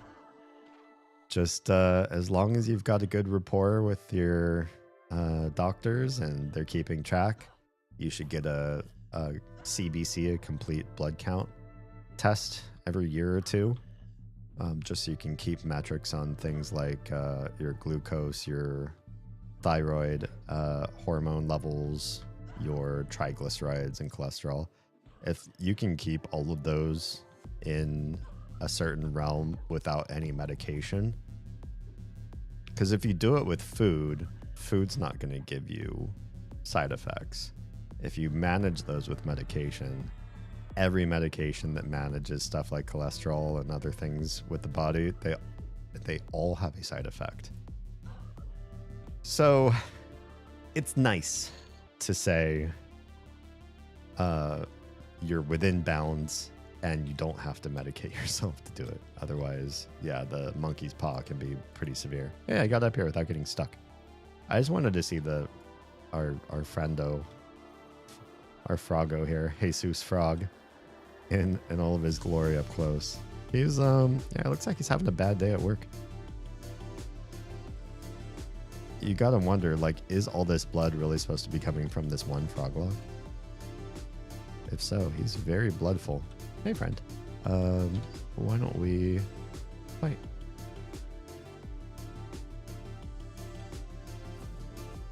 Oh, he could actually walk across the top of that fountain. Maybe they don't teleport. Maybe it's just they walk across the top. I get them every 3 months. Oh, then you really have a good finger to the pulse, proverbially and literally, on how your body's doing. Yeah, good stuff. Why are we not hanging out together? Oh, I stunned him and I was too far away to like do damage. I see. Yeah, I think obviously there's a lot of dangerous health stuff out there that's they can really tell people some mismanaged things and send you on a very wrong path. And hopefully for most of those, they're wrong enough. There goes the alarm. About 15 seconds and this guy should pop up. Hopefully a lot of those things are wrong enough that people start to have really adverse reactions or effects, and they share their stories and like, yeah, this guy's a quack, or I've done a lot of damage to my body following his advice, blah, blah, blah, blah, blah. So that we weed out the really bad eggs, right? The bad stuff. We call it the pseudoscience it is because it's really hurting people, and you're going to have a bad time. But what I find maybe more nefarious and more dangerous is when somebody's advice comes to the conclusions where you're doing things that are good for your body. And they're like, yeah, you really need to be eating more vegetables and drinking more water, and you get more protein intake. And a lot of that protein intake should be maritime proteins, fish and other seafood for this and that, whatever. But then you listen to their reasoning, and that part is the crazy, messed up pseudoscience stuff. It doesn't make any sense what they're telling you, and it's like based on this. Well. I know every time you pop in and I haven't changed this video, it reminds me I need to change this video. But hi! Welcome on in. Everybody, Nico Crushing has returned back to the world of streaming, and if you don't support him, I can't be your friend anymore. Or something like that. How are we doing tonight? What's good? I'll finish my point after we do a shout out to Nico. It's working tonight. Shout outs are. Oh god.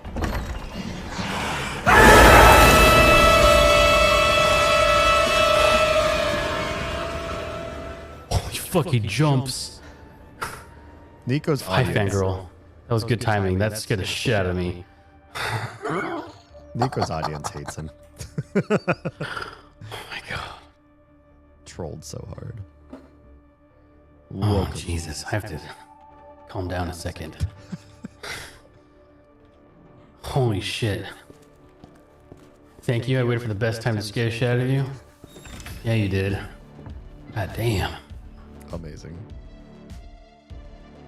I just finished rebuilding OBS scenes. I feel like I need to go back and do it to fix. I don't know that anything's necessarily like terribly broken. I did some fixing after the whole Roadcaster changes that really messed everything up. But I just also feel like I know more about how to make scenes now. And I have other ideas that I haven't implemented. And like there's stuff I just want to do. And my OBS is kind of a mess. It's messy. It's a very disheveled closet at best right now. It took me 13 hours of troubleshooting and tinkering. Oof, that's the rub. Where do I get 13 hours? That takes a hot minute or 50. Yeah. Or 13 times 60. That's some bad mojo. What was I saying about the other thing? Oh, yeah. Just the idea that there are some health gurus and leaders and professionals out there that they will tell you the right things, to eat the right ways that we all know, like, to eat. Or maybe we don't, and, you know, they're legitimately teaching you new stuff. And it all aligns with, like, proper modern science, but their reasoning is, like, the moon at this angle, or the hours between this and that, and your hormonal levels, and acids and bases and things, like all this sort of weird pseudoscientific stuff that doesn't really make any sense, but they ultimately say the right things. I feel like that's really dangerous. Oh yeah, that's a ding. Level 37. Now this room is gonna get really easy. Did we reset the timer, or did I not? I did not reset the timer. I hate myself. Let's just say it's like maybe 5 minutes. No spawn. I keep forgetting to set my timer. It's fine. If I really get caught fighting a bunch of these guys all at once now, I feel like I'm starting to get OP for this area. I mean, I was already OP for this area. And I just pulled a red.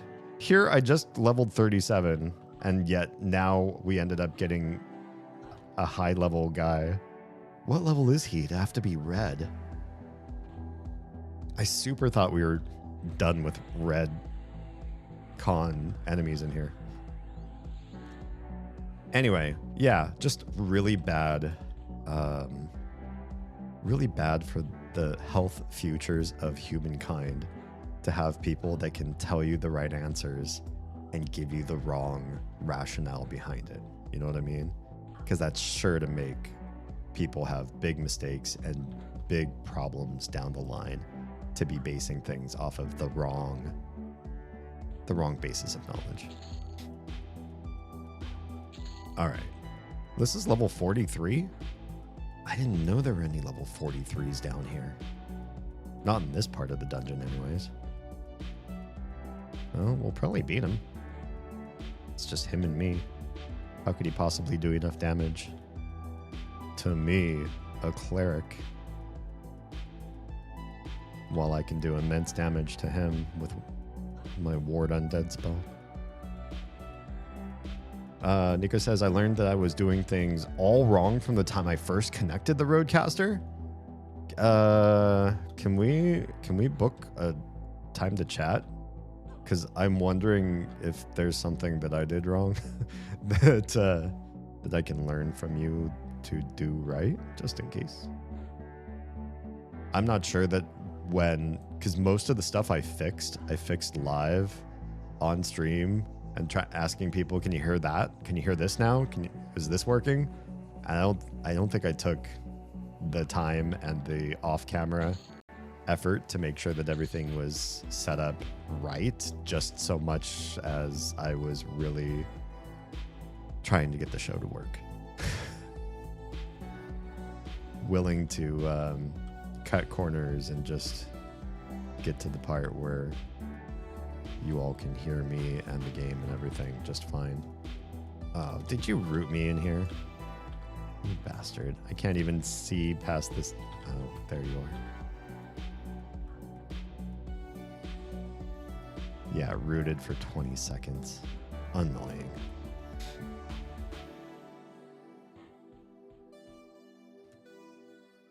Come on, friendos. I'm unrooted. Don't cast it again.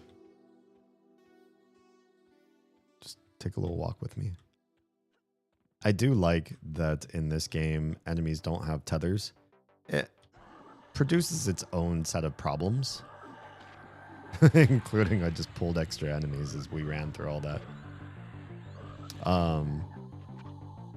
But being able to take the enemies where you want them to go and fight where you choose is kind of a liberating feeling.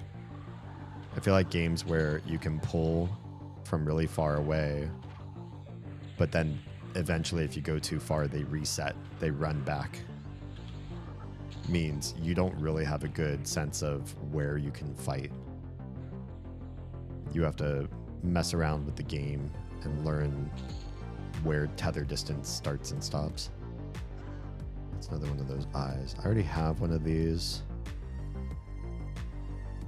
so we'll just get rid of that one. Quest items don't give you any money. Kind of lame.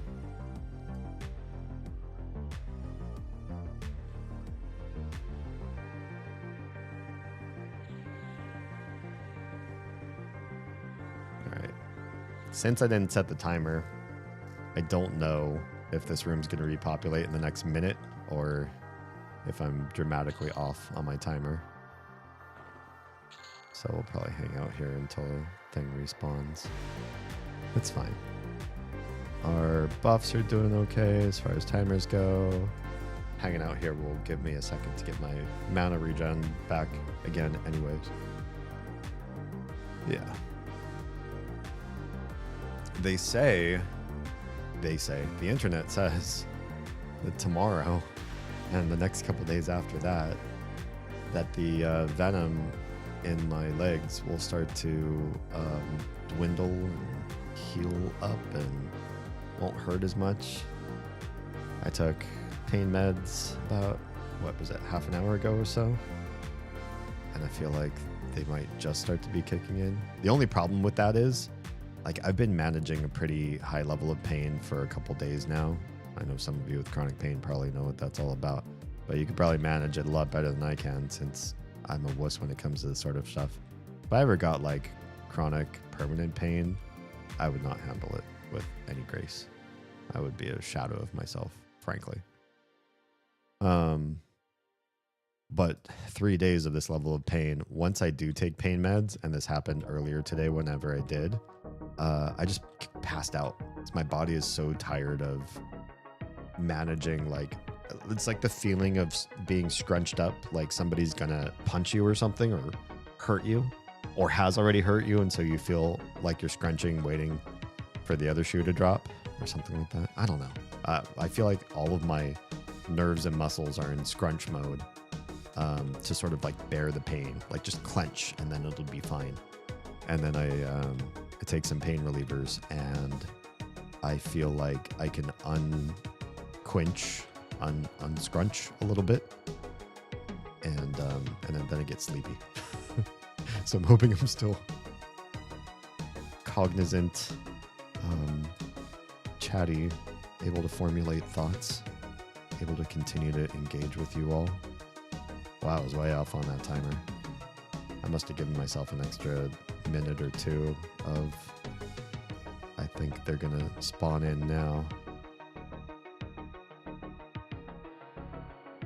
Where's some of my... there he is. As soon as I got curious about looking up skills and stuff. Like, oh, I'm not max level on tracking. How do I get to that?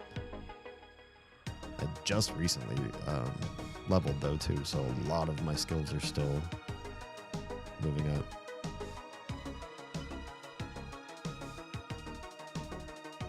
I feel bad for Oz that she's like in similar, maybe not as much pain, but also in pain and distraction and everything too. But hers is all entirely self-inflicted from running away and tripping. It's like, it's not as romantic of a story. Well, not that like getting stung has romance to it. It's probably one of the least fun ways to say, I feel really awful, and it happened just from some mad flies. Some angry flies. Alright, let's get rid of this guy ASAP so that we don't have to deal with your bloodthirsty friend next to you. And I'll get the timer ready. Set to the appropriate time. Bloodthirsty joined. Hurry up and smush the frenzied.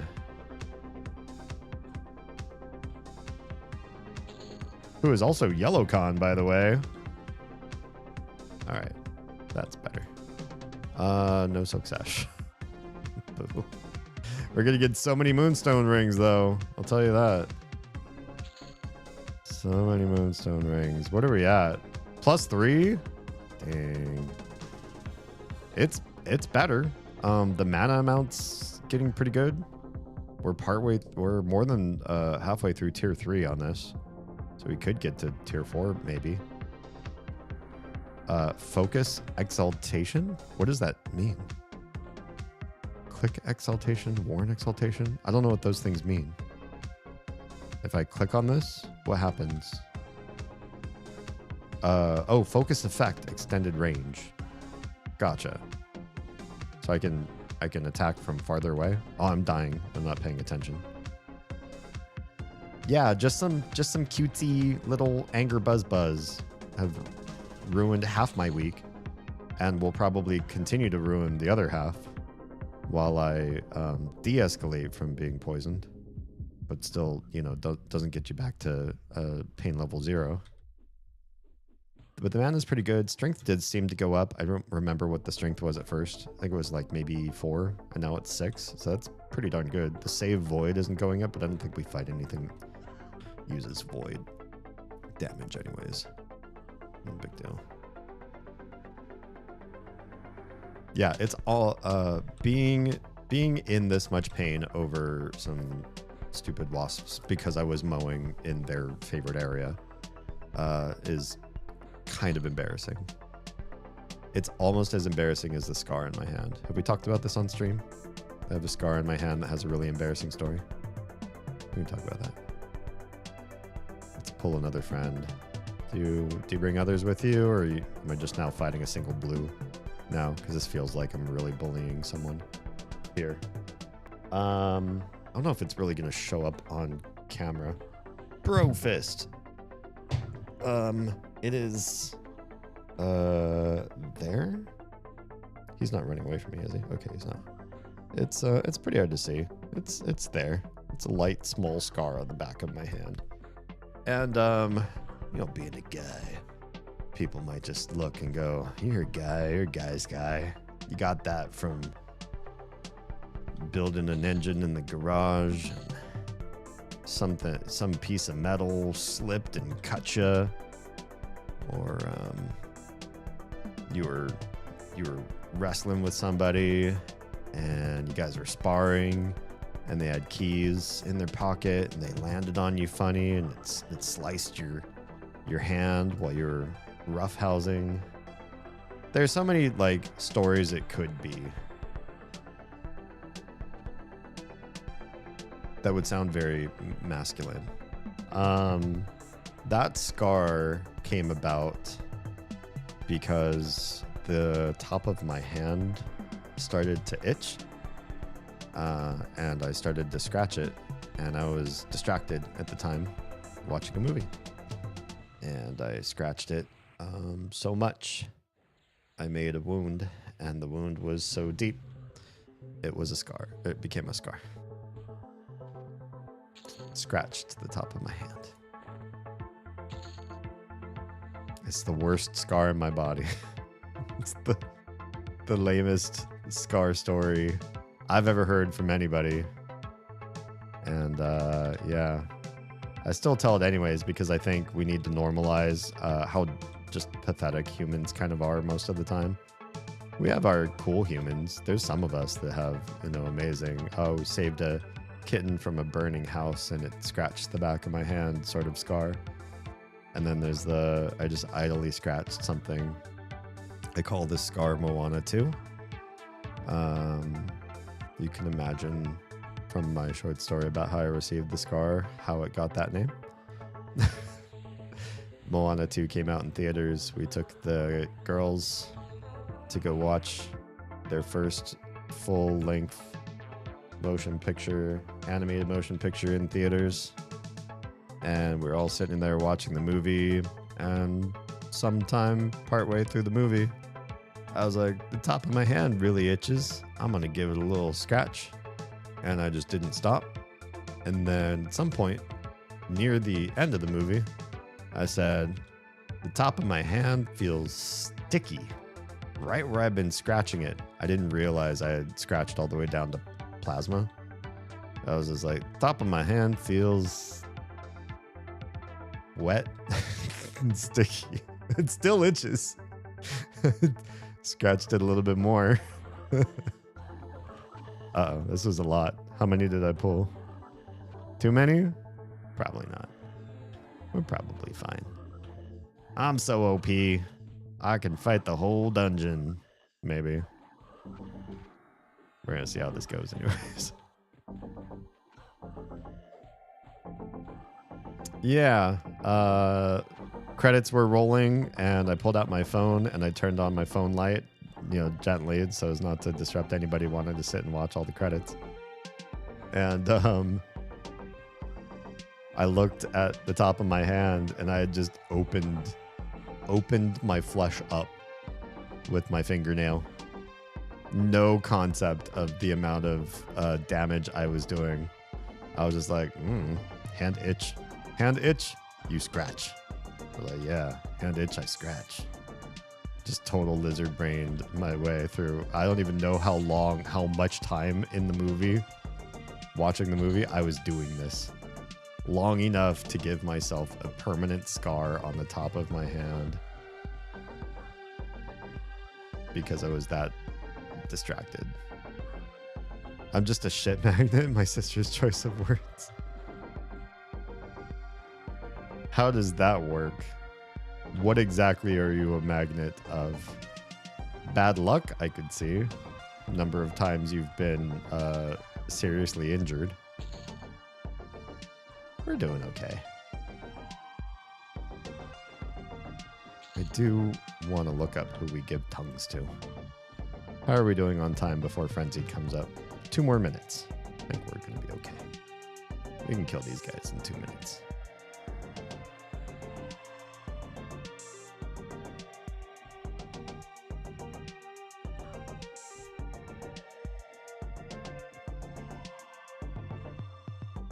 I also have a little scar on my forehead that has another ridiculous story to it. Oof, I'm getting low in mana here.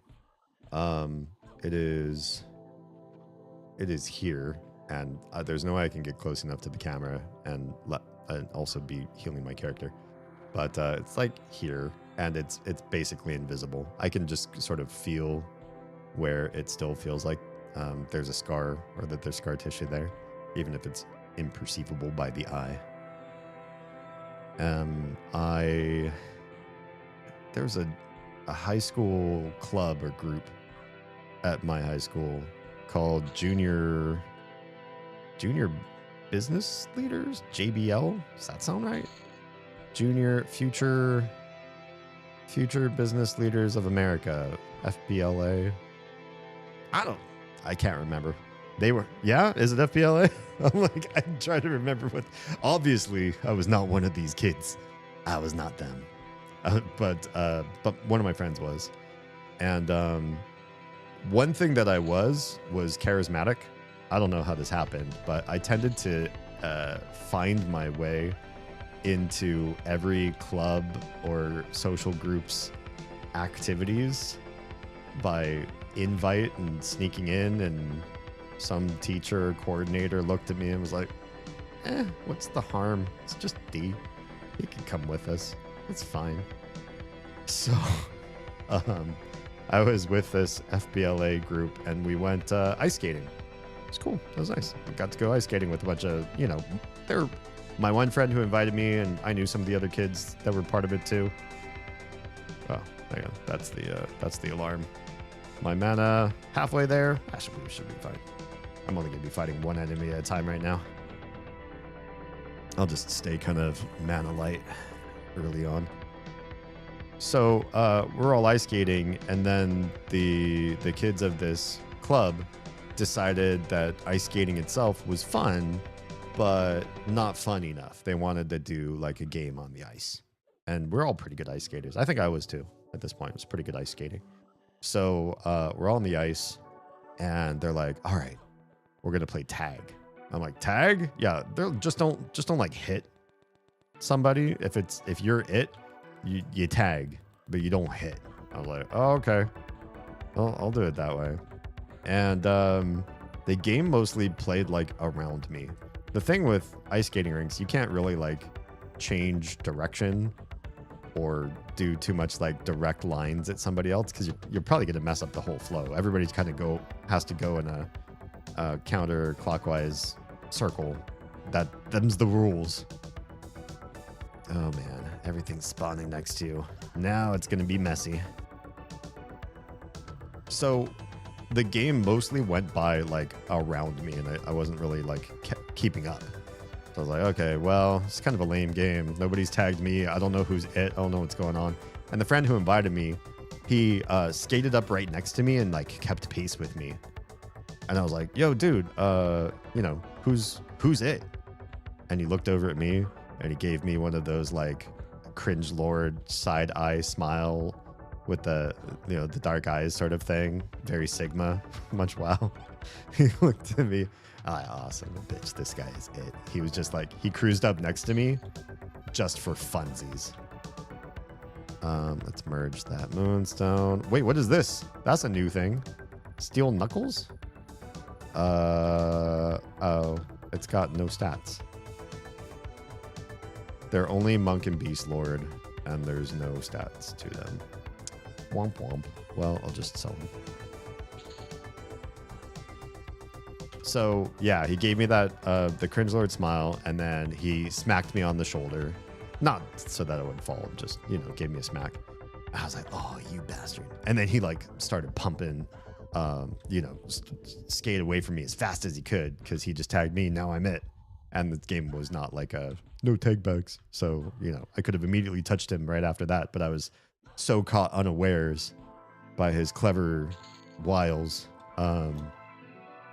He got ahead of me, and I was like, oh, you jerk. So I did the thing that you're not really supposed to do on the skating rink, which is he was approaching the turn. He was on the straightaway, and he was approaching the turn. I cut in to the center because I was like, I'm going to cut him off. I don't even care. I don't know most of the other kids well enough that I feel like I'm gonna try to hunt them down. I want to hunt him down and make him pay for tagging me. So I cut down the middle of the rink directly at him while he was coming around to the curve on the outside, and I skated as fast as I could. I'm not the best skater, but I skated fast as was safe without just like falling over. It was fast, and he was being fast because he was trying to keep away from me.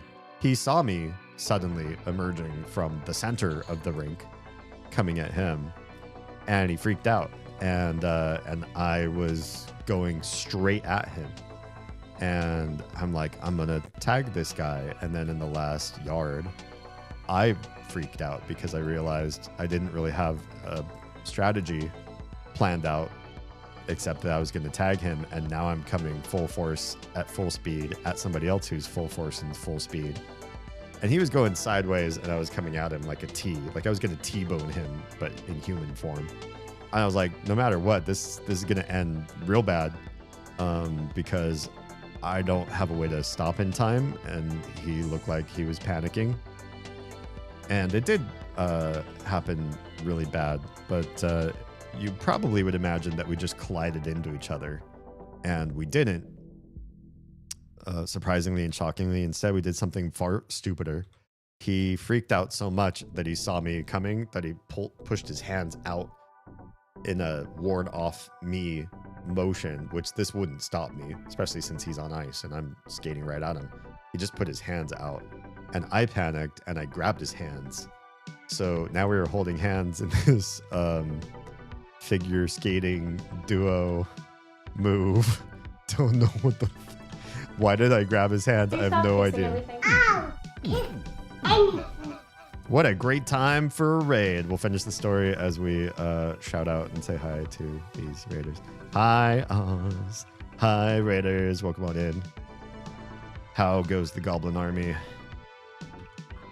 How was tonight's stream? Let's do a shout out. Shoutouts are working again. It was just the last night's tool was not functioning properly. Hey Haley, are you safe? Yeah. Don't hit me. Ah! Fuck!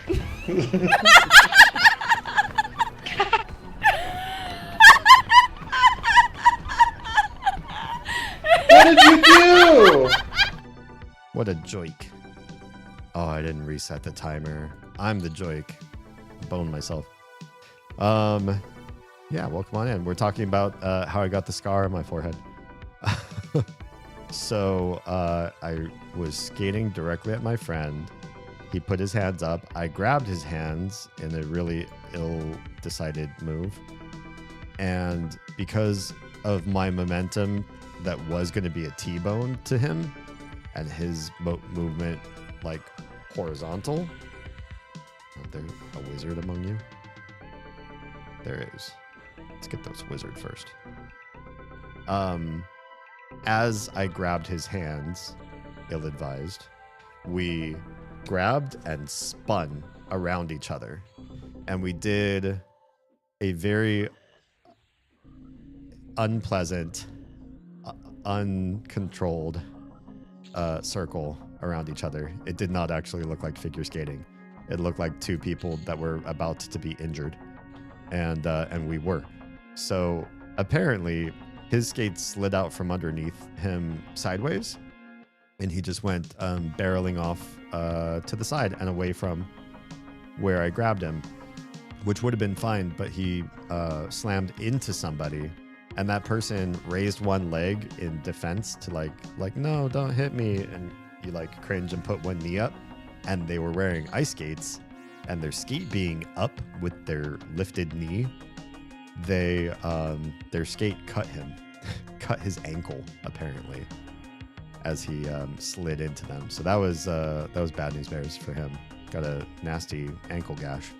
And me, when he pulled away and I let go of his hands, my skates slid too, but they slid out behind me, and I face planted, and my hands and forehead just smashed into the ice flat, and I heard this loud coconut sound, and it felt like I hit my head harder than I think I ever did anywhere before in my life. And I was like, oh, I probably have like a really bad goose egg or whatever. But you know, some of the ice like came up and off. It stuck to my forehead. So it was like, oh, I've got like a free ice pack. So I stood up and I was like dazed, and my pride seriously hurt. I felt really sheepish. Like, oh, that was a dumb move on my part. But I guess I'm okay. You know, I hurt, but I'll keep skating. I probably won't play tag anymore, but you know, lesson learned. And the attendant who saw everything, there's a couple people monitoring all the ice skaters, came up to me and he said, "Are you okay, dude?" And I was like, "Yeah, just hurt my pride or whatever." And he said, "I think you should get off the ice." And I thought it was because I was a miscreant. Like I did something wrong, and he saw the whole thing and he's like, "I don't like people like you on my ice. I think you should get off the ice." He was saying very politely. And I was like, no, I think I can still skate. Trying to convince him, like, please let me continue to skate in this part. Don't tell me I'm a miscreant. And he corrected my thoughts. He said, "No, dude, you're bleeding." I was like, oh, okay. I guess that's a different story. So I felt in the middle of my forehead where it felt the most icy. And that's where I thought I had hit the hardest. I didn't know anything above the eyebrow. So I felt in the middle of my forehead, and I looked, and all I saw was like ice chips. I was like, I don't know. He says I'm bleeding, but I don't see it. It's probably like, you know, the tiniest little dot of red, but he has like a policy and procedure manual he's looking at. And he's like, if you see red, you got to get him off the ice. Or, you know, if that were to touch the ice, then it freaks people out. So I was like, yeah, okay, fine. And then this girl was part of FBLA. She came over and she had one of those disposable tissue things in her purse, and came over and started dabbing my forehead, but like in an odd place, like off to the side. And I was like, okay. And she's like, hold this. I was like, oh, okay. So I held that for a few minutes, and we were just talking and stuff. I explained how it happened. And then I pulled the tissue away from my forehead, and it was red. The tissue was entirely red. I was like, oh. I actually split open my forehead. Now, it's just a small, like even a small little forehead gash turns into a whole heck of a lot of blood. So I don't think I had a concussion or anything. It wasn't like big. But small head wounds still look really scary when you see how much blood comes off of them. There we go. I will set the timer this time. I will. I'm telling myself I will. So it'll happen. But your friendos also spawn way faster than I seem to be able to kill you. So can we like spam you full of expel undeads? So maybe we can change your timing a little bit. You're getting stuck in the wall, friend. Why don't you come out with me? Oh, I can't move. You've rooted me, bastard.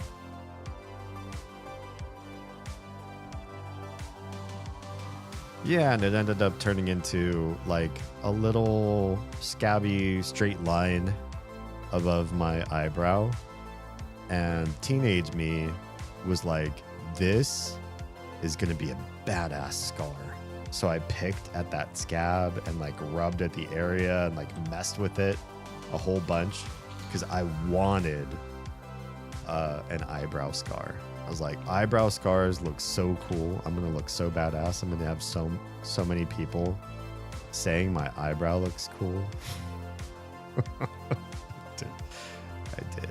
I forced a scar on my forehead for clout from a game of tag.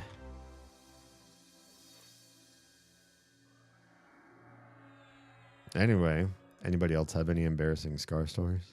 All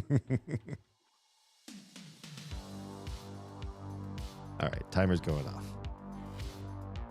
Do we have one more black silk sash to get to +2? I wonder. I don't really want to be stuck between you. I turned my back on you, and you get bonuses to smacking my back. But I'm also rooted. Jerks.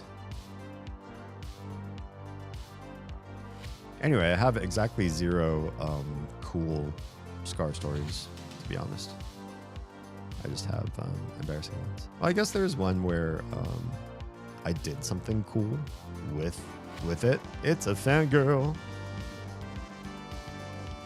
It's so good to see you. What's going on tonight? What you up to? Just wanted to say hi before bed. True. It's getting pretty late. I am on pain meds, and I've been managing pain so much the last couple days. Every time I have relief from said pain, I get the EPs, and so I'm trying to keep my eyes open while also feeling a bit of relief from the venom coursing through my veins. That's good to see. Please sleep well. Hanging with Oz and friends. Oh, playing House Flipper. It looks so fun. It looks like a really fun game.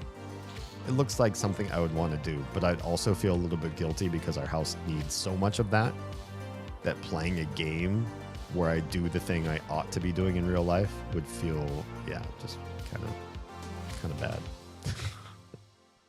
bad. Tro says, I once broke my arm falling out of a cherry tree. That sounds presidential. You should run for president. When my family went to one of those pick your own fruit farms. Wait, are you allowed to climb the trees in those type of places? Interesting. Yeah, I suppose that counts. I see somebody over here. There's somebody here. Hi, friend. Come with me. Come with me to my favorite room, where there aren't any pathers.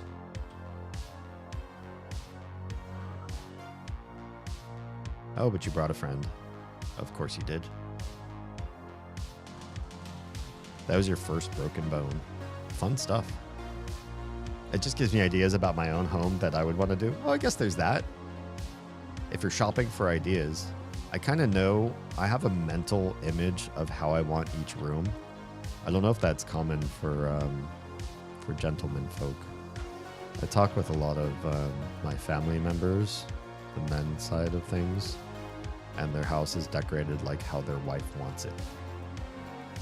And that's the end of the story. Like, you don't have an opinion? You don't have your own desires on what you want to be surrounded with?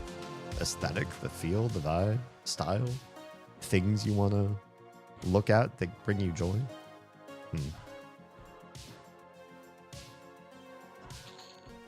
You were allowed to climb trees back then? Gotcha. Interesting. Maybe they changed that rule after people like Troa climbed the trees and broke their arms. Does this spell have a pushback? I feel like every time I cast it, I'm knocking them back. I don't see a flectable smoke. I'll struck.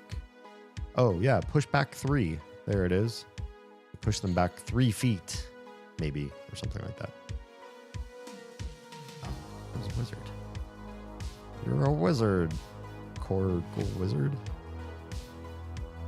Do you have to have wizard in your name to be in Lower Guck? Oh, you brought friends. One friend? One friend. Still 4 minutes till spawn.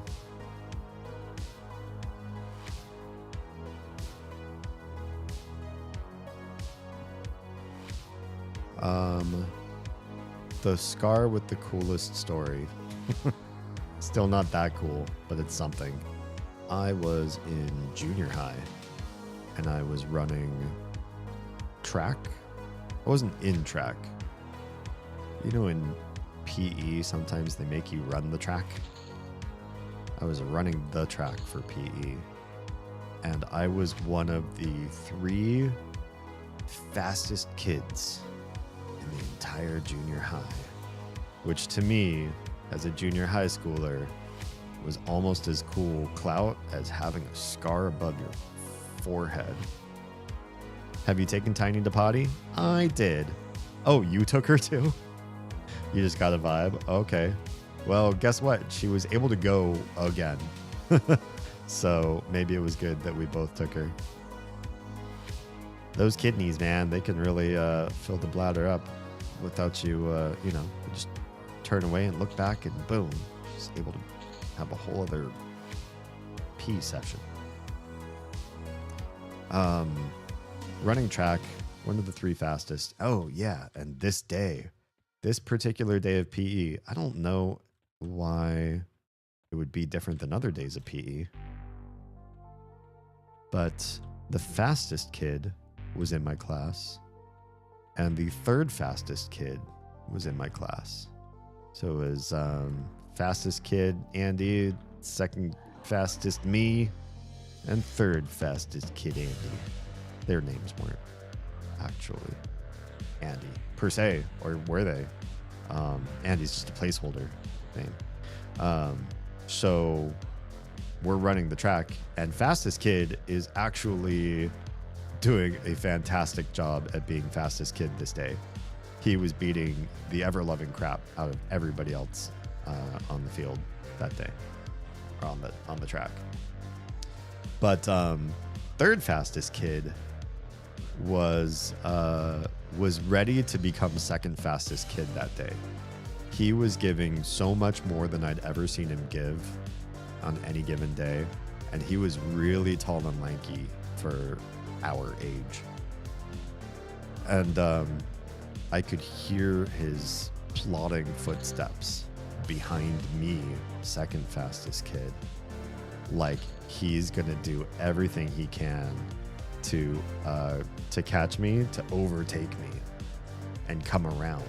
But to come around the outside of me, especially on the curve of a track, which I think we're at the curve of a track. A lot of things seem to happen to me at curves and not at straightaways.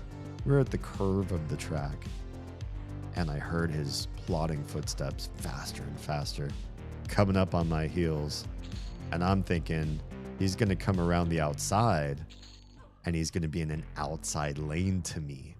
That means I'm going to have the inside track and I will be faster. So I picked up the pace so that he wouldn't catch up, because I wasn't about to lose 2nd fastest kid in the junior high title.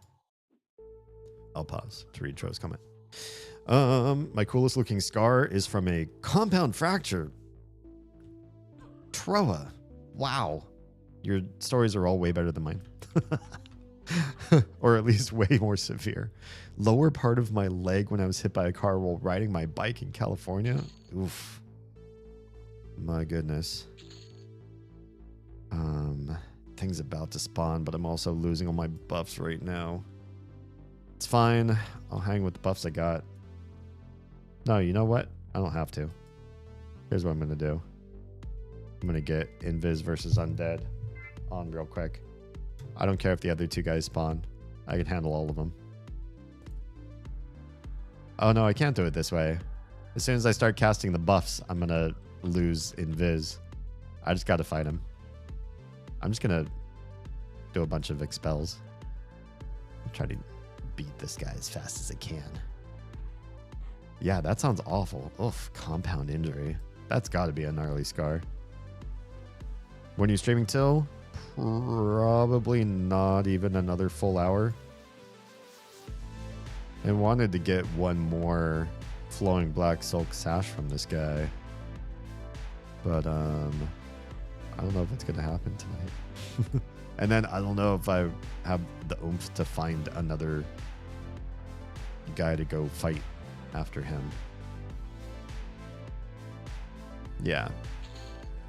Hey, there's my next flowing black silk sash. Did it do the thing? Did we get the +2? We did get the +2. It didn't do a whole lot. It just added 1 more % of haste. Yeah, I'm probably not going to stay here and keep farming this guy. I'm not even going to set the timer again. Yeah. not so much worth it. Well, good to know.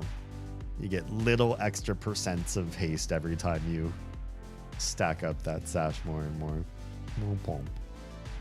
Okay, so third fastest kid coming around the corner, coming around the bend of the track with me. And I feel like he's going to come around the outside, and therefore I'm going to win because he's going to be on an outside track from me. So, you know, inside track goes faster. I win. Probably. I'm running upper for the first time. Interesting. I ran through upper to get down here. I've never actually done anything in upper Guck before, except run to lower Guck. I've gotten Ghoulbane to drop a single time so far. I fear trying to get a high level Flowing Black Silk Sash. You know, as long as you got something to do. Like, I'm chatting with you all. So the camp here has not been terrible. The Flowing Black Silk Sashes do not indeed flow. They come pretty rarely. But just chilling here in the room. If you're not even high enough level to really go out and gather other things, it'd probably be fine. As long as you're playing it safe. I haven't been pulling more than like 3 at a time. Thankfully you can in this particular zone. Some zones it's kind of... When we were doing Mistmore, there are just a number of times I kept pulling like 9 enemies. I wasn't trying. I wasn't doing anything, I think, wrong. I think that dungeon is just kind of wrong. Developed wrong. So third fastest kid doesn't come around the second most outside track from me. He stays in my track.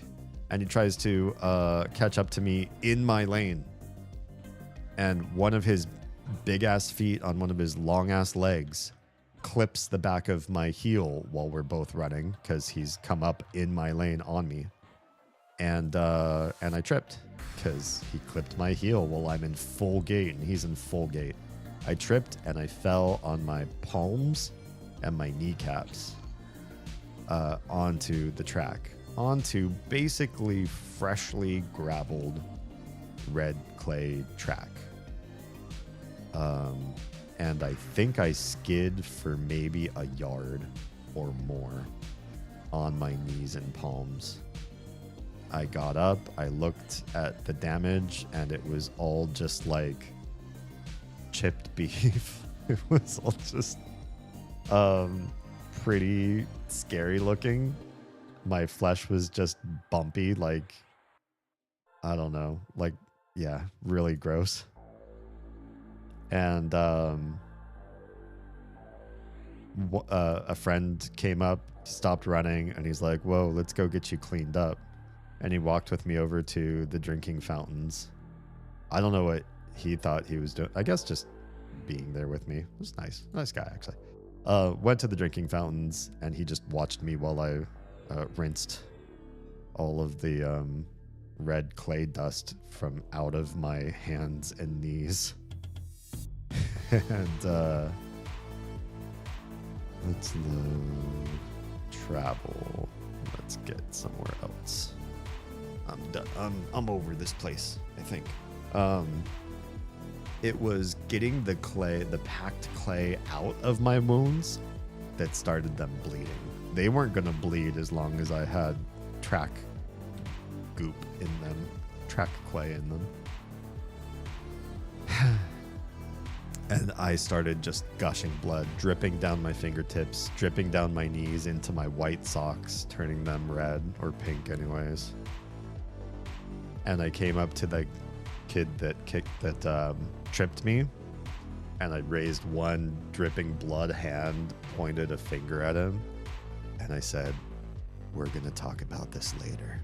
We never did, but I said that so I could freak him out.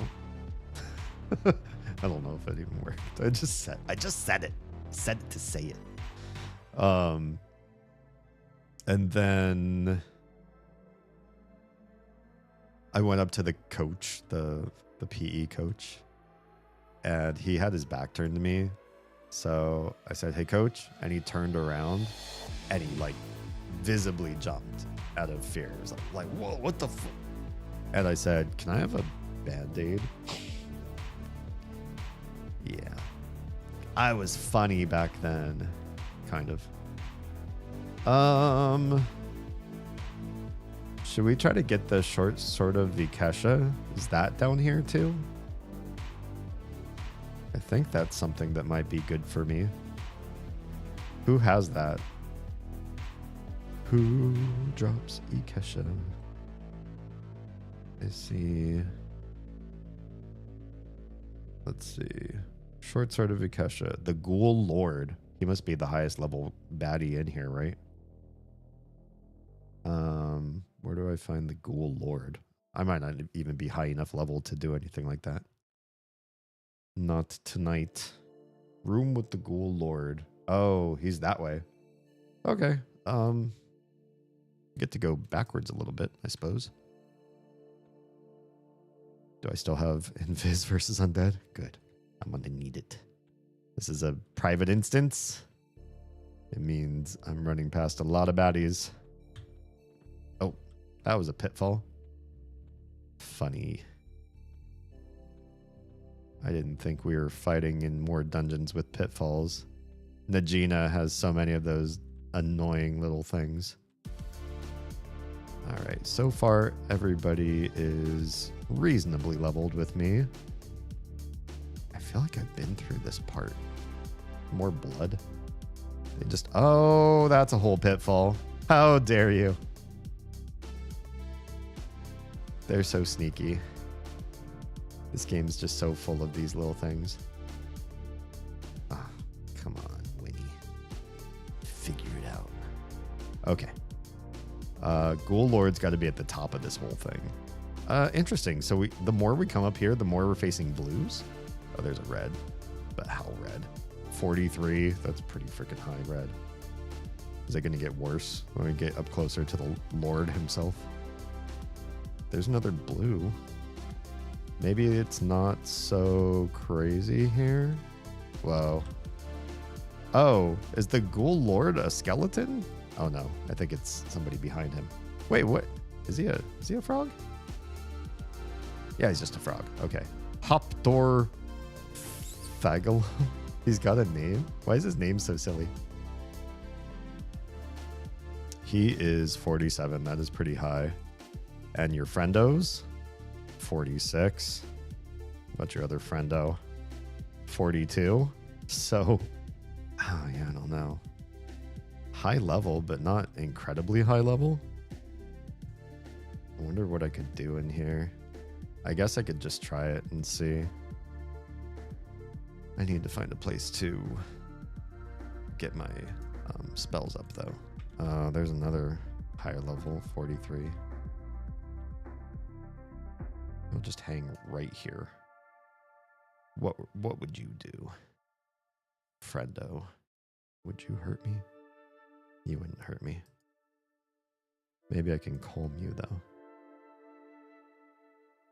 I don't have a tone.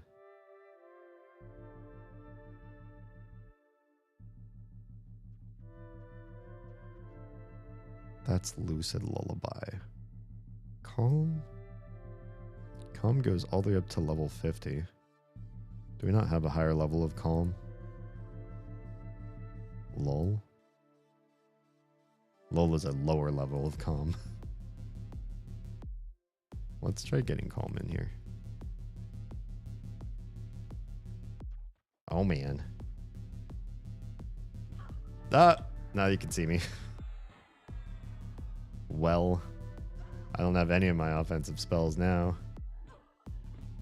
Good thing I have my offensive songs. Am I stuck in a wall? No, they're just rooted. Okay. Hi, do you know about charm pets much? I do not know about charming. I'm playing a bard. I should be able to charm. And I haven't really messed with it. Oh, goodness. More and more of these jerks. If you know anything about charming, I could use some advice on charming frogs.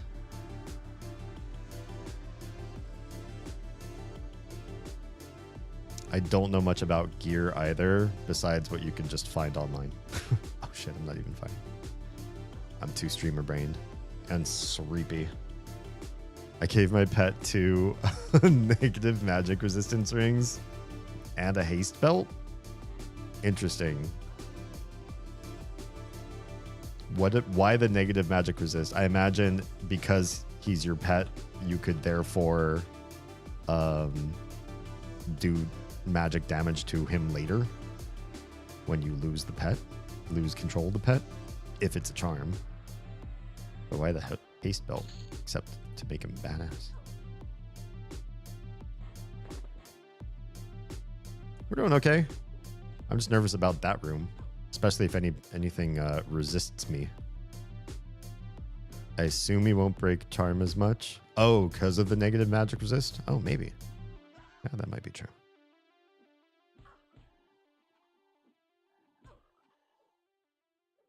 I'm afraid I go into that room, I won't be able to break up the spawn. I'm going to be fighting 3 things. Unless I can calm the 2 ghoul knights and just fight the Lord himself. In which case, maybe success. But I need to be able to fight these other Froggos fast enough that it's going to be okay.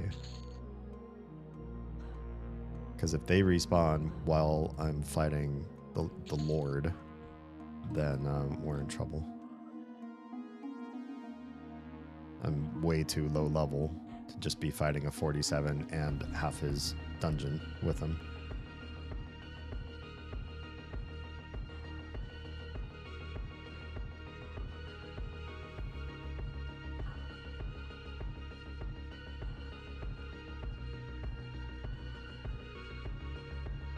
But I feel like if I can fight a 47 alone, I may have a chance. This is definitely not somebody I can just be on full farm mode with, though. Not yet. I'm too low level. I could just hang out here and kill Froggos until I get high enough level. Close enough to 38 almost. Alright. Let's get some of that good stuff going. What do we do? Let's get rid of Divine Barrier. I don't think it's going to be useful here. We'll try Calm. Should work against up to level 50. It might work on these guys. Or I'll just die a horrible death in here. If I do, I don't know if I might figure out something else to do besides Lower Guk. So we've been here for a hot minute. You, 46, might be the one I want to calm first, just to be absolutely sure. I'm going to wait until I get full mana. If I don't have full mana, I don't know if I could beat a level 47. I'll run out of mana, and then I can't heal, and then I'm just toast. Also, I'm using my drum. Could fix my gear a little bit. All right, we're there. We're there. Let's try Calm on a 46. Please tell me this works. He's calm. All right. This guy is sure to receive Calm. You're only 42. You're calm too. Hey, friend. Come on down here, friendo. I got so much love to give you. All right, we'll see how this does. All I got to do is outlast him.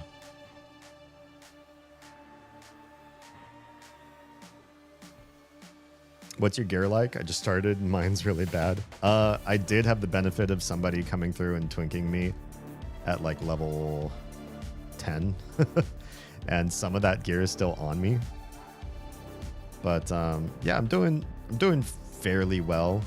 Diamondine ear. I don't know if any of these mean anything to you, but I just looked them up on helper sites because I don't remember the whole shebang of the game that well. But Diamondine Earring, Ring of the Goblin Lords from the Goblin King in Solaseke, Chipped Bone Bracelet,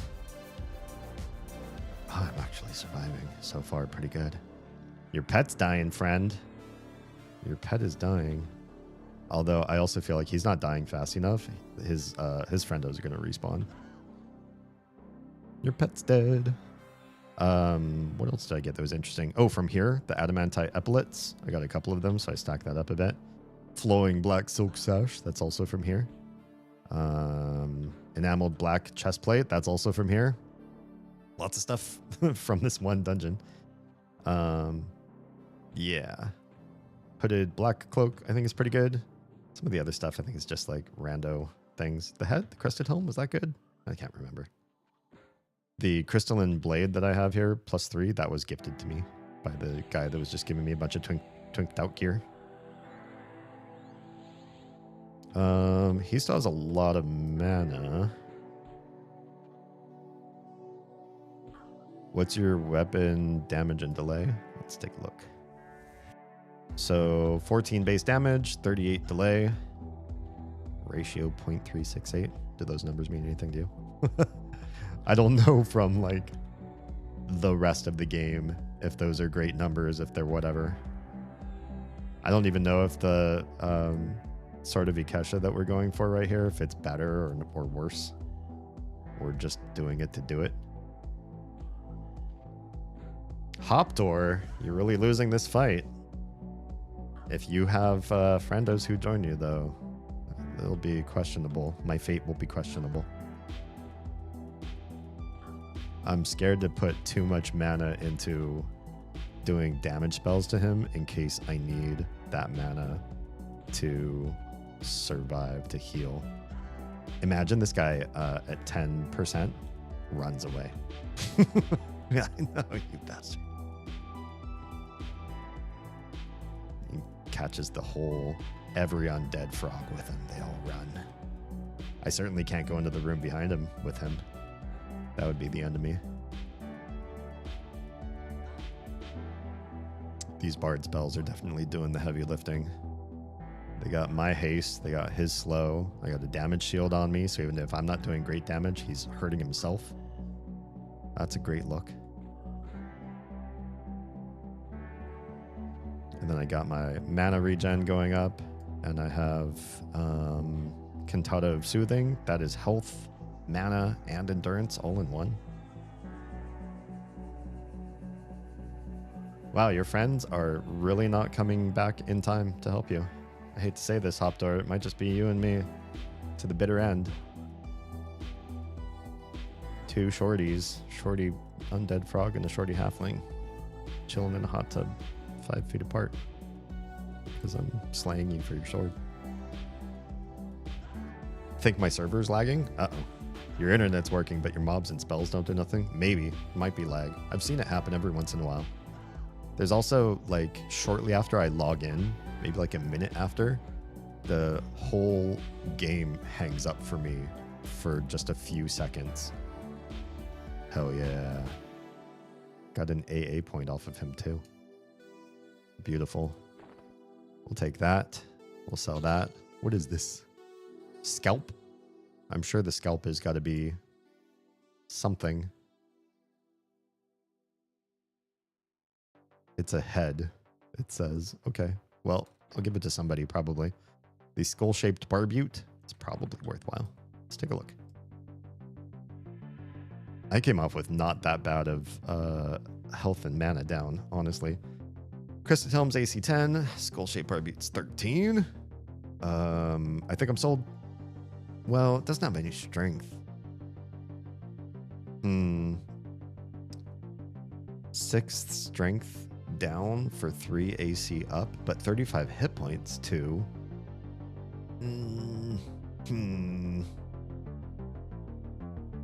think everyone says that AC is the superior stat in this particular game. Maybe I'll give it a shot. Maybe I'll keep the Crested Helm around just in case. Just like I'm doing with this other ring. I'll find somebody else who's done the crazy research and see what they have to say. Now can I fight you guys? Fight you one at a time. I can hang out in this room. I don't have to worry about people pathing into fight while I'm fighting you guys. This guy is only 46. He's one level lower. He's got to be easier. Also, he's just a knight.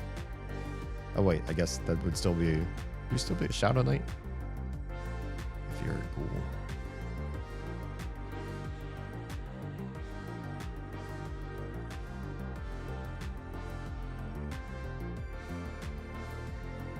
Yeah, I'm not so scared of this guy. Also, he has no pets. Let's do a few expels. How do you like your class combo? Very, very nicely.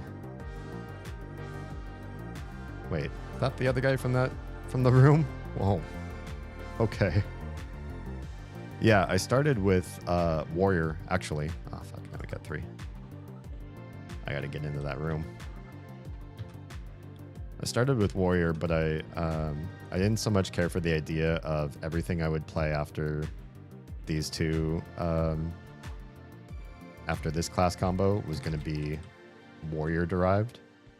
Yeah, come on in here, everybody. This is going to be way safer. So I switched and made myself Cleric main, because I feel like being Cleric with a bunch of other classes, since you're stuck with your primary for a little bit. Uh-oh. I might be in trouble here. Hang on. No. Let me get this one off. Oh, you bastard.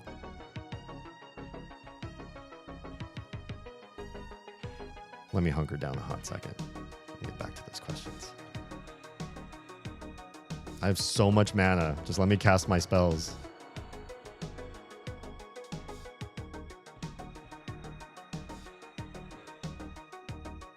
That's better. A little bit healthier me now. Yeah, I really preferred the idea of seeing myself as Cleric plus other things rather than Warrior plus other things. Just seemed more interesting. And I've been Warrior in the base game before. A Warrior Halfling, as a matter of fact. This is a reprise of an old character of mine. So I decided Cleric was going to be something new. It's something I'd never really played before. So I wanted to explore new territories, be something different. And Bard was something that I feel I was just great at. I feel like I was one of the excellent bards that knew how to twist and knew which songs were best. And I was renowned for being good at being Bard, and people saying, wow, that's such a hard class. Good job at this game. So I picked up Bard for sake of ease and familiarity, really. Yeah, you guys are really draining my mana here. I would love it if another one of you died real soon here. So I didn't have to waste quite so much mana healing myself. Yeah, mana's not doing hot. How many of you are still alive? 2? It's doable, I think. I think it's doable.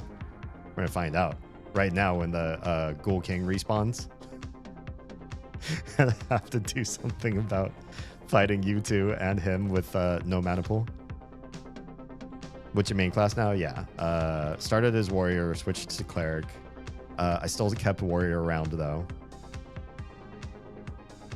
So Warrior and Cleric, and then at 10 I added Bard.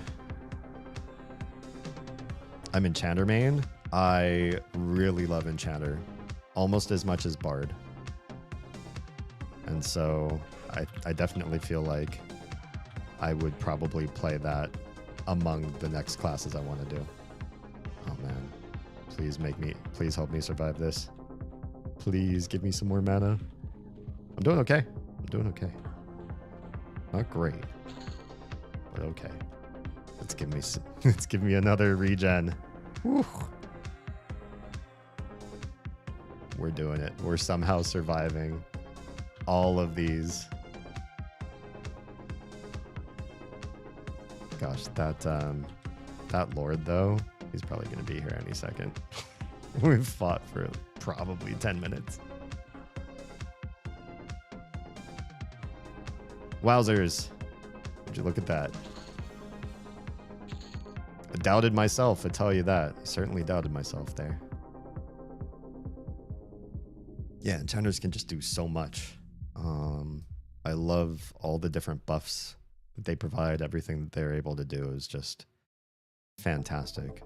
The one thing that I always say about every MMO that I played after EverQuest is I wish there was something like Enchanter, like EverQuest Enchanter in this game. And almost none of them have really had anything like that. Closest game, I think, to having a really good CC buff sort of experience would be City of Heroes. I mean, the game's completely decommissioned, right?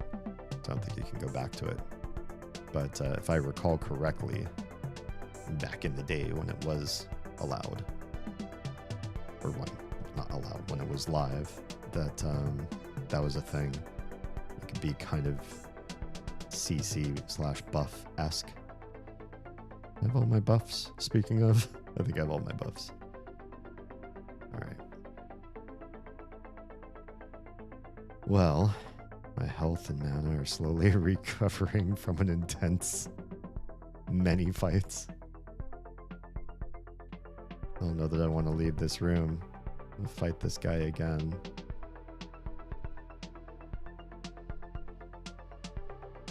I did not expect to be able to beat him. I did not expect to be able to survive the room or the area of the dungeon in here. I'm impressed. A lowly level 37, beaten 46s and 47s left and right. One at a time.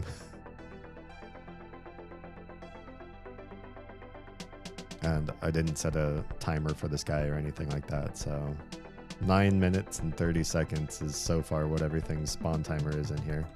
That's probably this guy too.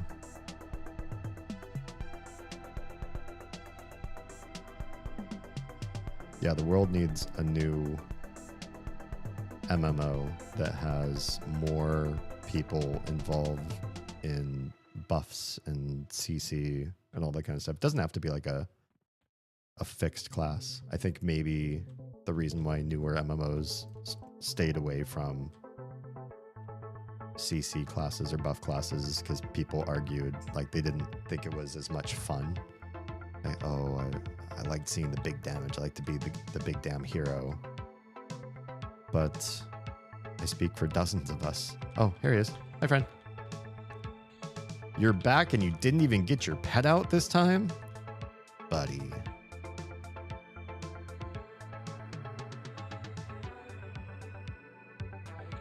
Oh, this is going to be interesting. Can we... I feel like there's a height disparity. Mind coming down here? That feels better.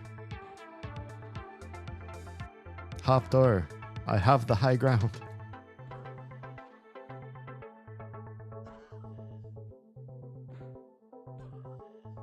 All right.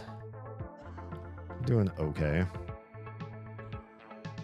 Just as long as nothing else spawns in here. You can hurt yourself on my damage shield. I'll have a good old time.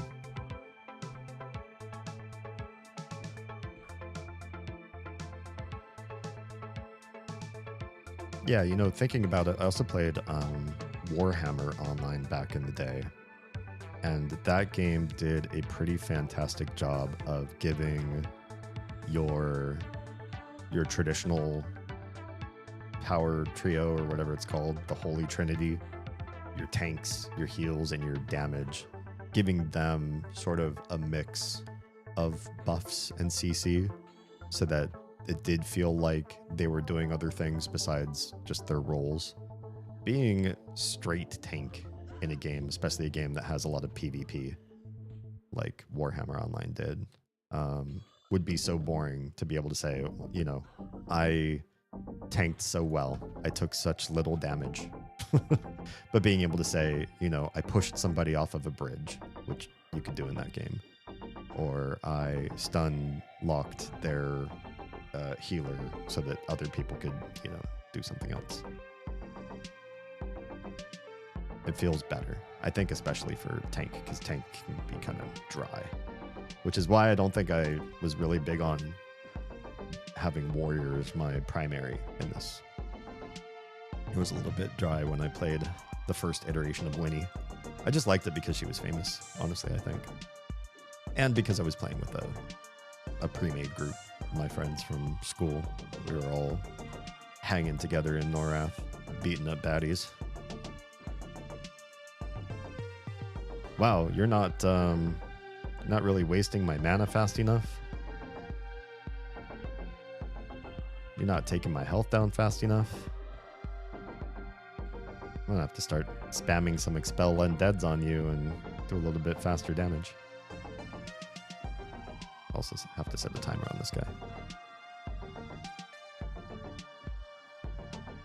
You know, part of me laments, I was thinking, I'm gonna die to this guy in a really awful death. The whole room is gonna be aggro.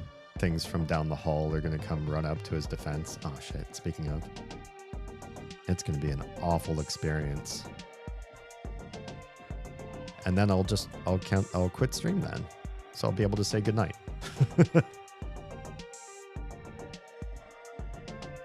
But then I beat him and I was like, oh, well, then there's that side of things, I guess. I didn't expect to beat him. Now I kind of want to stay here and see if I could do it again. I didn't expect to have to beat him with other friendos in the room, though. At least the guy that spawned in is a yellow.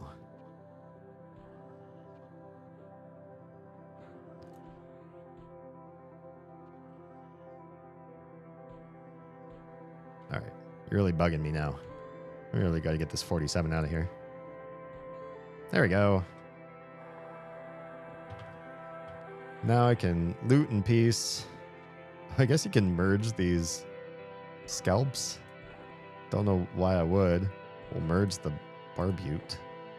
That's how you pronounce it. I don't think you get a +1 immediately. Well, maybe you do. That gives me more AC right out the gate. A little bit more hit points, maybe? I don't know. I might be imagining. This guy that spawned in is only a 42. Holy cow. Oh, my timer.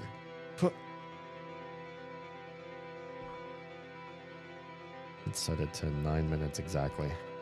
Because I kvetched around. Not kvetched. I schlepped around staring at his loot. Not actually doing anything. The other guy behind this guy is going to spawn in, though. I'm sure of it. There he is. Crap. Now it's problematic a little bit. No, we'll actually have to cast and be concerned about how to do the game. How much is this game? $20.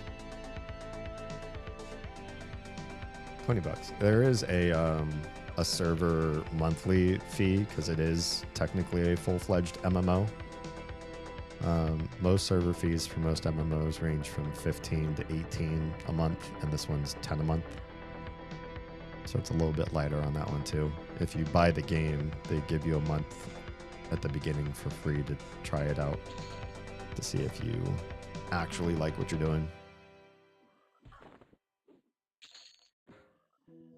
Newbie, hi and welcome. I'm in less pain because I'm on pain meds right now, but I am in pain. How are you?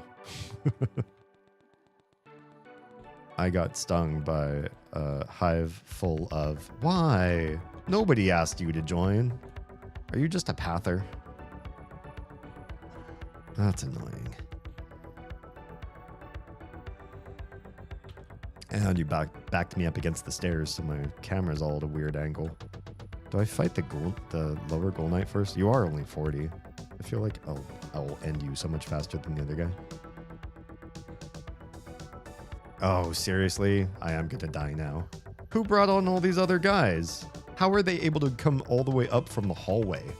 I'm back here in the throne room. Now I am actually gonna die. Because I'm only at half mana, less. Quarter mana. Well, I got 2 good kills on him, and I got 2 stacks of this helmet. But I didn't get the Sword of Akasha. I'll have to come back here when I get higher level. Because it's just too squirrely when things can add from so far away. It's too much. All in one tiny little room. I can only get so far away from all these guys. Especially when you're fighting. They must have like some sort of very wide range scream for their allies kind of thing. You are not going to let me get off one superior healing. Thank you. Jerks. If I can do this on mana deficit, I'll be extremely impressed. But, yeah. I don't know. I don't know what I'm capable of here. Probably not capable of surviving all this. Lots of goodies in my goodie bag, but these guys keep coming up from the hallway. Too rich for my blood for the time being. Yeah. Ongoing costs for games can be kind of draining after a while. Can you let me get off one celestial health? It'll really help my survivability. I know you don't want that. You don't want to slay me. That's good. That's goad. Bad good. Yeah, I didn't find out until I had been multi-stabbed by wasps, by Yellowjacket specifically, that I am vulnerable to their venom. More so than your average person. Not as much as an allergy, but well worse than your average bear, which sucks. Hornets and wasps are horrendous. I have seen hornets in my life. I've never been assaulted by one. I'd love to keep it that way.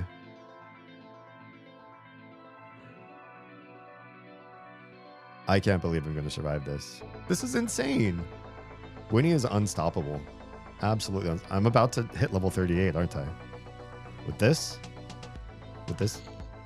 That wasn't it. One more kill, and I'm 38, and then this whole room gets to be a lot easier. I wonder if I should be fighting people like from the throne.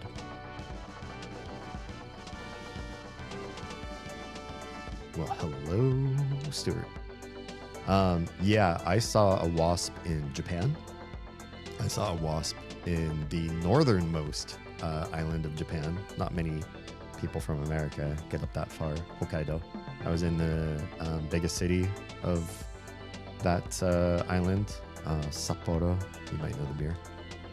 And I saw a wasp as big as the palm of my hand. Just big. And I didn't move. I didn't try to startle it. It was sitting in a little wood enclosure that had a bench. You could sit on the bench and relax. It was at a botanical garden. And it was on the underside of the roof. And I saw it. I don't think it saw me. I got up, walked out. I don't want to know anything about how awful that hornet would have been or could have been. Don't want to know. Stuart says, going to be participating in a painting contest. Oh, good stuff. I do not expect a place after seeing how good others are in the last one I did, but it should still be fun. Fun. Is it going to be like painting miniatures like you do? I'm going to try to make a statue look like I used watercolors to paint it. That should be cool. That sounds really cool. I wish you at least entertainment from what you do. 2 more minutes. I think I have time to recast buffs. They're not super low, but I'm afraid if we do this Congo line of enemies again, that at some point my buffs are going to fail me in the middle of all that, and I'm going to be a sad sack.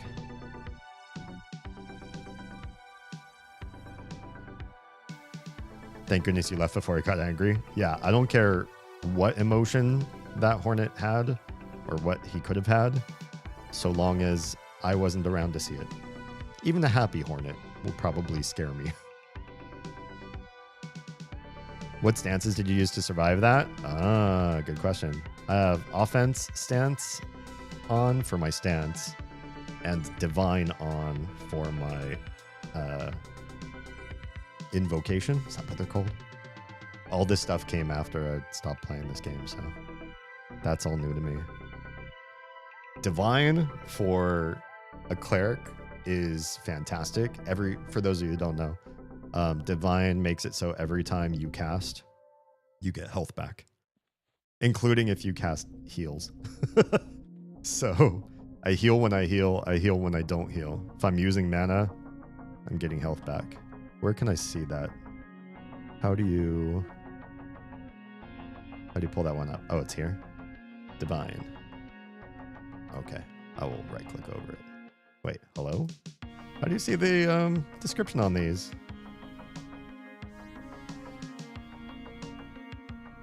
How did I find that out? Do you have to do it on the bar? What the heck? Somewhere I read it that Divine heals you while you're casting it. If you use mana, you get health, basically. Yeah. And then offense stance is pretty straightforward. It just makes you more offensive as a warrior. It gives my warrior something to do with attack. Because if it weren't for what little bit of warrior power I have, things wouldn't die. I guess they would just slowly whittle down themselves on my damage shield that I have as Bard. And that's about it. Hey friend, I gotta kill you real fast. Hope you don't mind. Is you and me super fast here. No other options besides we gotta get rid of you.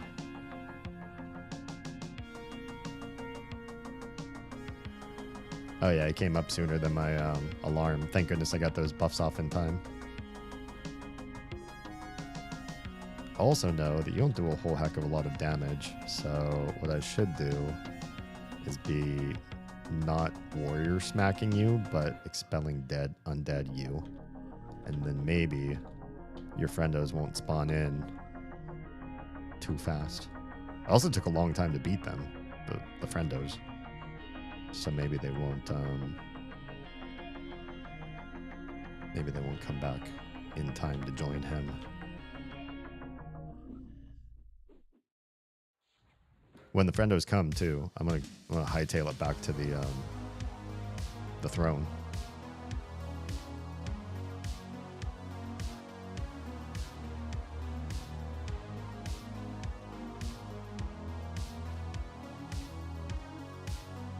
Yeah, this guy looks so badass. I mean, he looks like everybody else, but like all of his spells that he casts and everything, having like the title underneath his name, and he's got this special sword, looks like a boomerang, which doesn't seem to be serving him too well.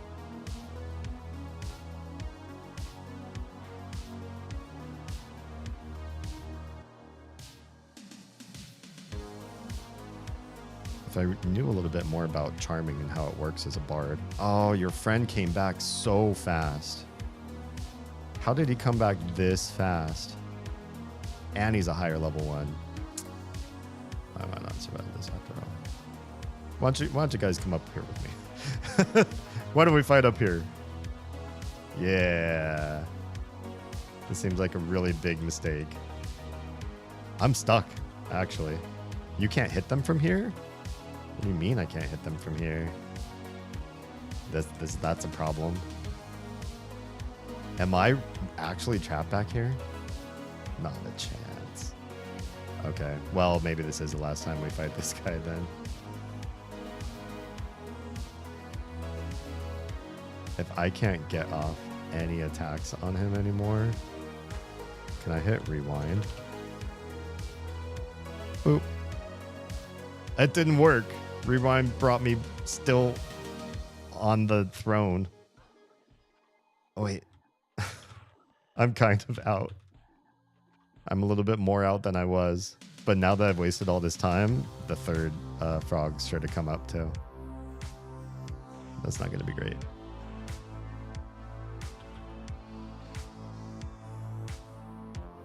Am I able to hit them? You can't hit them from here, it says. Oh, if I do rewind now, it's going to send me back behind the chair again. I'm actually absolutely trapped, and I can't swing sword on them.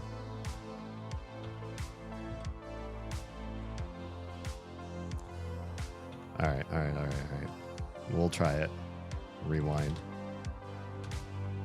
Where does that send me? Same place as I was. Right where I was. You can't see your target. You can't hit them from here. Jeez. So I have no option. I can't camp. I can't gate.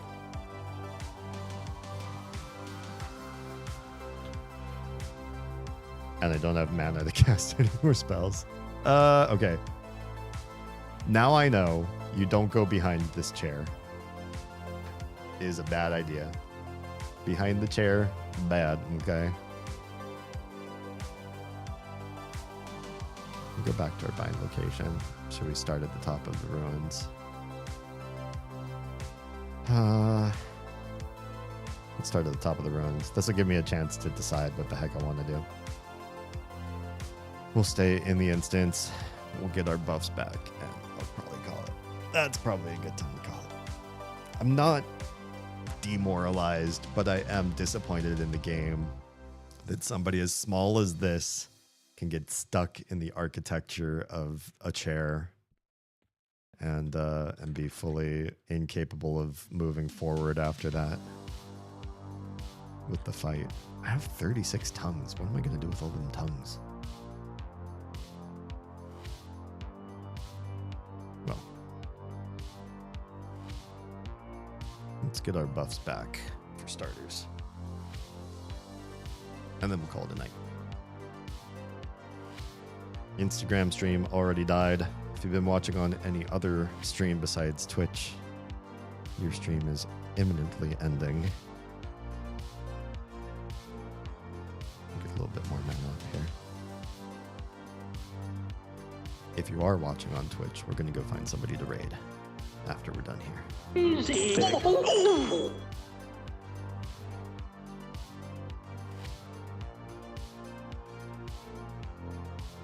Well, well, well. Hi, Shep. Wait, can you see me? Or are you stuck in ads?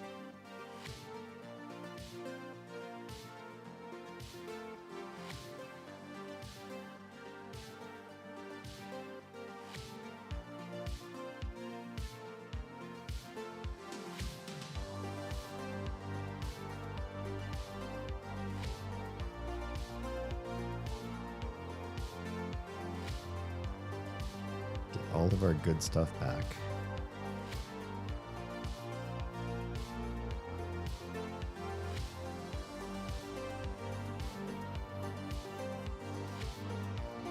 Clerics have so many things to cast.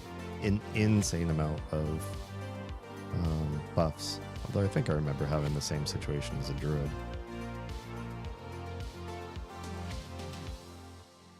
Go back to combat.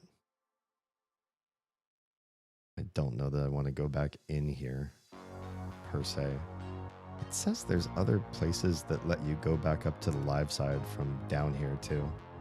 I'm curious to find some of them, just see where everything else connects up. There are all these other levels and deep nooks and crannies and stuff. I wonder if any of these are good. I feel like most of these other rooms, the reason why I don't know them is because they were for some class that I wasn't really interested in. Or I didn't personally play. I'm just looking at a map real quick. I don't know. Maybe we don't want to hang out here. Or what do the tongues do? Maybe just turn those in and call it a night. Or maybe I don't want to add more stuff to my stream. I said I was going to quit if I died, and I died. Maybe just leave it at that. These are called Undead Frog Tongues. Or do you do the thing with the tongue? You don't have to answer that, you degenerates. They go to... Where'd these go? You can get these in the Gina, interestingly enough, and in Kinos in the sewers. They are part of spell research. That's unfortunate. Why do they drop so frequently if they're just for something not that interesting? It's a trade skill recipe. But what? What does this even do? Gotcha. It's just part of a whole bunch of things that you would collect. You would never collect this many because it's not part of any sort of faction turn in. I'm just holding on to 36 tongues in a backpack because I'm some sort of freak. You only need one, and it's for one turn in for one quest, and then you're done. Why does almost every frog drop a tongue then? Probably just because of the version of the game we're playing. Hey, congrats on 37. I'm 1 kill. Should I just get my 1 kill? Get to 38 real quick. I feel like that makes sense. Hi, friend. Kindly considers. These guys all love me now. Uh-oh. You don't love me. You're probably not in even enough experience to get me my level, though. Anyway, hi, Shep. Now that everybody's back from ad break, welcome on in. I am really close to ending stream because I'm fighting Yellowjacket Venom. I was attacked by a hive, and many of them stung me, and it has been an awful experience. Well, I'm just going to keep collecting tongues now because it feels like a thing to do. Shep says, I went through my server and deleted any messages my ex had ever sent and mention of him. Oh, that's got to feel nice. Congrats on that.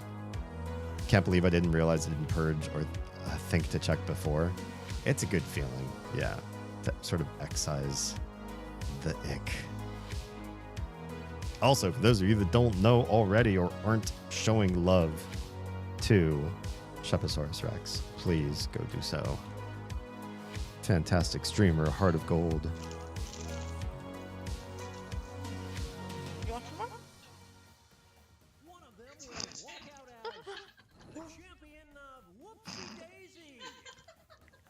Oh, what? Jin.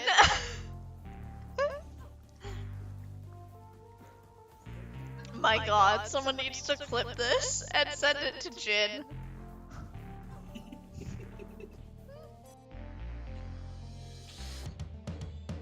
Where's my level up? I just want to get that little last incremental bit of experience that'll get me past this. Thanks, it's my new charm spell. Ooh, good. I love getting those levels that are just a huge power differential from where you were. Big heavy lift into something amazing. That is a big one. Hey, what is this guy dropping? Shin Greaves. Oh, it's a quest thing. And AC10. Is that can't be better than... Oh, it is better than what I got, kind of. But it doesn't have strength, and mine do. We'll pass for now. Am I okay? I'm on lots of pain medication because apparently Yellowjacket, Poison, and me do really bad. I do bad with it. It's a bad thing for me. It is bad.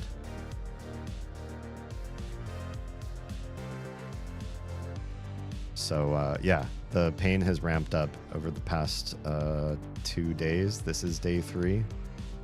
And it's supposed to get better now. It ramps up and then down for people with my proclivities to this particular type of venom. Yeah. Don't recommend it to anybody, actually. I hope you all just have normal Yellowjacket reactions should you ever get stung by one, in which case the pain goes away after like a couple hours and then you're fine. That's how it's supposed to happen to most human beings.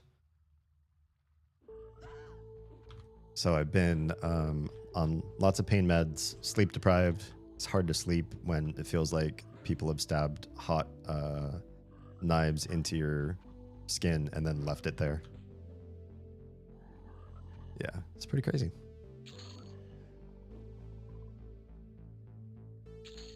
I'm a very non-often streamer anymore. I mean, I feel like I've caught you on more than not lately.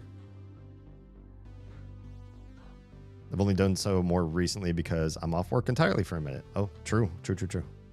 Oh, geez, there's a whole parade, whole echelon of you guys. One of you is going to get me my level 38, and then I'm going to quit. I'm just so close, I can taste it. But these Lobby things barely give any experience. Does that guy have 2 tongues? He has 2 tongues. I got stuck and it hurt for 3 days, but I have mild allergies to them. I think I must too. I thought maybe it wasn't an allergic thing, but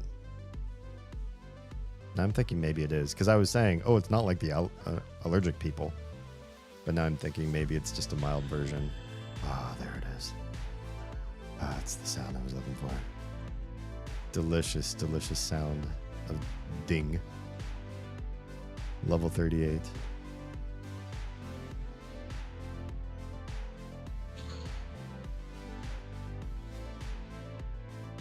All right. Is that bat running away? How dare you? Okay. I don't want to stay here in this area. You know, I think with all the levels we got tonight, I forgot I had a couple spells in the holster. Is that the right term? I had a couple spells hanging out in my spell book that I was supposed to remember to add to my repertoire. And I just didn't. Yeah, I'm going the right way. It's where all the goodly frogs live. The friendo frogs. Okay.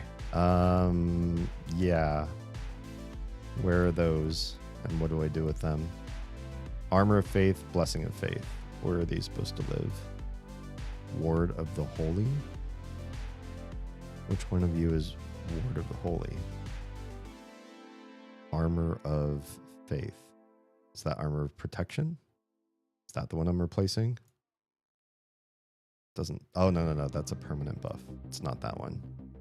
Guard? Ward of the Holy. Why is it such a different name? Okay. Guard gets replaced with Armor of the Holy. Or sorry, Armor of Faith. And then Blessing of Faith, I know where that one goes. That's the only one with the foot icon. Cool. So we have a new buffs loadout we have to do. I know I keep thinking of new things to do to stay on stream, but I do this and then I will call it a night. Get my new buff set up. It's important. These are higher level. It should make me even more unstoppable in this area. Maybe I can go back to the Lord, the Ghoul Lord, and do more awful things to him. Okay, so Blessing of Piety is now Blessing of Faith. What was the other one I got rid of? Guard. Guard is now Armor of Faith. And I should cast those on me now that I have them here. They're going to overwrite the stuff that was already cast on me. I think. Blessing of Piety. Blessing of Faith. Why did they not overwrite? They're the same chain, the same line. Cast spells faster. They should have overwritten each other. Well, that's weird. Get your rest good, sir. I will try. With the pain meds in me, my legs have definitely quieted down a bit. That's where I got all the stings, is in the legs. Save 2 buffs. And I think when the pain dulls down due to the meds, it does make it easier for me to relax and sleep. And because I'm so sleep deprived from all the not sleeping, sleep comes to me very quick and easily. So yeah, I'm gonna go do that. Bees and horsefly bites when I was young. Oh yeah, I've had both of those. Like honeybees, carpenter bees. Those hurt. Well, honeybees hurt pretty good. Carpenter bees, I think, are scary to get stung by because they don't usually sting humans, but I've gotten stung by a couple of them. But honeybees hurt a lot more. Horseflies, I think, are just like, they're always unexpected because you never see them.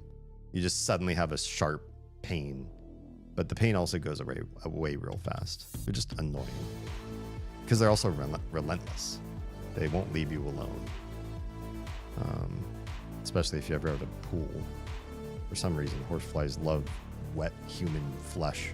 They just want to bite you all over the place. I was a small child and I remember that it was horrible. Yeah. All right, let's start camping. Thanks for being here. If you were watching on any other platform than Twitch, your stream's ending right now. And if you were safe, fed, and loved, make sure someone out there is too, please. I will see you all again next week. We're going to be starting Deltarune on Friday, starting 10 p.m. Eastern, 7 p.m. Pacific. It's another game similar to Mother. If you know anything about Undertale, it is directly related. Look forward to seeing you then. Bye.